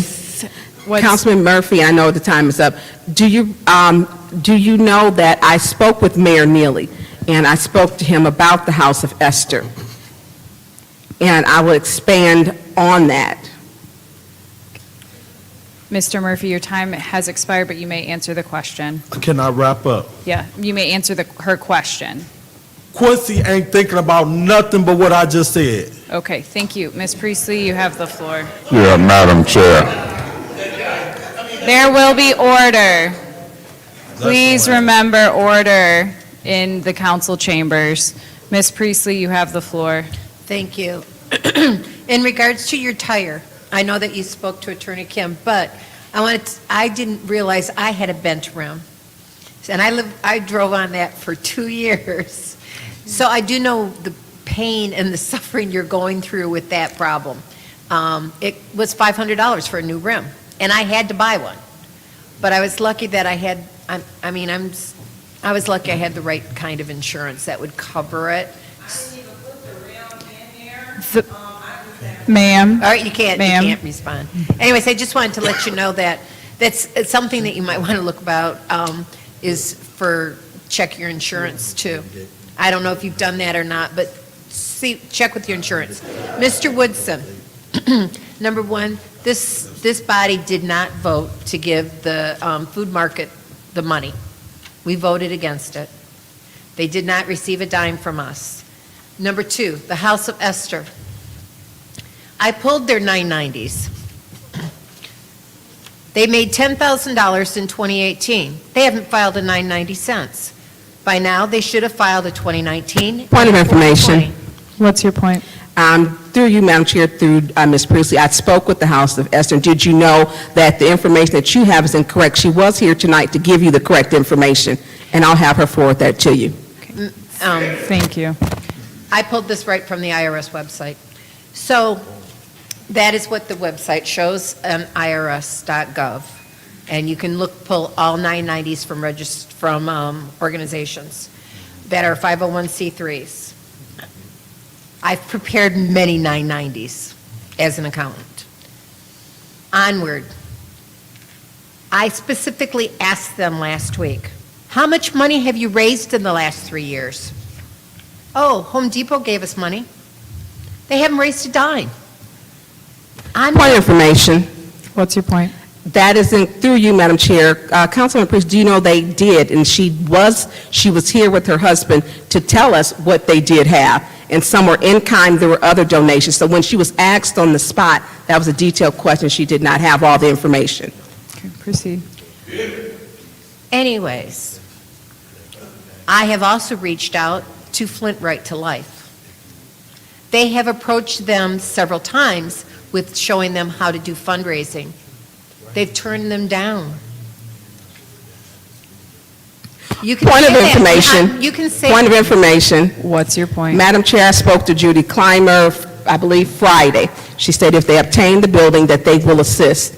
Thank you. I spoke to Judy Clymer on Thursday. So, and she told me that they were not willing at that time to assist them.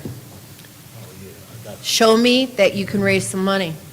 Show me your 990s. Put an application in through any ARPA process that we have. Right now, I'm not interested in giving any organization any money without an application process through our ARPA process, which is not even developed yet. I am a pro-lifer. I support the concept 100%. I want an organization that can prove to me that it's sustainable, and so far they have not done so. Thank you, Madam Chair. Thank you, Mr. Mays. Yeah, Madam Chair, that you give me the floor. Yes. I have to be careful when I get the floor because I've seen points of information, the one that Ms. Burns did. Last time I did them with her, she was counting them. I was Dave Squastro, you know. And so I see a different treatment. I heard what she said, and I didn't hear Ms. Herkenroth to chastise her once. I see a different treatment. Ma'am, $100 and something for a tire, and they turned down your damage claim. I'm asking that a resolution be drawn up. I want to include the rim. I want the tire and the rim, a resolution drawn up, Attorney Kim, for the next council meeting. And then, ma'am, if they continue to turn it down, I'll see what 5 or more council people do to settle that damage claim, if they do anything. That's what I'll do. Most council people just talk, but you can't just talk on this council. You have to introduce resolutions.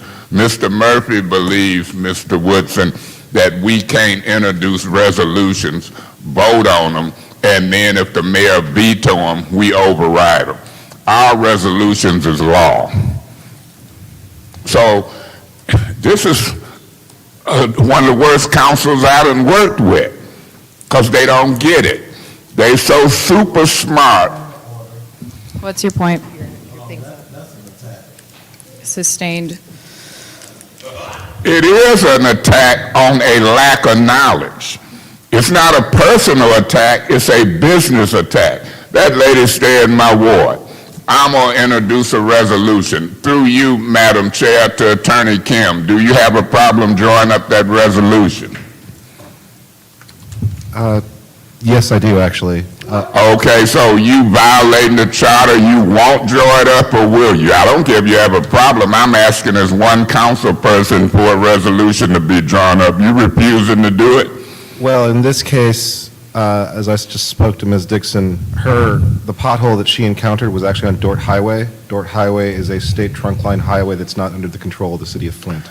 I'm asking that the resolution be drawn up. We'll get into details when we have discussion on the motion when I try to pass the resolution. Are you denying this council person the right to have you draw up a resolution?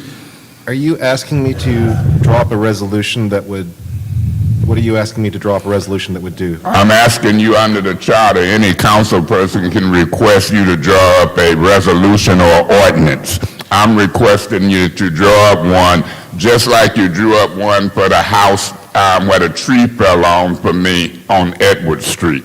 I have that resolution. If I wasn't illegally put out, it would be introduced by now, and now I'm asking for another one for her. Do you refuse to do your job?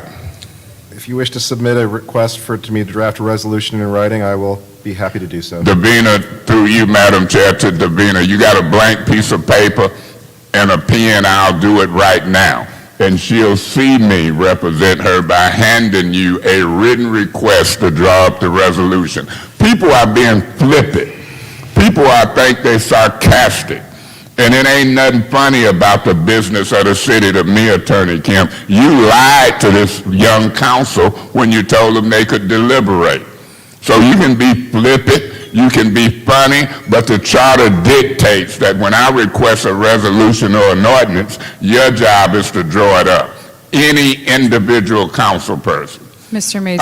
Through you, Madam Chair, to Mr. Mays, your Davina, time is up. will you write that request and give it to him in writing? Thank you. Is there any other member of council who wishes to That's respond to the public?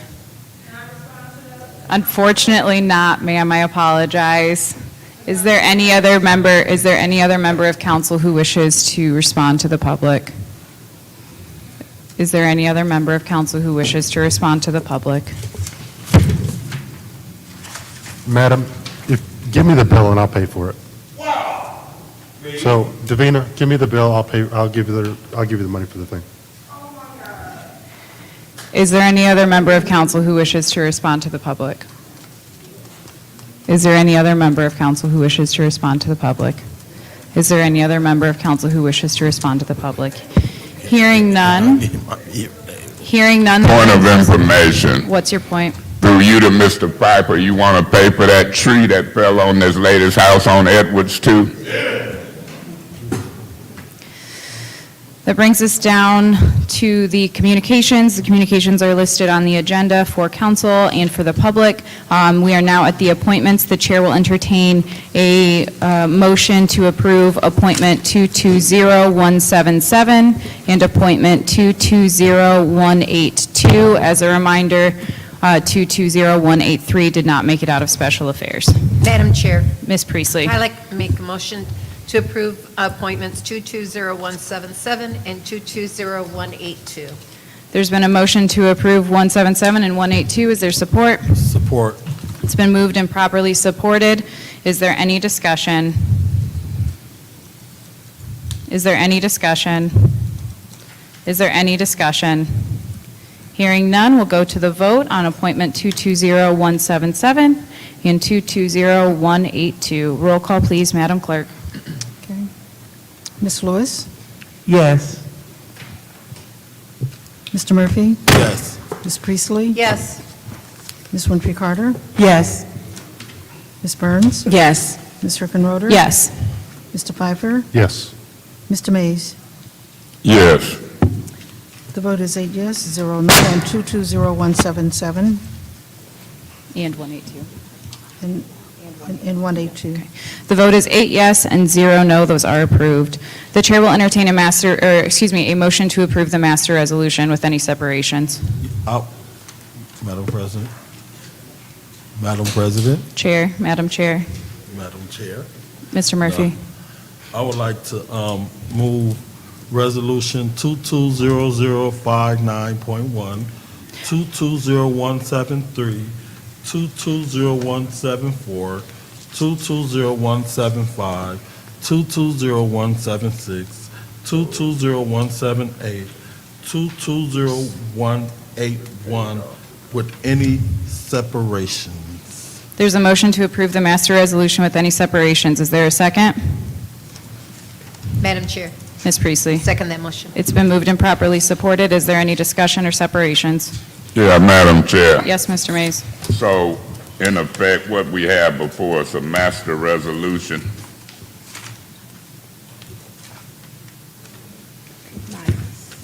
Or is it some left out? It's the master resolution.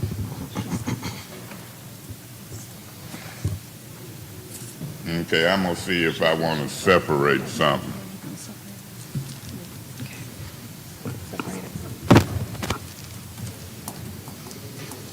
I'll come back once I look at them and see if there's something I want to separate. Okay. Is there any other discussion? Madam Chair, Ms. Burns? I would like to separate item number 2200591. I would like to separate that so that we can have a discussion. There's some Point of errors. information, What's your point? is that 59.1? Yes. Yes, it is 59.1. Thank you, Councilman Mays. I would like to separate that. I've spoken with Deputy Clerk Davina on some things that need to be done still, and I would like it separated for those purposes, please, Madam Chair. Okay, thank you. Is there any other discussion on the master resolution? Is there any other discussion on the master resolution?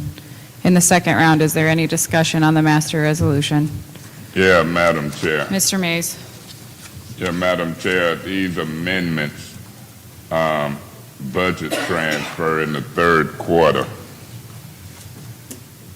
that's just for the fleet. Mr. Mays, is your microphone on? Beg your pardon? Can you move your microphone closer to your mouth when you turn away? It doesn't sound like it's getting picked up. I can't even hardly hear you when it's up at your mouth, so I'll do what I need to do. I don't think nobody have a problem hearing me. Do you?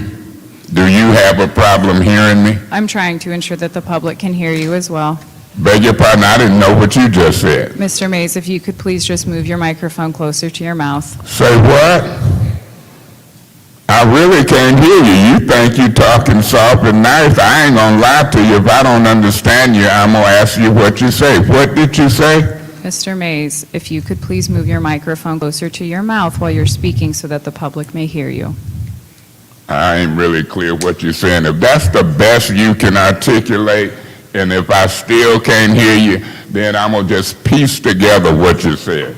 You said something about a microphone to my mouth. You want to clear it up better? You think it's funny, Ms. Herkenroder. I'm 64 years old in September. I ain't got time to play games with you. Mr. Mays. If I tell you I don't hear you, I can't understand you, that's what I'm saying.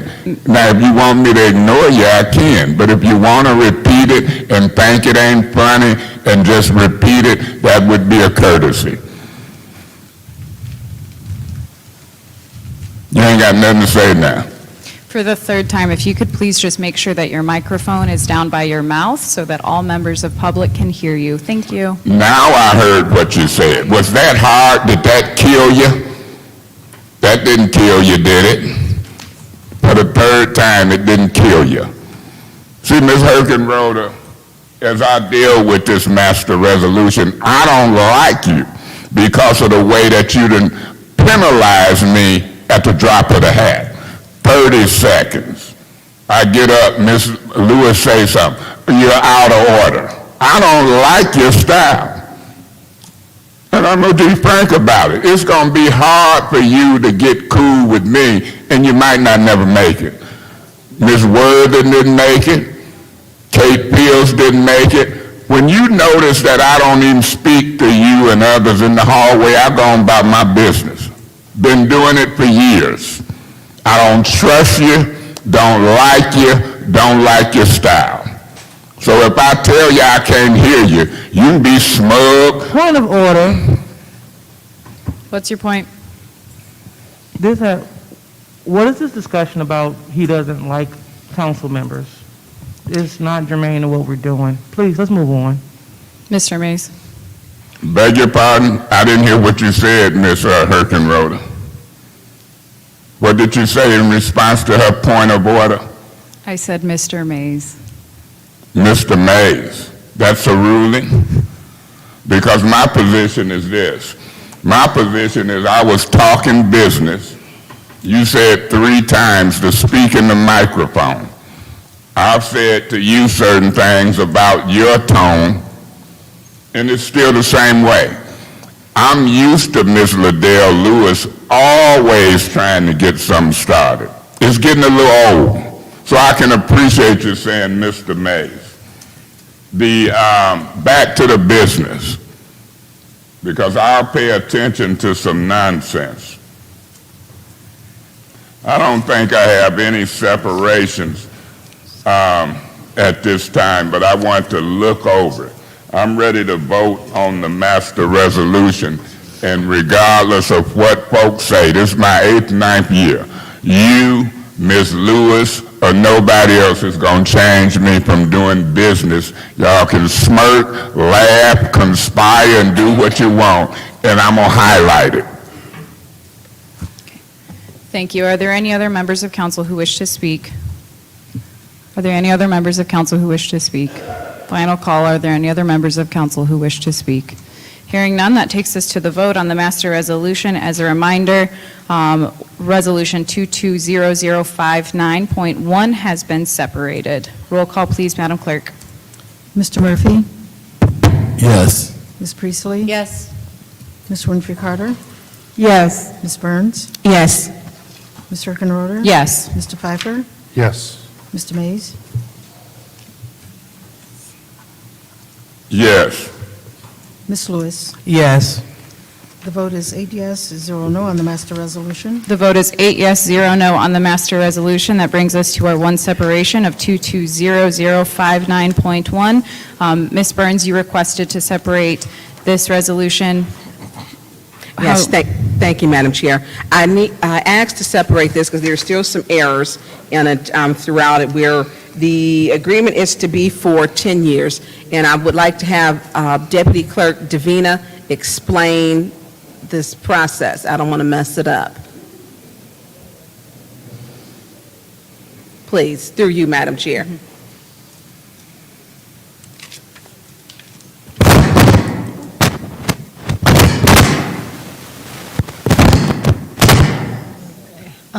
I'm not sure, excuse me, which meeting exactly that council did vote to amend the agreement to 10 years, but that did pass. Point of information.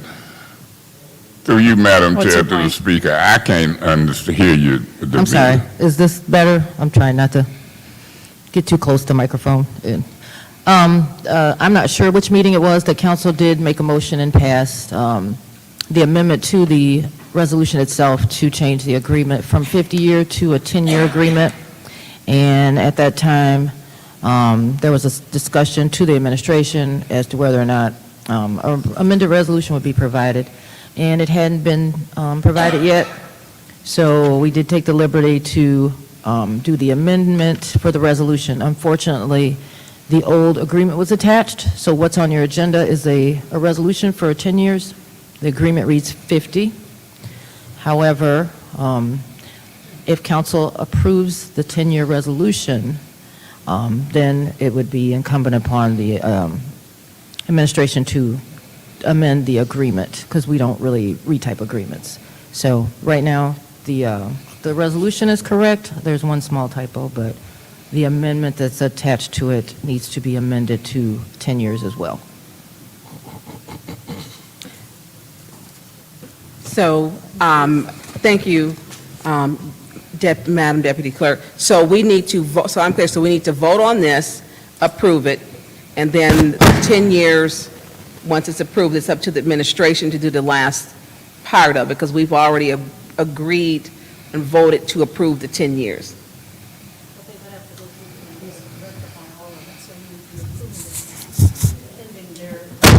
Point of Point of information. What's your I point? really wish I could hear the conversation. I really don't know what's Mr. being Mays, said. I could Mr. hear you, Mays. Ms. Burns. Mr. Mays, Ms. Brown was trading off the microphone, which is why you heard all of that static. She has the microphone now.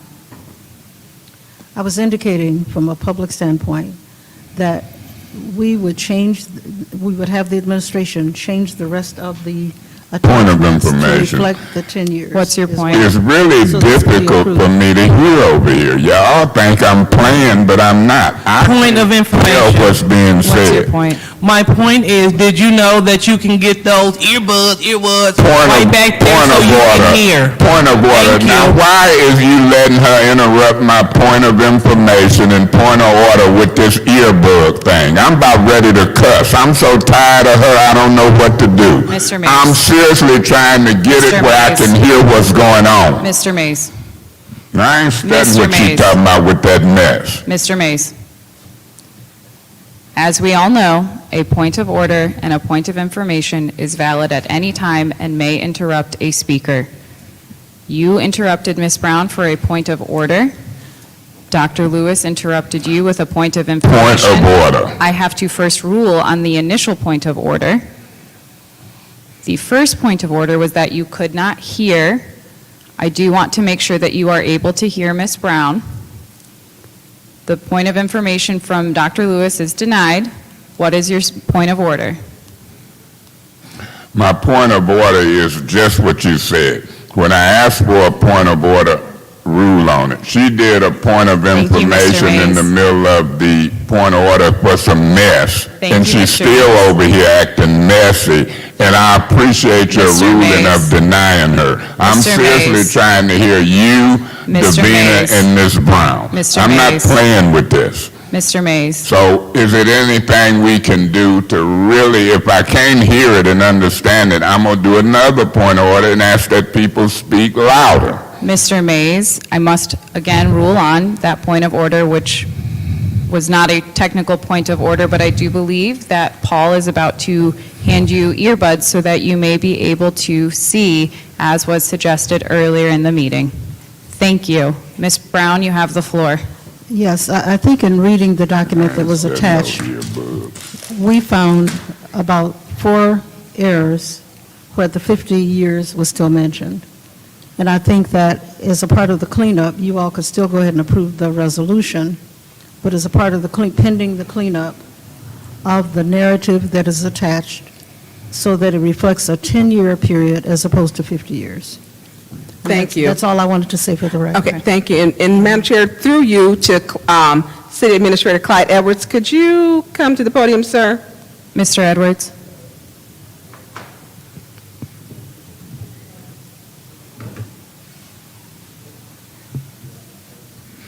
I do want to remind the council that there is no motion on the floor right now, and we do need to have a motion on the floor.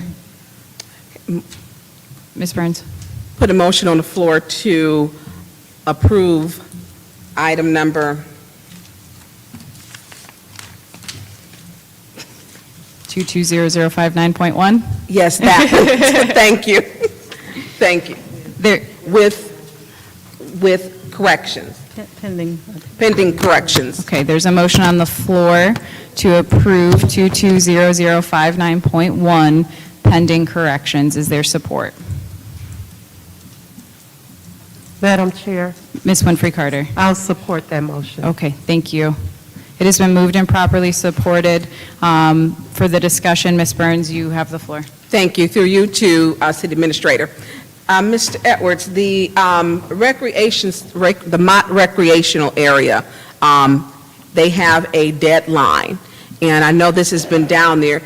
Can you give me an estimated amount of time that we would be able to make the corrections that need to be made so that we can get it? Well, it's going to have to go for 2 weeks for our next council, which really puts them in a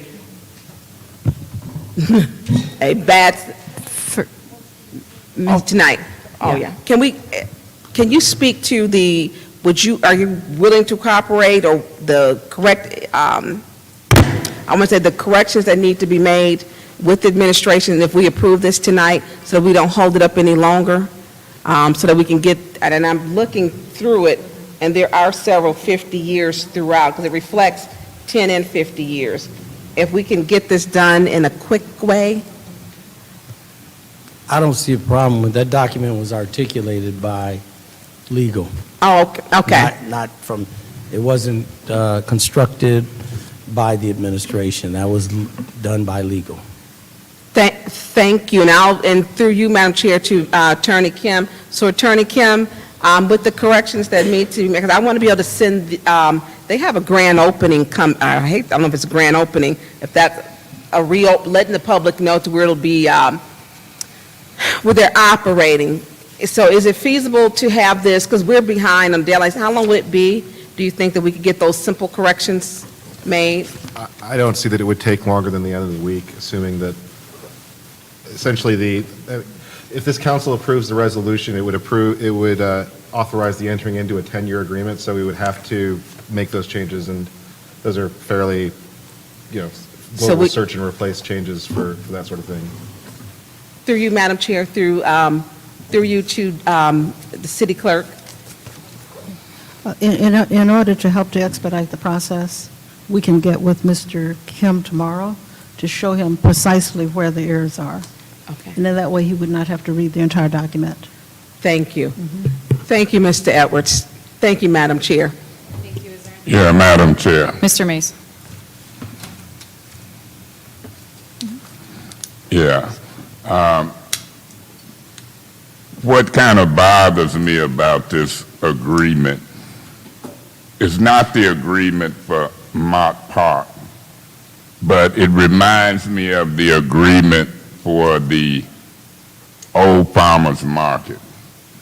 And what's killing me about these agreements that come before council is when an agreement comes as it relates to a proposed agreement, House Est or anything North Side, we got a lot of pushback. It ain't just white folks pushing back, it's black folks too. Mr. Murphy seemed to be one of the main ones. Herkenroder had a problem with the popcorn popper. Mr. Mays, remember your decorum, please. Beg your pardon?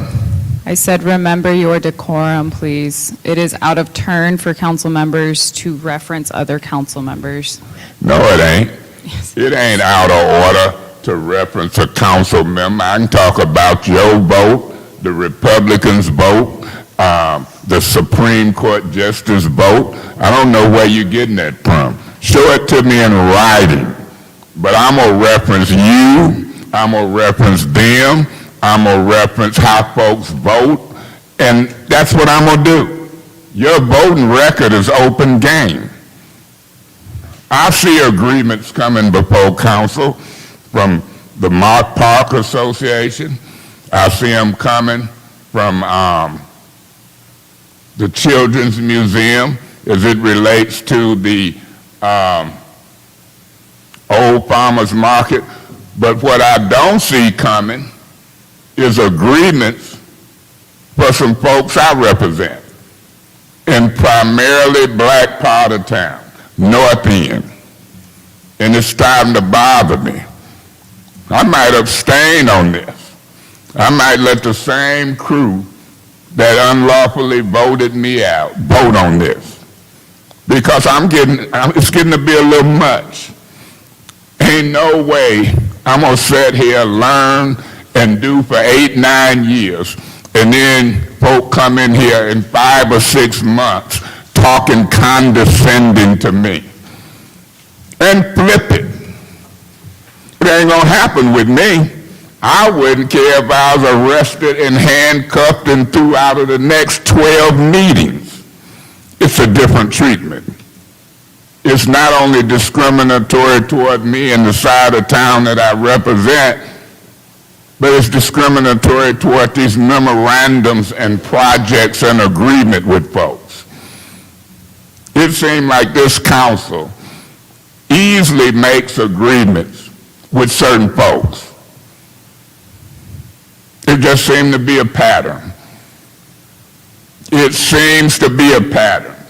And the minute we try to reach an agreement with other folks, it's a problem. It's a big problem. And so that's going to be my voting record. I want to see this council do a project with some black folks, some North End folks. I want to see it, because I've yet to see it.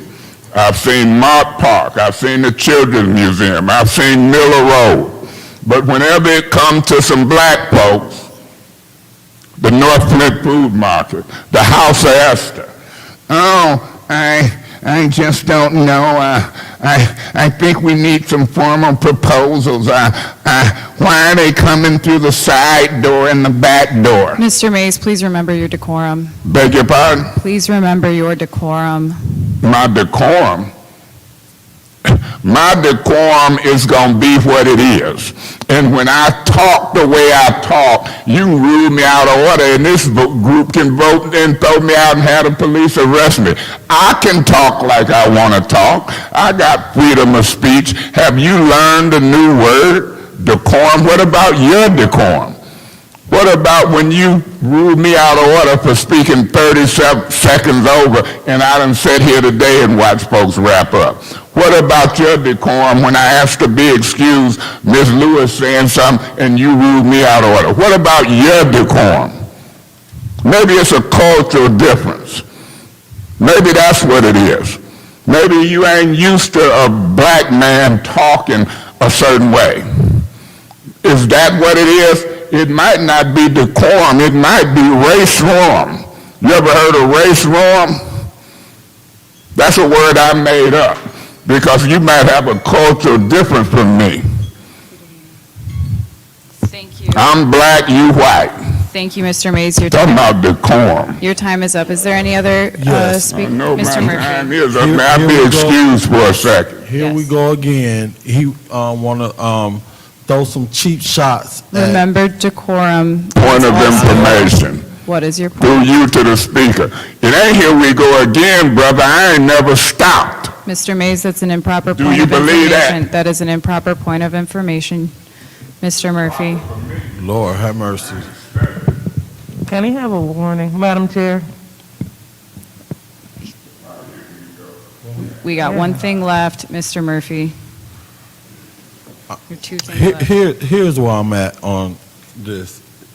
I just don't think it's fair that we sit here and allow individuals to sit here and attack us and mischaracterize us based on their opinion on us.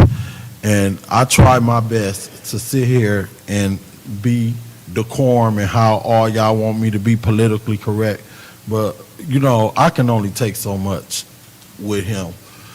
And I'm not scared of him if that's what he think or my colleagues think. But I am sick and tired of coming here, meeting after meeting, and listening to him mischaracterize us, and not only me, but others, in these different manners, and we have to sit here and take it. It should be some decency and an order for all of us. And Point of information. What's your point? Through you to the speaker, don't you think I'm sick and tired of you? That's an improper point of information. Mr. Murphy, continue. See, and the problem is, he could come and leave his seat, come back, hit the mic. We don't rule him out of order. I just think if we get him out of here, give him a warning, give him his second warning, get him out of here so we can take care of the business of the city of Flint. Some of us want to get out of here. Every time he come and hit this podium, we don't ever get stuff done. But when he leave, if y'all notice, these meetings run smooth. Point of information. What's your point? Through you to the speaker, do you know that to be a fact? You just got here. Do That's you an believe improper it point might of go information. smooth if we recall you? Mr. Mays, that's an improper point of information. Mr. Murphy. It is a quick inquiry. You talking about how it go with me? Point of order. What's your point? Point of order. What's your point? You gonna let him diss down me, talk about me, and then rule when I ask him a similar point of information about him? Mr. It's out Mays. of order? Ain't that discriminatory? That's my point of order. You should not discriminate. Mr. Mays, you are out of order. Mr. Murphy, Okay, well, continue. I'm going to remove myself like Miss Worthing did. She didn't show up today. I done had calls from across the nation. Thank you, Mr. Because I Mays. don't want to call you no name, because I got Thank you, plenty Mr. of them. Mays. I Thank you, got Mr. plenty Mays. of them for you. Thank you, You Mr. are Mays. discriminatory to Thank the you, highest. Mr. Mays. Thank you, Mr. Mays. Thank you. I'm going to ask to be excused again. Are you planning on returning to the meeting? It's going to be my choice. That is not how it works, It do actually. work that way for everybody else. It worked that way for white folks, women. You telling me Point I of got order, Madam Point Chair. of order. Madam Chair, Dr. Lewis. did you? Point of order. Dr. Lewis had a point of order. Then Mr. Mays. Dr. Lewis, what's your point? You just ruled him out of order. Isn't this his second out of order? I do believe that is correct, yes. Mr. Mays, you have been ruled out of order not once but twice. Point of order. What is your point? When did I get the first warning? When you were standing here as you last You ruled week, me out of order. I never had a warning. then that is you being ruled out of order. That is your first time. This is your second I time. appeal the ruling of the chair. There is a motion to appeal the ruling of the chair. Is there a second? Is there a second? Is there a second? Hearing none, that motion fails. Mr. Mays, that was your second warning. You may be excused for the remainder of this meeting. You say you didn't give me a second warning, didn't have a first one. I appeal. Nobody said nothing. Mr. Metcalf, you might want to come walk me out, because I'm going to highlight this. I'm tired of this racist, discriminatory treatment by certain folks sitting in places. Point of order. Now, What's you your never point? gave me a warning. What's your point? I believe, in all fairness, I believe that point of order was during special affairs. His rule out of order was out of special affairs. When you might have been out of the room, he made a comment toward Dr. Lewis as he was leaving to be excused earlier. I believe you might have been out of the room on a phone call or something. Okay. Come on, Mr. Point Metcalf, of I'll order. walk What's out your with point? you. Because this is I getting don't ridiculous. think you stated, Excuse me, Mr. Mays, there's a point of order over here. I What's don't your point think of you order? stated that he had his warning. I didn't hear it. Did anybody hear it? Nobody did. It didn't Yeah, happen. you didn't If give him nobody- an actual warning. You got to Then give this body the has, warning. then this body has the power to overturn that second warning, because this is a warning. Point of order. This is a warning. What is your point? You never did explain my point of order. I called a point of order because you telling me I got to say whether I'm coming back or not. I don't have to say whether I'm coming back. That was my original point of order before Dr. Lewis. Mr. You ain't Mays. ruled on it yet. Mr. I don't have Mays. to tell you if I'm coming back or not. That was my point of Mr. order. And it Mays. was the first point of order. You ain't ruled on it yet. You out of order. Mr. Mays. Remove your doggone self. I'm about to cuss. Mr. Mays, This is getting ridiculous with you. will you please let me speak? That's my name, Mr. Mays. Mr. Mays, you asked to be excused from the meeting. I asked you if you were coming back. Do you ask the other white folk that? You don't ask folk if they coming back. They just ask to be excused. Mr. Mays, the reason why I asked if you were coming back was because I saw you gathering your things, and I remember, Mr. Mays, please let me finish. I let you finish. Point of order, I let Madam you Chair. finish. What's your point? I always take my stuff sometime with me. The different treatment is that you don't ask black folks, white folks, and other folks, male or females, they coming back. We ask to be excused, and 100% of the time, folks is excused. You don't be asking folks, are you coming back? That's Mr. what my Mays. point of order was. Rule on it. Mr. Mays, I need to first explain because you keep interrupting me. What you gonna explain? Discrimination. Mr. Mays, we have had an incident on this council previously where the chair assumed that a member of this body was leaving the meeting for the remainder of the meeting. In order to prevent any of those assumptions from happening in the future, and seeing that you were bringing your stuff with you, I wanted to confirm or deny whether or not you were leaving for the remainder of the meeting, or if you were leaving and coming back. Point of order. Is that new, specific to me? Mr. Mays, given that we want to make sure that there are no assumptions and you had taken all of your things, that is why I was clarifying. So again, hearing what my colleagues are saying over here, and I appreciate that, I was under the impression that I had said that when there was a comment made here directed toward our colleague in the second ward, I thought that I had said that that was your first warning. My colleagues are telling me that they did not hear that. In respect to the body, that will not be a warning. This incident of leaving, that is your warning, and that is your first warning. I appeal the ruling of the chair. Mr. Mays, you have already appealed the ruling on the first warning. I appeal And it failed to out of allow- order. I appeal Point of the order. ruling of the chair. Yes, Ms. Winfrey Carter.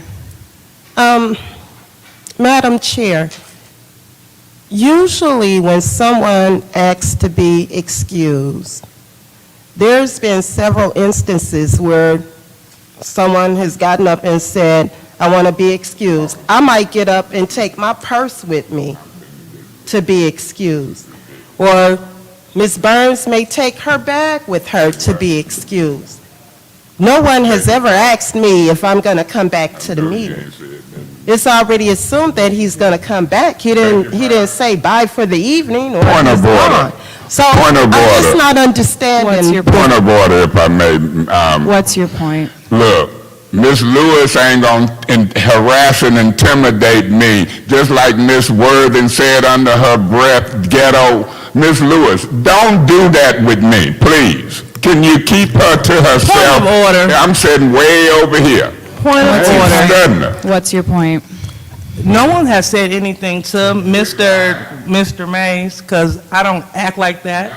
So Mr. Mays. can he just excuse himself as he said? Because he's to the meeting. He's disrupting the meeting for no reason. Point of order.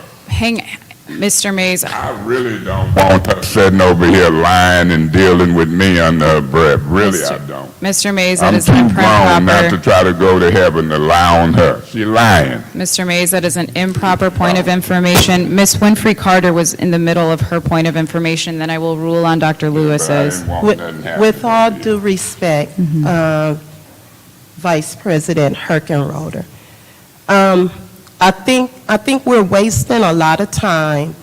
I think really for you to ask him if he's returning is really not necessary. Because he's just asking to be excused. Before, when he was excused, he took his folder with him. So, I noticed that.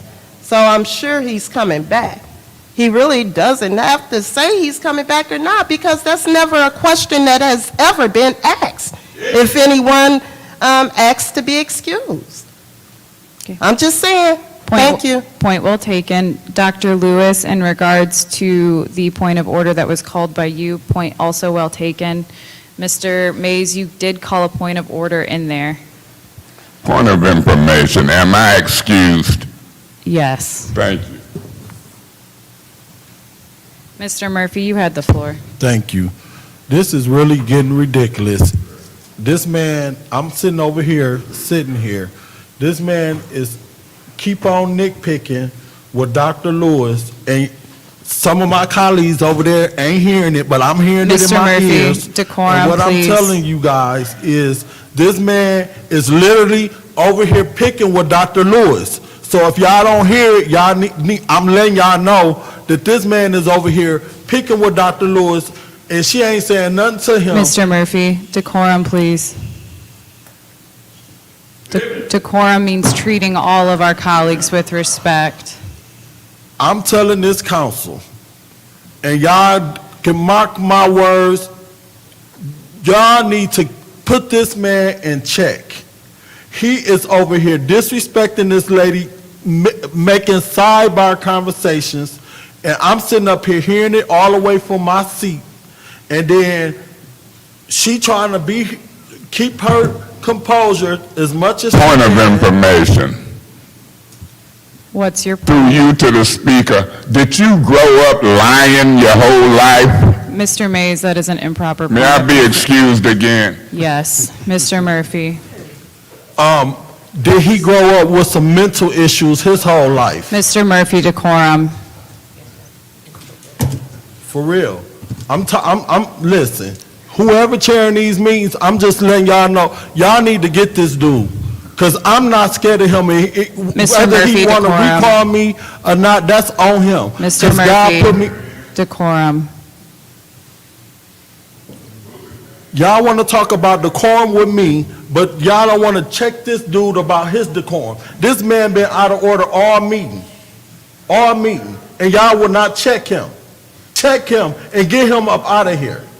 I'm not about to let this man be talking to me any kind of way. He can talk to y'all any kind of way, but he ain't gonna be talking to me any kind of way. And he ain't gonna be disrespecting Dr. Lewis over here, and she ain't saying nothing. And why ain't nobody stopping him? Why everybody think he ought to be able to get up and leave? This dude get up and leave more than any council person that I've seen in here. And it's out of order and it's disrespectful.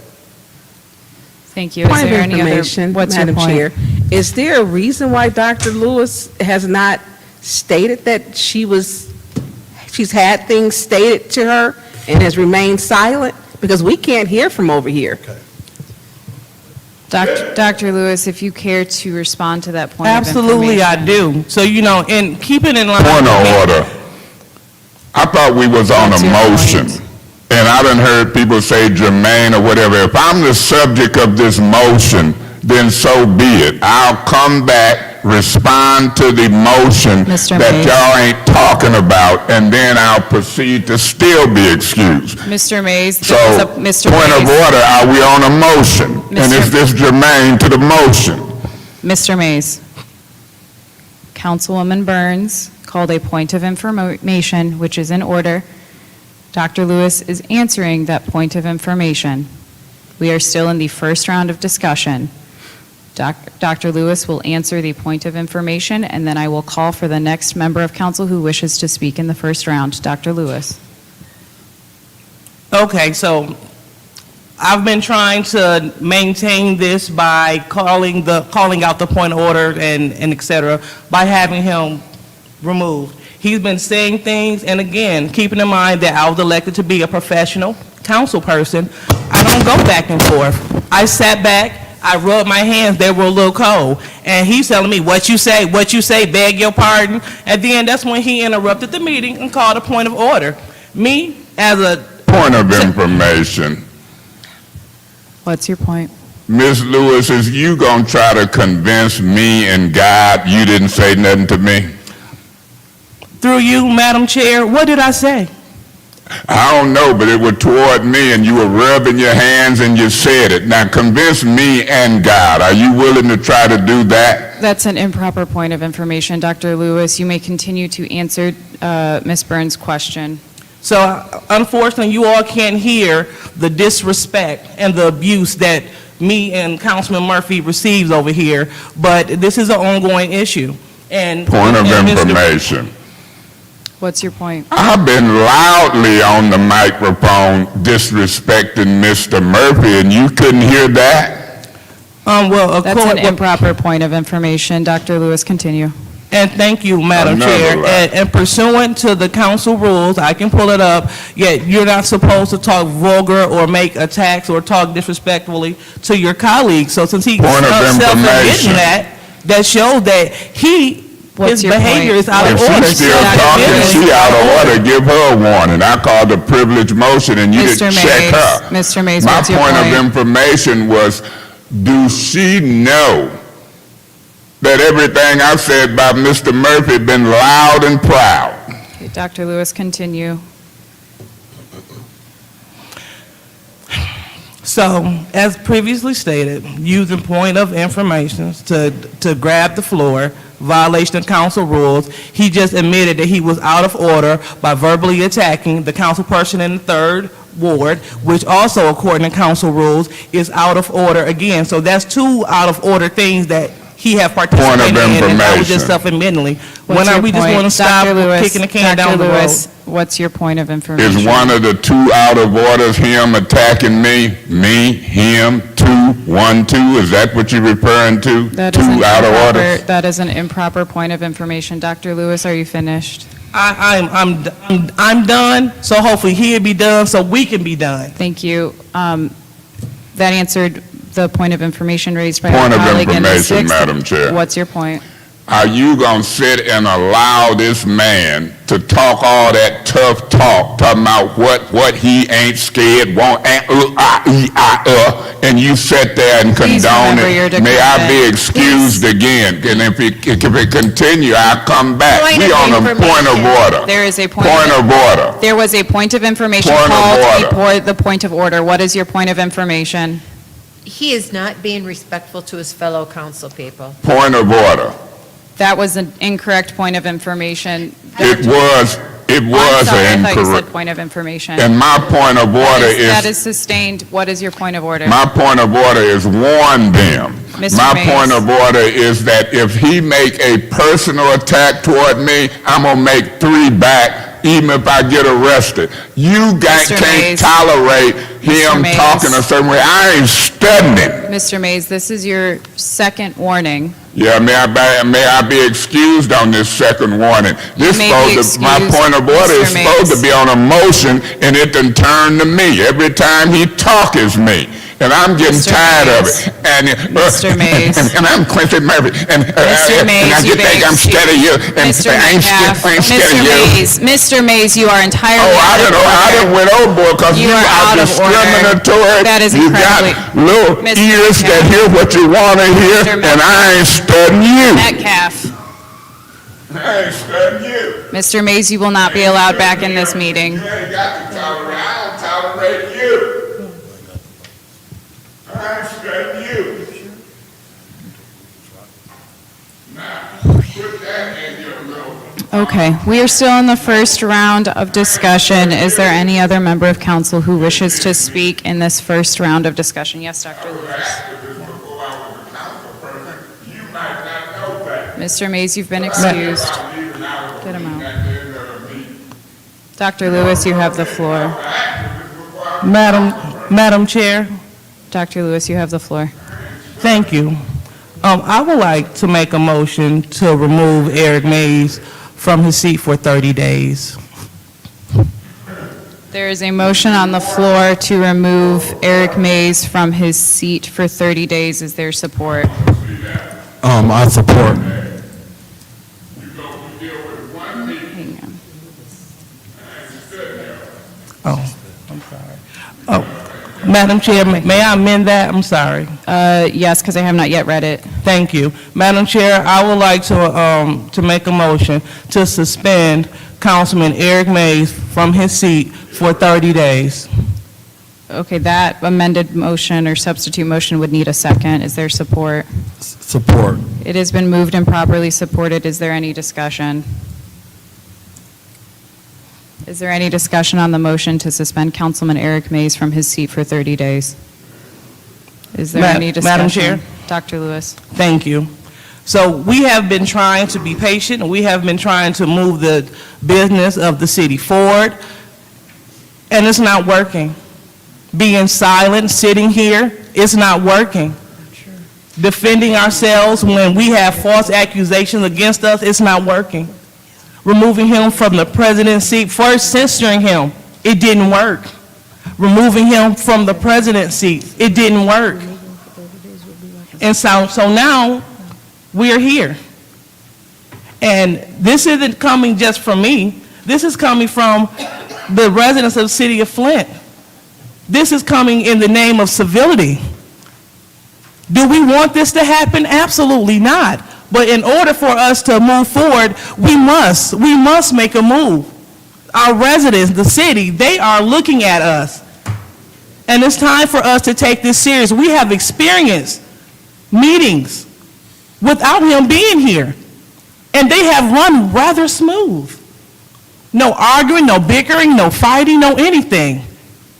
And us learned council members, we were learning from one another in a peaceful environment. When we did have a difference, we handled it like sophisticated professional council people. No one was attacked. And so this right here, this will speak to the political will of this council if we're really serious about moving forward. Now, through you, Madam Chair, to Attorney Kim, may we make will it be in order for us to make this motion to suspend Councilman Eric Mays for 30 days so we can get on with the business of the city? Yes, under Robert's rules, the body can issue that as a penalty. Thank you. Thank you. Is there any other discussion? Madam Chair, Was that Mr. Pfeiffer? through you, Madam Chair, to Attorney Kim, how is this, this motion compared to the one that the city lost against Kate Fields? Thank you, council member. There's two differences here. One, the motion, the discipline against Kate Fields, the issue there was that she was allowed to attend meetings but was not allowed to speak, and that the court in that case found that that violated the Open Meetings Act because the Open Meetings Act requires that all members of the public be allowed to speak. In this case, the body is doing what has been done previously, which is to suspend a member for a period of time. I believe 30 days is the motion, and that's what's been done in the past. Those motions have, as far as I know, not been challenged to suspend a member for 30 days for misconduct that occurs at a meeting.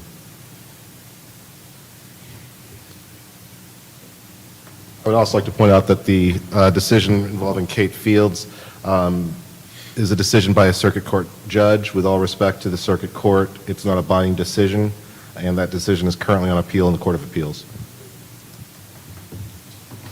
Thank you. Is there any other discussion? Mr. Murphy? Yes. So, I respect Councilman Mays, and I think he brings value as far as knowledge-wise, but I don't respect the fact that he don't respect us on council. And we don't have to like each other, and that's okay with me. But I think we should respect one another. And since I've been on this council, he has shown none to me, and I have probably not shown too much to him. And not because that's how I want it to be. It's because I'm a man, I deserve respect, and I'm going to give it if you give it. And I did not get elected to come here and have to be going back and forth with him. And I have watched over the years how he got into it with a whole bunch of council members prior to me being elected. I never come here and start anything with him because I did not want to do that. I watched the previous council and I watched some of them start something. But if you start something with me, I'm not saying I ain't gonna finish it. I will finish it. I will admit I'll finish it. That's just who I am. Anybody who know me, from my family to my friends, they know I don't let people talk to me no any kind of way. I just never been that kind of person. I don't let people talk to me any kind of way at my job. I don't let people talk to me any kind of way in my family. I don't let people talk to me any kind of way in the streets. People in the streets and all of that do not talk to me how me and him done had to go at it with each other. The old me would have been reacted in a way that I don't want to show that other side because the Lord blessed me to move me forward. Because the old me would have, I probably wouldn't be on council. I probably would be across the street somewhere. But what I'm saying, I get tired. I love my job as a city council, working in a community. I dread coming to city council meeting because I just don't know whether we finna end up and he finna say some off the wall stuff. I've been disappointed from when I ran for office and they put out this literature calling me a drug dealer. I did not like that. I don't know who it came from, but it was distasteful. And I didn't even run for office. What's your point? Is it and it'd be through you to Attorney Kim, but I believe to do that, don't we have to suspend the rules, take a vote to suspend the rules to get 6 votes to get him the censure? I know that's how it was done prior. Can you save that question for your time with the floor? I can. Okay, thank you. Mr. Murphy? So, I don't like having to go this route, but, people want to see us get work done. We got a lot of work to do here in our community. I'm excited about seeing the Miller Road project get done. I'm excited. I don't know what's going on in Councilwoman Jerry Winfrey Carter ward on Williams and Martin Luther King, but I've been being nosy, I'm excited about seeing things happen in y'all community, and I just want to move the city forward. We got a lot of work to do. It's overwhelming. My ward is overwhelming with calls about different things. So to try to stay up on top of responding to people's calls and making sure that you doing the best that you can to please the residents, and it's getting warm, grass finna start getting high. We got a lot of dumping. When we come here in the committee, we should be getting the work done. When we come to city council, we all should be voting up and voting down these resolutions. It should not take this long, and we do move better when he's not here. Not saying we don't want him here because he was voted by the people. But when is enough going to be enough? If we don't agree with him, we don't vote his way, we getting attacked. I don't agree with all my colleagues all the time. Not one colleague on this council I always agree with. I disagree with you guys all the time. Probably every time I come in this council meeting, we don't agree. But that don't mean we got to be calling each other out and calling. And we have, especially the 4 of us that didn't vote for him, we had just been attacked since we've not voted for him. And I think maybe this 30 days will probably help. I'm not sure, but you guys gave him a warning at the beginning. I thought you should have did more, but y'all only gave him a warning. Y'all removed him for president. Now we making a move to remove him for 30 days. It's just like the more we do, he come back and retaliate. So I'm done. I'll be supporting this motion. Okay. Thank you. Thank you, Dr. Lewis. Councilwoman Burns. Thank you, Madam Chair. I want to say this. We're picking and choosing on what things that tend to bother us. And I'm going to say this, to be called ghetto, and then to be on Fox News by another council person, and then a former council person to put it on social media. Well, and then some of my colleagues second the motion when she said ghetto. Well, ghetto, and we need to understand whether she was using in a noun or is an adjective, but the way it was used, it is a slang term that is generally considered offensive stereotypes because ghettos have historically been inhabited by racial minorities and disparities. So we didn't and this is the first time we heard her go off when she did that. We did nothing. There was no offer to remove her for 30 days. She's telling people I chased her and telling lies. I'm not removing him from this because when we talk about fairness, I'm not seeing it.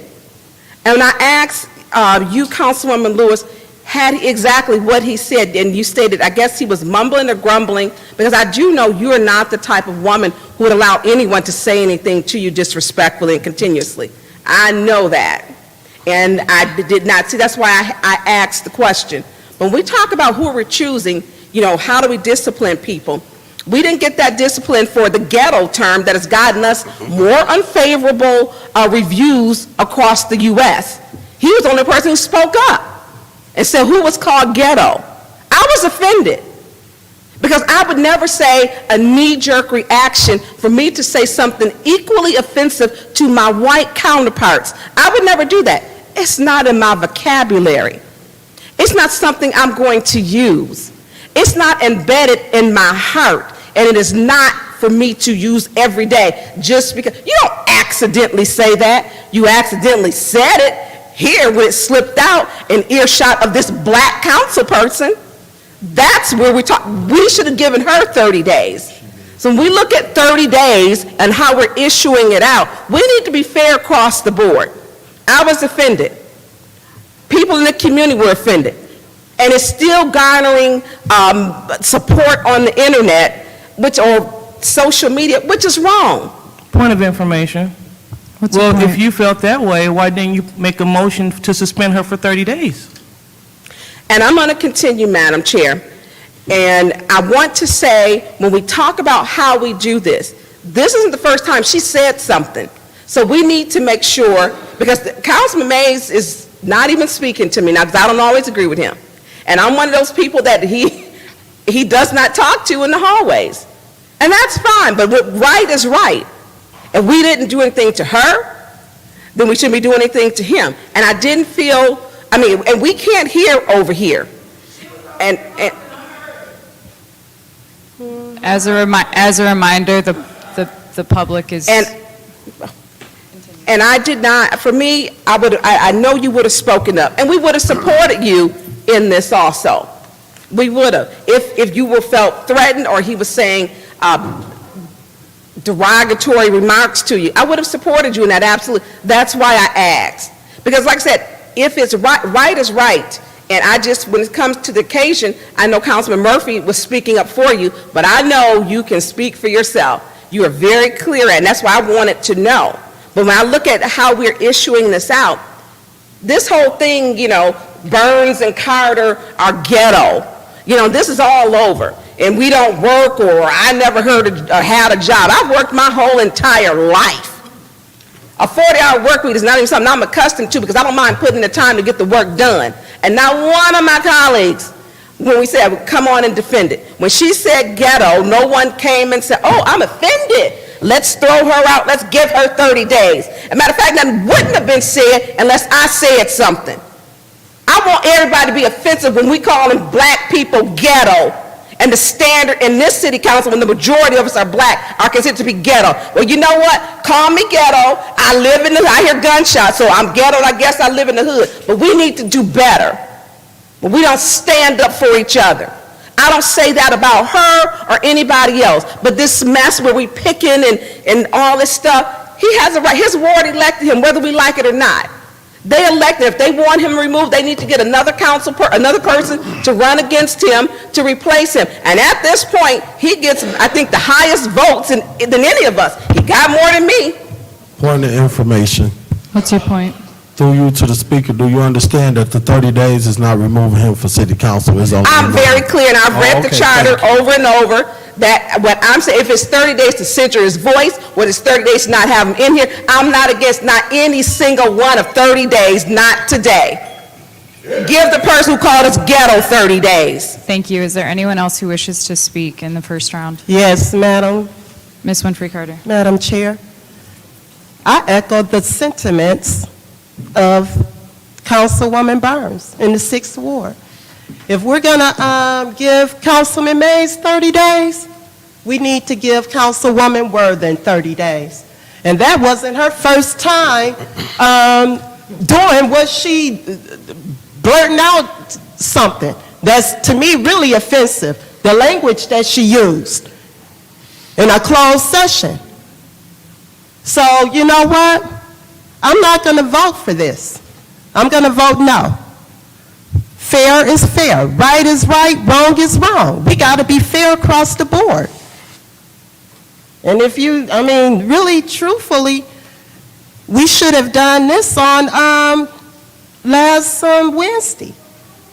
We should have voted her out for 30 days. So, come on, guys. We got to be fair across the board. I'm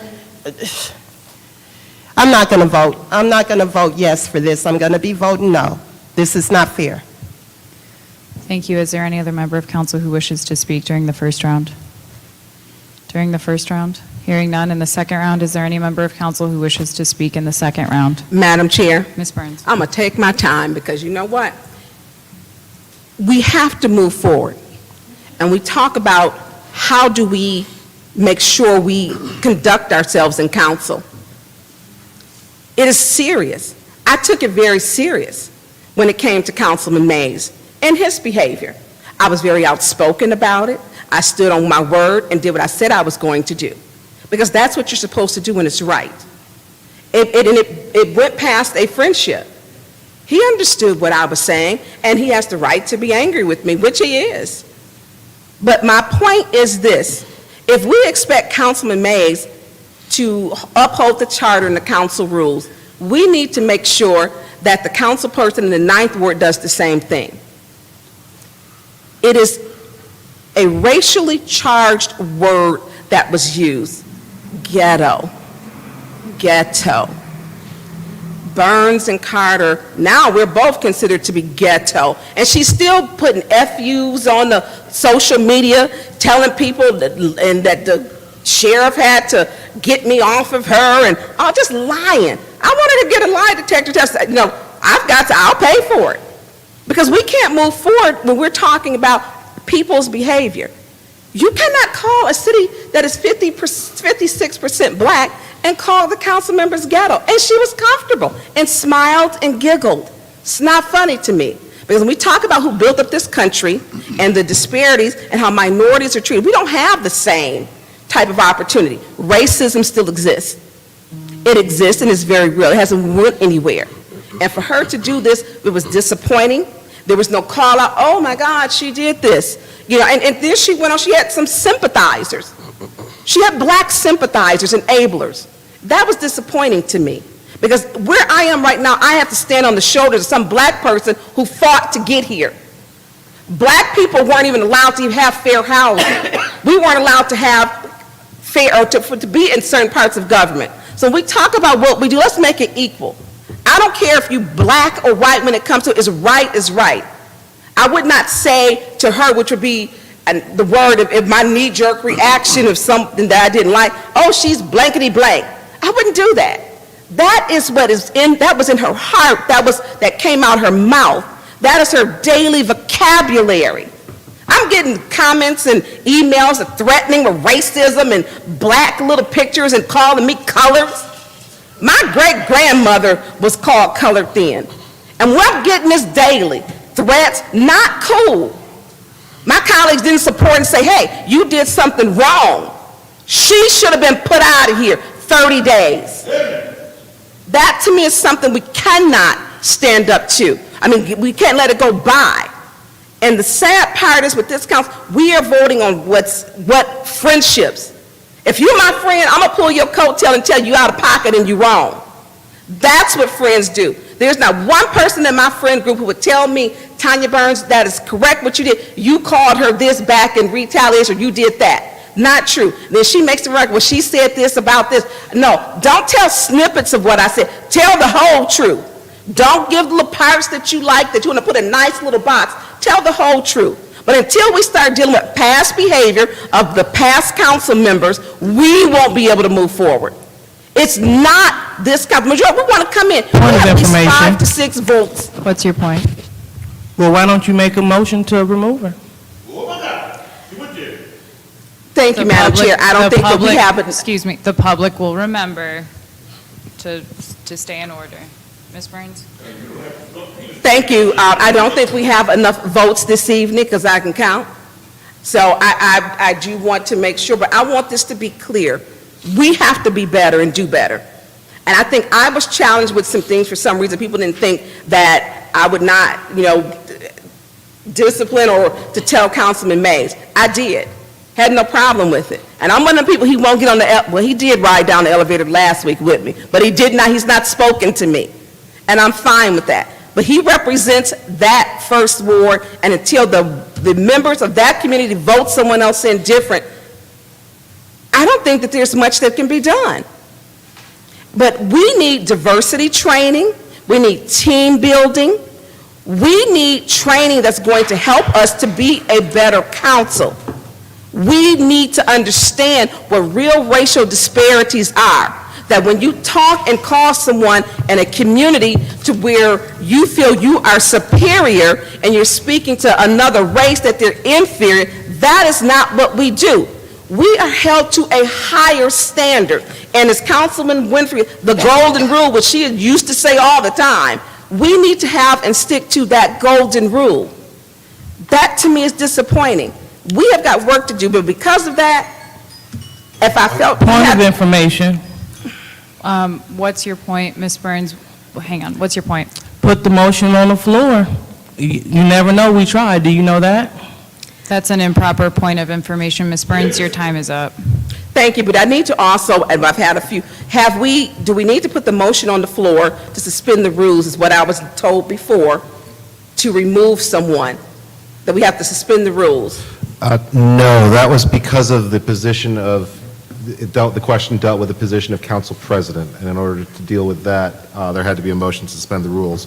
The simple discipline of one of your own members is not specified in the rules or in the council rules, in Robert's rules, or in the charter here, so the only requirement is that a majority of the council vote for, the council members elect vote for that. So that's all that's required there.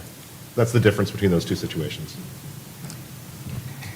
Councilwoman, Madam Chair, I would like to put the motion on the floor to suspend Councilwoman Eva Worthing for 30 days. Point of order. Hang on. Okay, because we are in the middle of a main motion right now, and this is an entirely new motion, we would have to finish this motion and vote on it and then come back to that motion. I'm not saying, it's just not in order right now. Okay. So we are in the second round of discussion on the motion to suspend the councilman from the first ward from his seat for 30 days. Is there any other member Madam of Chair? council who wishes to speak? No, never mind. Okay. Is there any other member of council who wishes to speak? Okay. I will take some time to speak. Did you? Okay. I believe that discipline, per our rules, which Rule 32.1 does expressly give us the power to discipline our own members, I do think that specifically the behavior that was displayed this evening by our colleague in the First Ward, and given historic behavior, is in order and is something that I will be supporting, especially because of the attacks that have been specifically mentioned toward me on numerous occasions, and not to mention just the blatant defamation of me and my character of a man who has had maybe three-minute-long conversations with me. This is completely disrespectful. The behavior of the assumption of one's opinion based off the color of their skin is so, to use the word that has been used, low. And the fact that our colleague has consistently said that he would rather go low. If you go low once, he'll go low 3 times. That's not how we move the business of the city forward. He can say whatever he wants about me. I don't care. I've got tough enough skin. I really don't care. It's just a matter of the fact that people are watching this around the world and they think this is normal. And they think that this isn't how city business gets done. It doesn't matter if we like each other or not. I don't agree with everyone all the time. There are some people who I agree with more than others, yes, but this isn't a matter of who we like and who we don't like. It's a matter of what's right and what's wrong. And the behavior that was displayed this evening, and specifically targeting a number of us, was blatantly wrong. If we don't hold ourselves accountable, how do we expect our city to hold itself accountable? To pick up the trash instead of throwing it out the window of their car? To take care of their properties? We have to hold ourselves accountable. We are the leaders of this community, whether we like it or not. We have to show what it means to do the right thing. And that's all I have to say about that. We are now to the vote on the motion to suspend our colleague in the First Ward from his seat for 30 days. Roll call, please, Madam Clerk. Ms. Priestley? Yes. Ms. Winfrey Carter? No. Ms. Burns? No. Ms. Hurkenroder? Yes. Mr. Pfeiffer? No. Ms. Lewis? Yes. Mr. Murphy? Yes. The vote is 4 yes, 3 no. Motion fails. Point of information. Okay. Let me call the vote. It was 4 yes and 3 no. The motion fails. What's your point? I got to excuse myself. Okay. Councilwoman Burns, I believe that you wanted to put a motion on the floor to suspend Councilwoman Eva Worthing. However, I did not hear for a period of how long.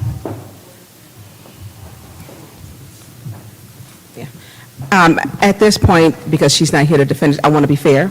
She's not here to defend herself, so right now I will decline. I'll wait until our next council meeting when she's here. So withdrawing the motion? I'm withdrawing the motion, Madam Chair. The motion has been withdrawn. We were back at the first round of discussion in the motion to approve Resolution 220059.1 pending the appropriate corrections. Is there any discussion? Is there any discussion? Okay, in the second round, is there any discussion? Is there any is there any discussion in the second round? Final call? Hearing none, that brings us to the vote on the motion to approve Resolution 220059.1 pending corrections. Roll call, please, Madam Clerk. Ms. Winfrey Carter? Yes. Ms. Burns? Yes. Mr. Hickenroder? Yes. Mr. Pfeiffer? Yes. Ms. Lewis? Yes.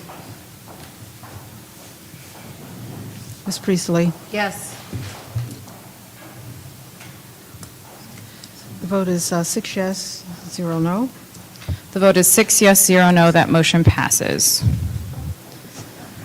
Okay. That brings us down to the first reading of ordinance 220166.1.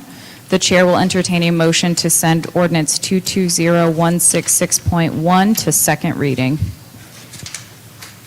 Madam Chair, Ms. Priestley. I move that we move ordinance number 220166.1 for a second reading. Is there support? Support. It's been moved and properly supported. Is there any discussion? Is there any discussion? Is there any discussion? Hearing none, that takes us to the vote on the motion to send ordinance 220166.1 to council, to second reading. Roll call, please. Ms. Burns? Yes. Mr. Hickenroder? Yes. Mr. Pfeiffer? Yes. Ms. Lewis? Yes. Ms. Priestley? Yes. Ms. Winfrey Carter? Yes. The vote is 6 yes, 0 no. The vote is 6 yes, 0 no. The motion passes. And then for ordinance 220144, the chair will entertain a motion to approve ordinance 220144. Madam Chair, I make a motion to approve 220144. It has been moved. Is there support? Madam Chair, I second that. It's been moved and properly supported. Is there any discussion? Is there any discussion? Final call, is there any discussion? Hearing none, roll call, please, Madam Clerk, on the motion to approve ordinance 220144. Mr. Hickenroder? Yes. Mr. Pfeiffer? Yes. Ms. Lewis? Yes. Ms. Priestley? Yes. Ms. Winfrey Carter? Yes. Ms. Burns? Yes. The vote is 6 yes, 0 no on 220144. The vote is 6 yes, 0 no. That ordinance passes. Are there any final council comments, or the chair will entertain a motion to adjourn? Madam Chair. Ms. Burns. I would like to final council comments. We have to learn to, one, we need training for sensitivity, racial sensitivity training. We could benefit from that. I don't think when we look at the culture, some things are convenient. This is business, and to play with people's lives, that's not good. You know, we have to do better. Last week's situation is still rolling over. It's still happening every single day. And it's not just social media, it's print media along with TV. So we can't keep stating, I believe we have to address the issues. And we need some work. We need training so that when you know better, you do better. And we need training so that we can come together. There's too many issues that I think that we may be harboring personally, and so that to move together after the training, we won't have any excuses. Racial sensitivity training, we need team building, and we need that, and we can benefit as a whole from that. A lot of us are digging down and we put our heels in the ground, but at no point should any of the colleagues be sworn at, talked about, and many of us have been cursed at. And that is not, that's not good. That's not good. Prayerfully, we can make it through this, and I will be speaking with the city clerk. I don't know if it's something we can do as far as training, but we need to have that, because the majority of this council wants to move the city forward. And we have ARPA funds, and we need to spend those ARPA funds. We got to work together to say, hey, let's put the city first. And that, to me, is important. Each of us have busy lives and work another job. Everyone's busy. But when we come here, we want to use our time wisely and respectfully. And I hope that we can do this. I don't like us being in the news for negative reasons and having to defend myself in all kind of nasty racial emails coming to me. I don't like that. I'm not offended by it. It's not the first time I've been called the N-word. I'm getting called the N-word quite often. That's not, it's not a word that should be used. It's a racially charged word, and I guess someone said, when they told me, you coloreds, I guess that was a better way. But my grandmother, great-grandmother, and grandmother, you cannot use certain words. They're offensive. The black culture and the black community have worked hard. We are people in the United States. We have worked to build this country. We are not inherently inferior. And I will not allow anyone to bestow that upon me by calling me ghetto because you feel you have some type of superiority. That won't happen. That won't happen. And it should not happen. We should even be having the conversation about it, unfortunately. We should not. I won't do it, and I will never have a knee-jerk reaction to offend my colleagues or anyone else. I've never even called anyone about their culture. I don't do that. If I'm upset with you, I will use some expletives, but it's not that. I don't do that. And I'm generally I'm not even upset like that, because this is the city business. I'm happy that we're working together to get something done. There's no place in here for expletives, and we have to do better. Thank you, Madam Chair.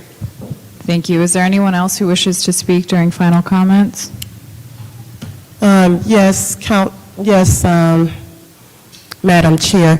In addition to cultural sensitivity training, I think we too need to have Myers-Briggs personality typing, because we all sit here, we all have different personalities, and it would be a good thing to, know your colleague's personality, because if I'm gonna use Councilman Mays for an example. If you know Councilman Mays' personality, and you know your personality, at some point you would kind of sit back and not. I saw a lot of people poking at him, and that's not fair. Just poking at him just because, to me, you guys have the upper hand, and making little comments under your breath, that kind of triggers him. And if you know it's going to trigger him, why do it? Why do it? So, along with the cultural diversity training, the cultural sensitivity training, we need Myers-Briggs personality training. And, I think that'll be good. I think that'll bring us together. I think, the one group, the couple that you had before. I'm in touch with them all the time. Okay, I thought that they did a really good job talking about cultural sensitivity things and issues. We really do need that. Thank you, Madam Chair.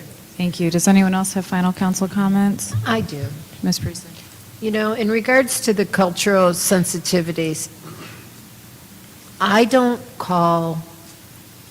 only find one person, two people possibly, who bring up race in any way, shape, or form necessarily as a major issue. And seeing how I don't think either one of those people would listen or pay attention, it might be a waste of our money to do that, because I think most of us are respectful towards each other, our race, our culture, and I tend not to see color. People might disagree with that because I'm white, but I have grown up in the city of Flint. I've had very good friends who are colored, black. I've dated a black man. I don't see color. And there are people on this council who continually, week after week, meeting after meeting, multiple times, talk about the white and black. That person is not going to pay any attention to any cultural sensitivity. None. Because they think they're justified. And it just further divides this council. And it breaks my heart. I see so many things on this city that break my heart in regards to race. So I don't think that this council overall is a racially divided council. There are people who, like I said before, people who need it won't pay attention and may not even come. So I think that might be a waste of money. So that's all I have to say. Thank you. Dr. Lewis? Thank you. Tonight was very telling. You know, as I sit over here and as I come here weekly, I don't always say anything because I was told if you be quiet and let them speak, he'll just move on. That has not been the case. And I wish that you all could hear the mumblings under our breath, because you will hear none coming from me because I don't have time. And so keep it in mind that I'm next to the abuse. Yes, I am a professional woman. Yes, I don't let people talk to me any kind of way. But what do we do when someone is at fault? We point out the rules that are being broken, but we have people that pontificate a good speech, but when it comes time to act, they do not. That's what we don't need. He is a senior council person, been here for 8 years, this the 9th year, and he still haven't got it together yet? That sounds like a problem. And so I understand the heated incident that happened last week. Guess what? Someone should have had the wherewithal to say, let's go ahead and suspend her for 30 days. And I guarantee you probably would have got support. But let's not transfer that energy into over what happened today. See, we didn't talk about when the news was here and I was walking in right before the meeting and I was called all kind of B words saying I don't want to sit next to that MFer. Yeah, all that was directed towards me. But what? I have to endure this all the time. He gets to take the mic and say what he wants to, and you know what? Let's go ahead and really just keep it 100. He don't come for you. He didn't come for you, Ms. Burns, until January the 19th when he spazzed out at that meeting. And then that's when you had issue. Usually you just sat back and just let him abuse everyone that didn't vote for him for president. That's what was happening. Information. What's your point? Does Dr. Lewis understand that is not a true point? Well, it is a factual point because I saw the footage when he went off on you. That was like the divide line. But the point is this: if he's not going off on you, if he's not your problem, then you don't understand. But I'm over here next to him. I hear the comments. I don't say anything because I try to rise above. See, I don't stand on hitting below, going 2 steps lower, because that's not why they elected me. And I trust that's not why they elected him. Now, if he's really serious about sitting in that seat and representing First Ward, he'd clean up his behavior. He'd stop making those comments towards the rest of the body. He'd stop interrupting us with these frivolous points of order and points of information, which he's obviously abusing.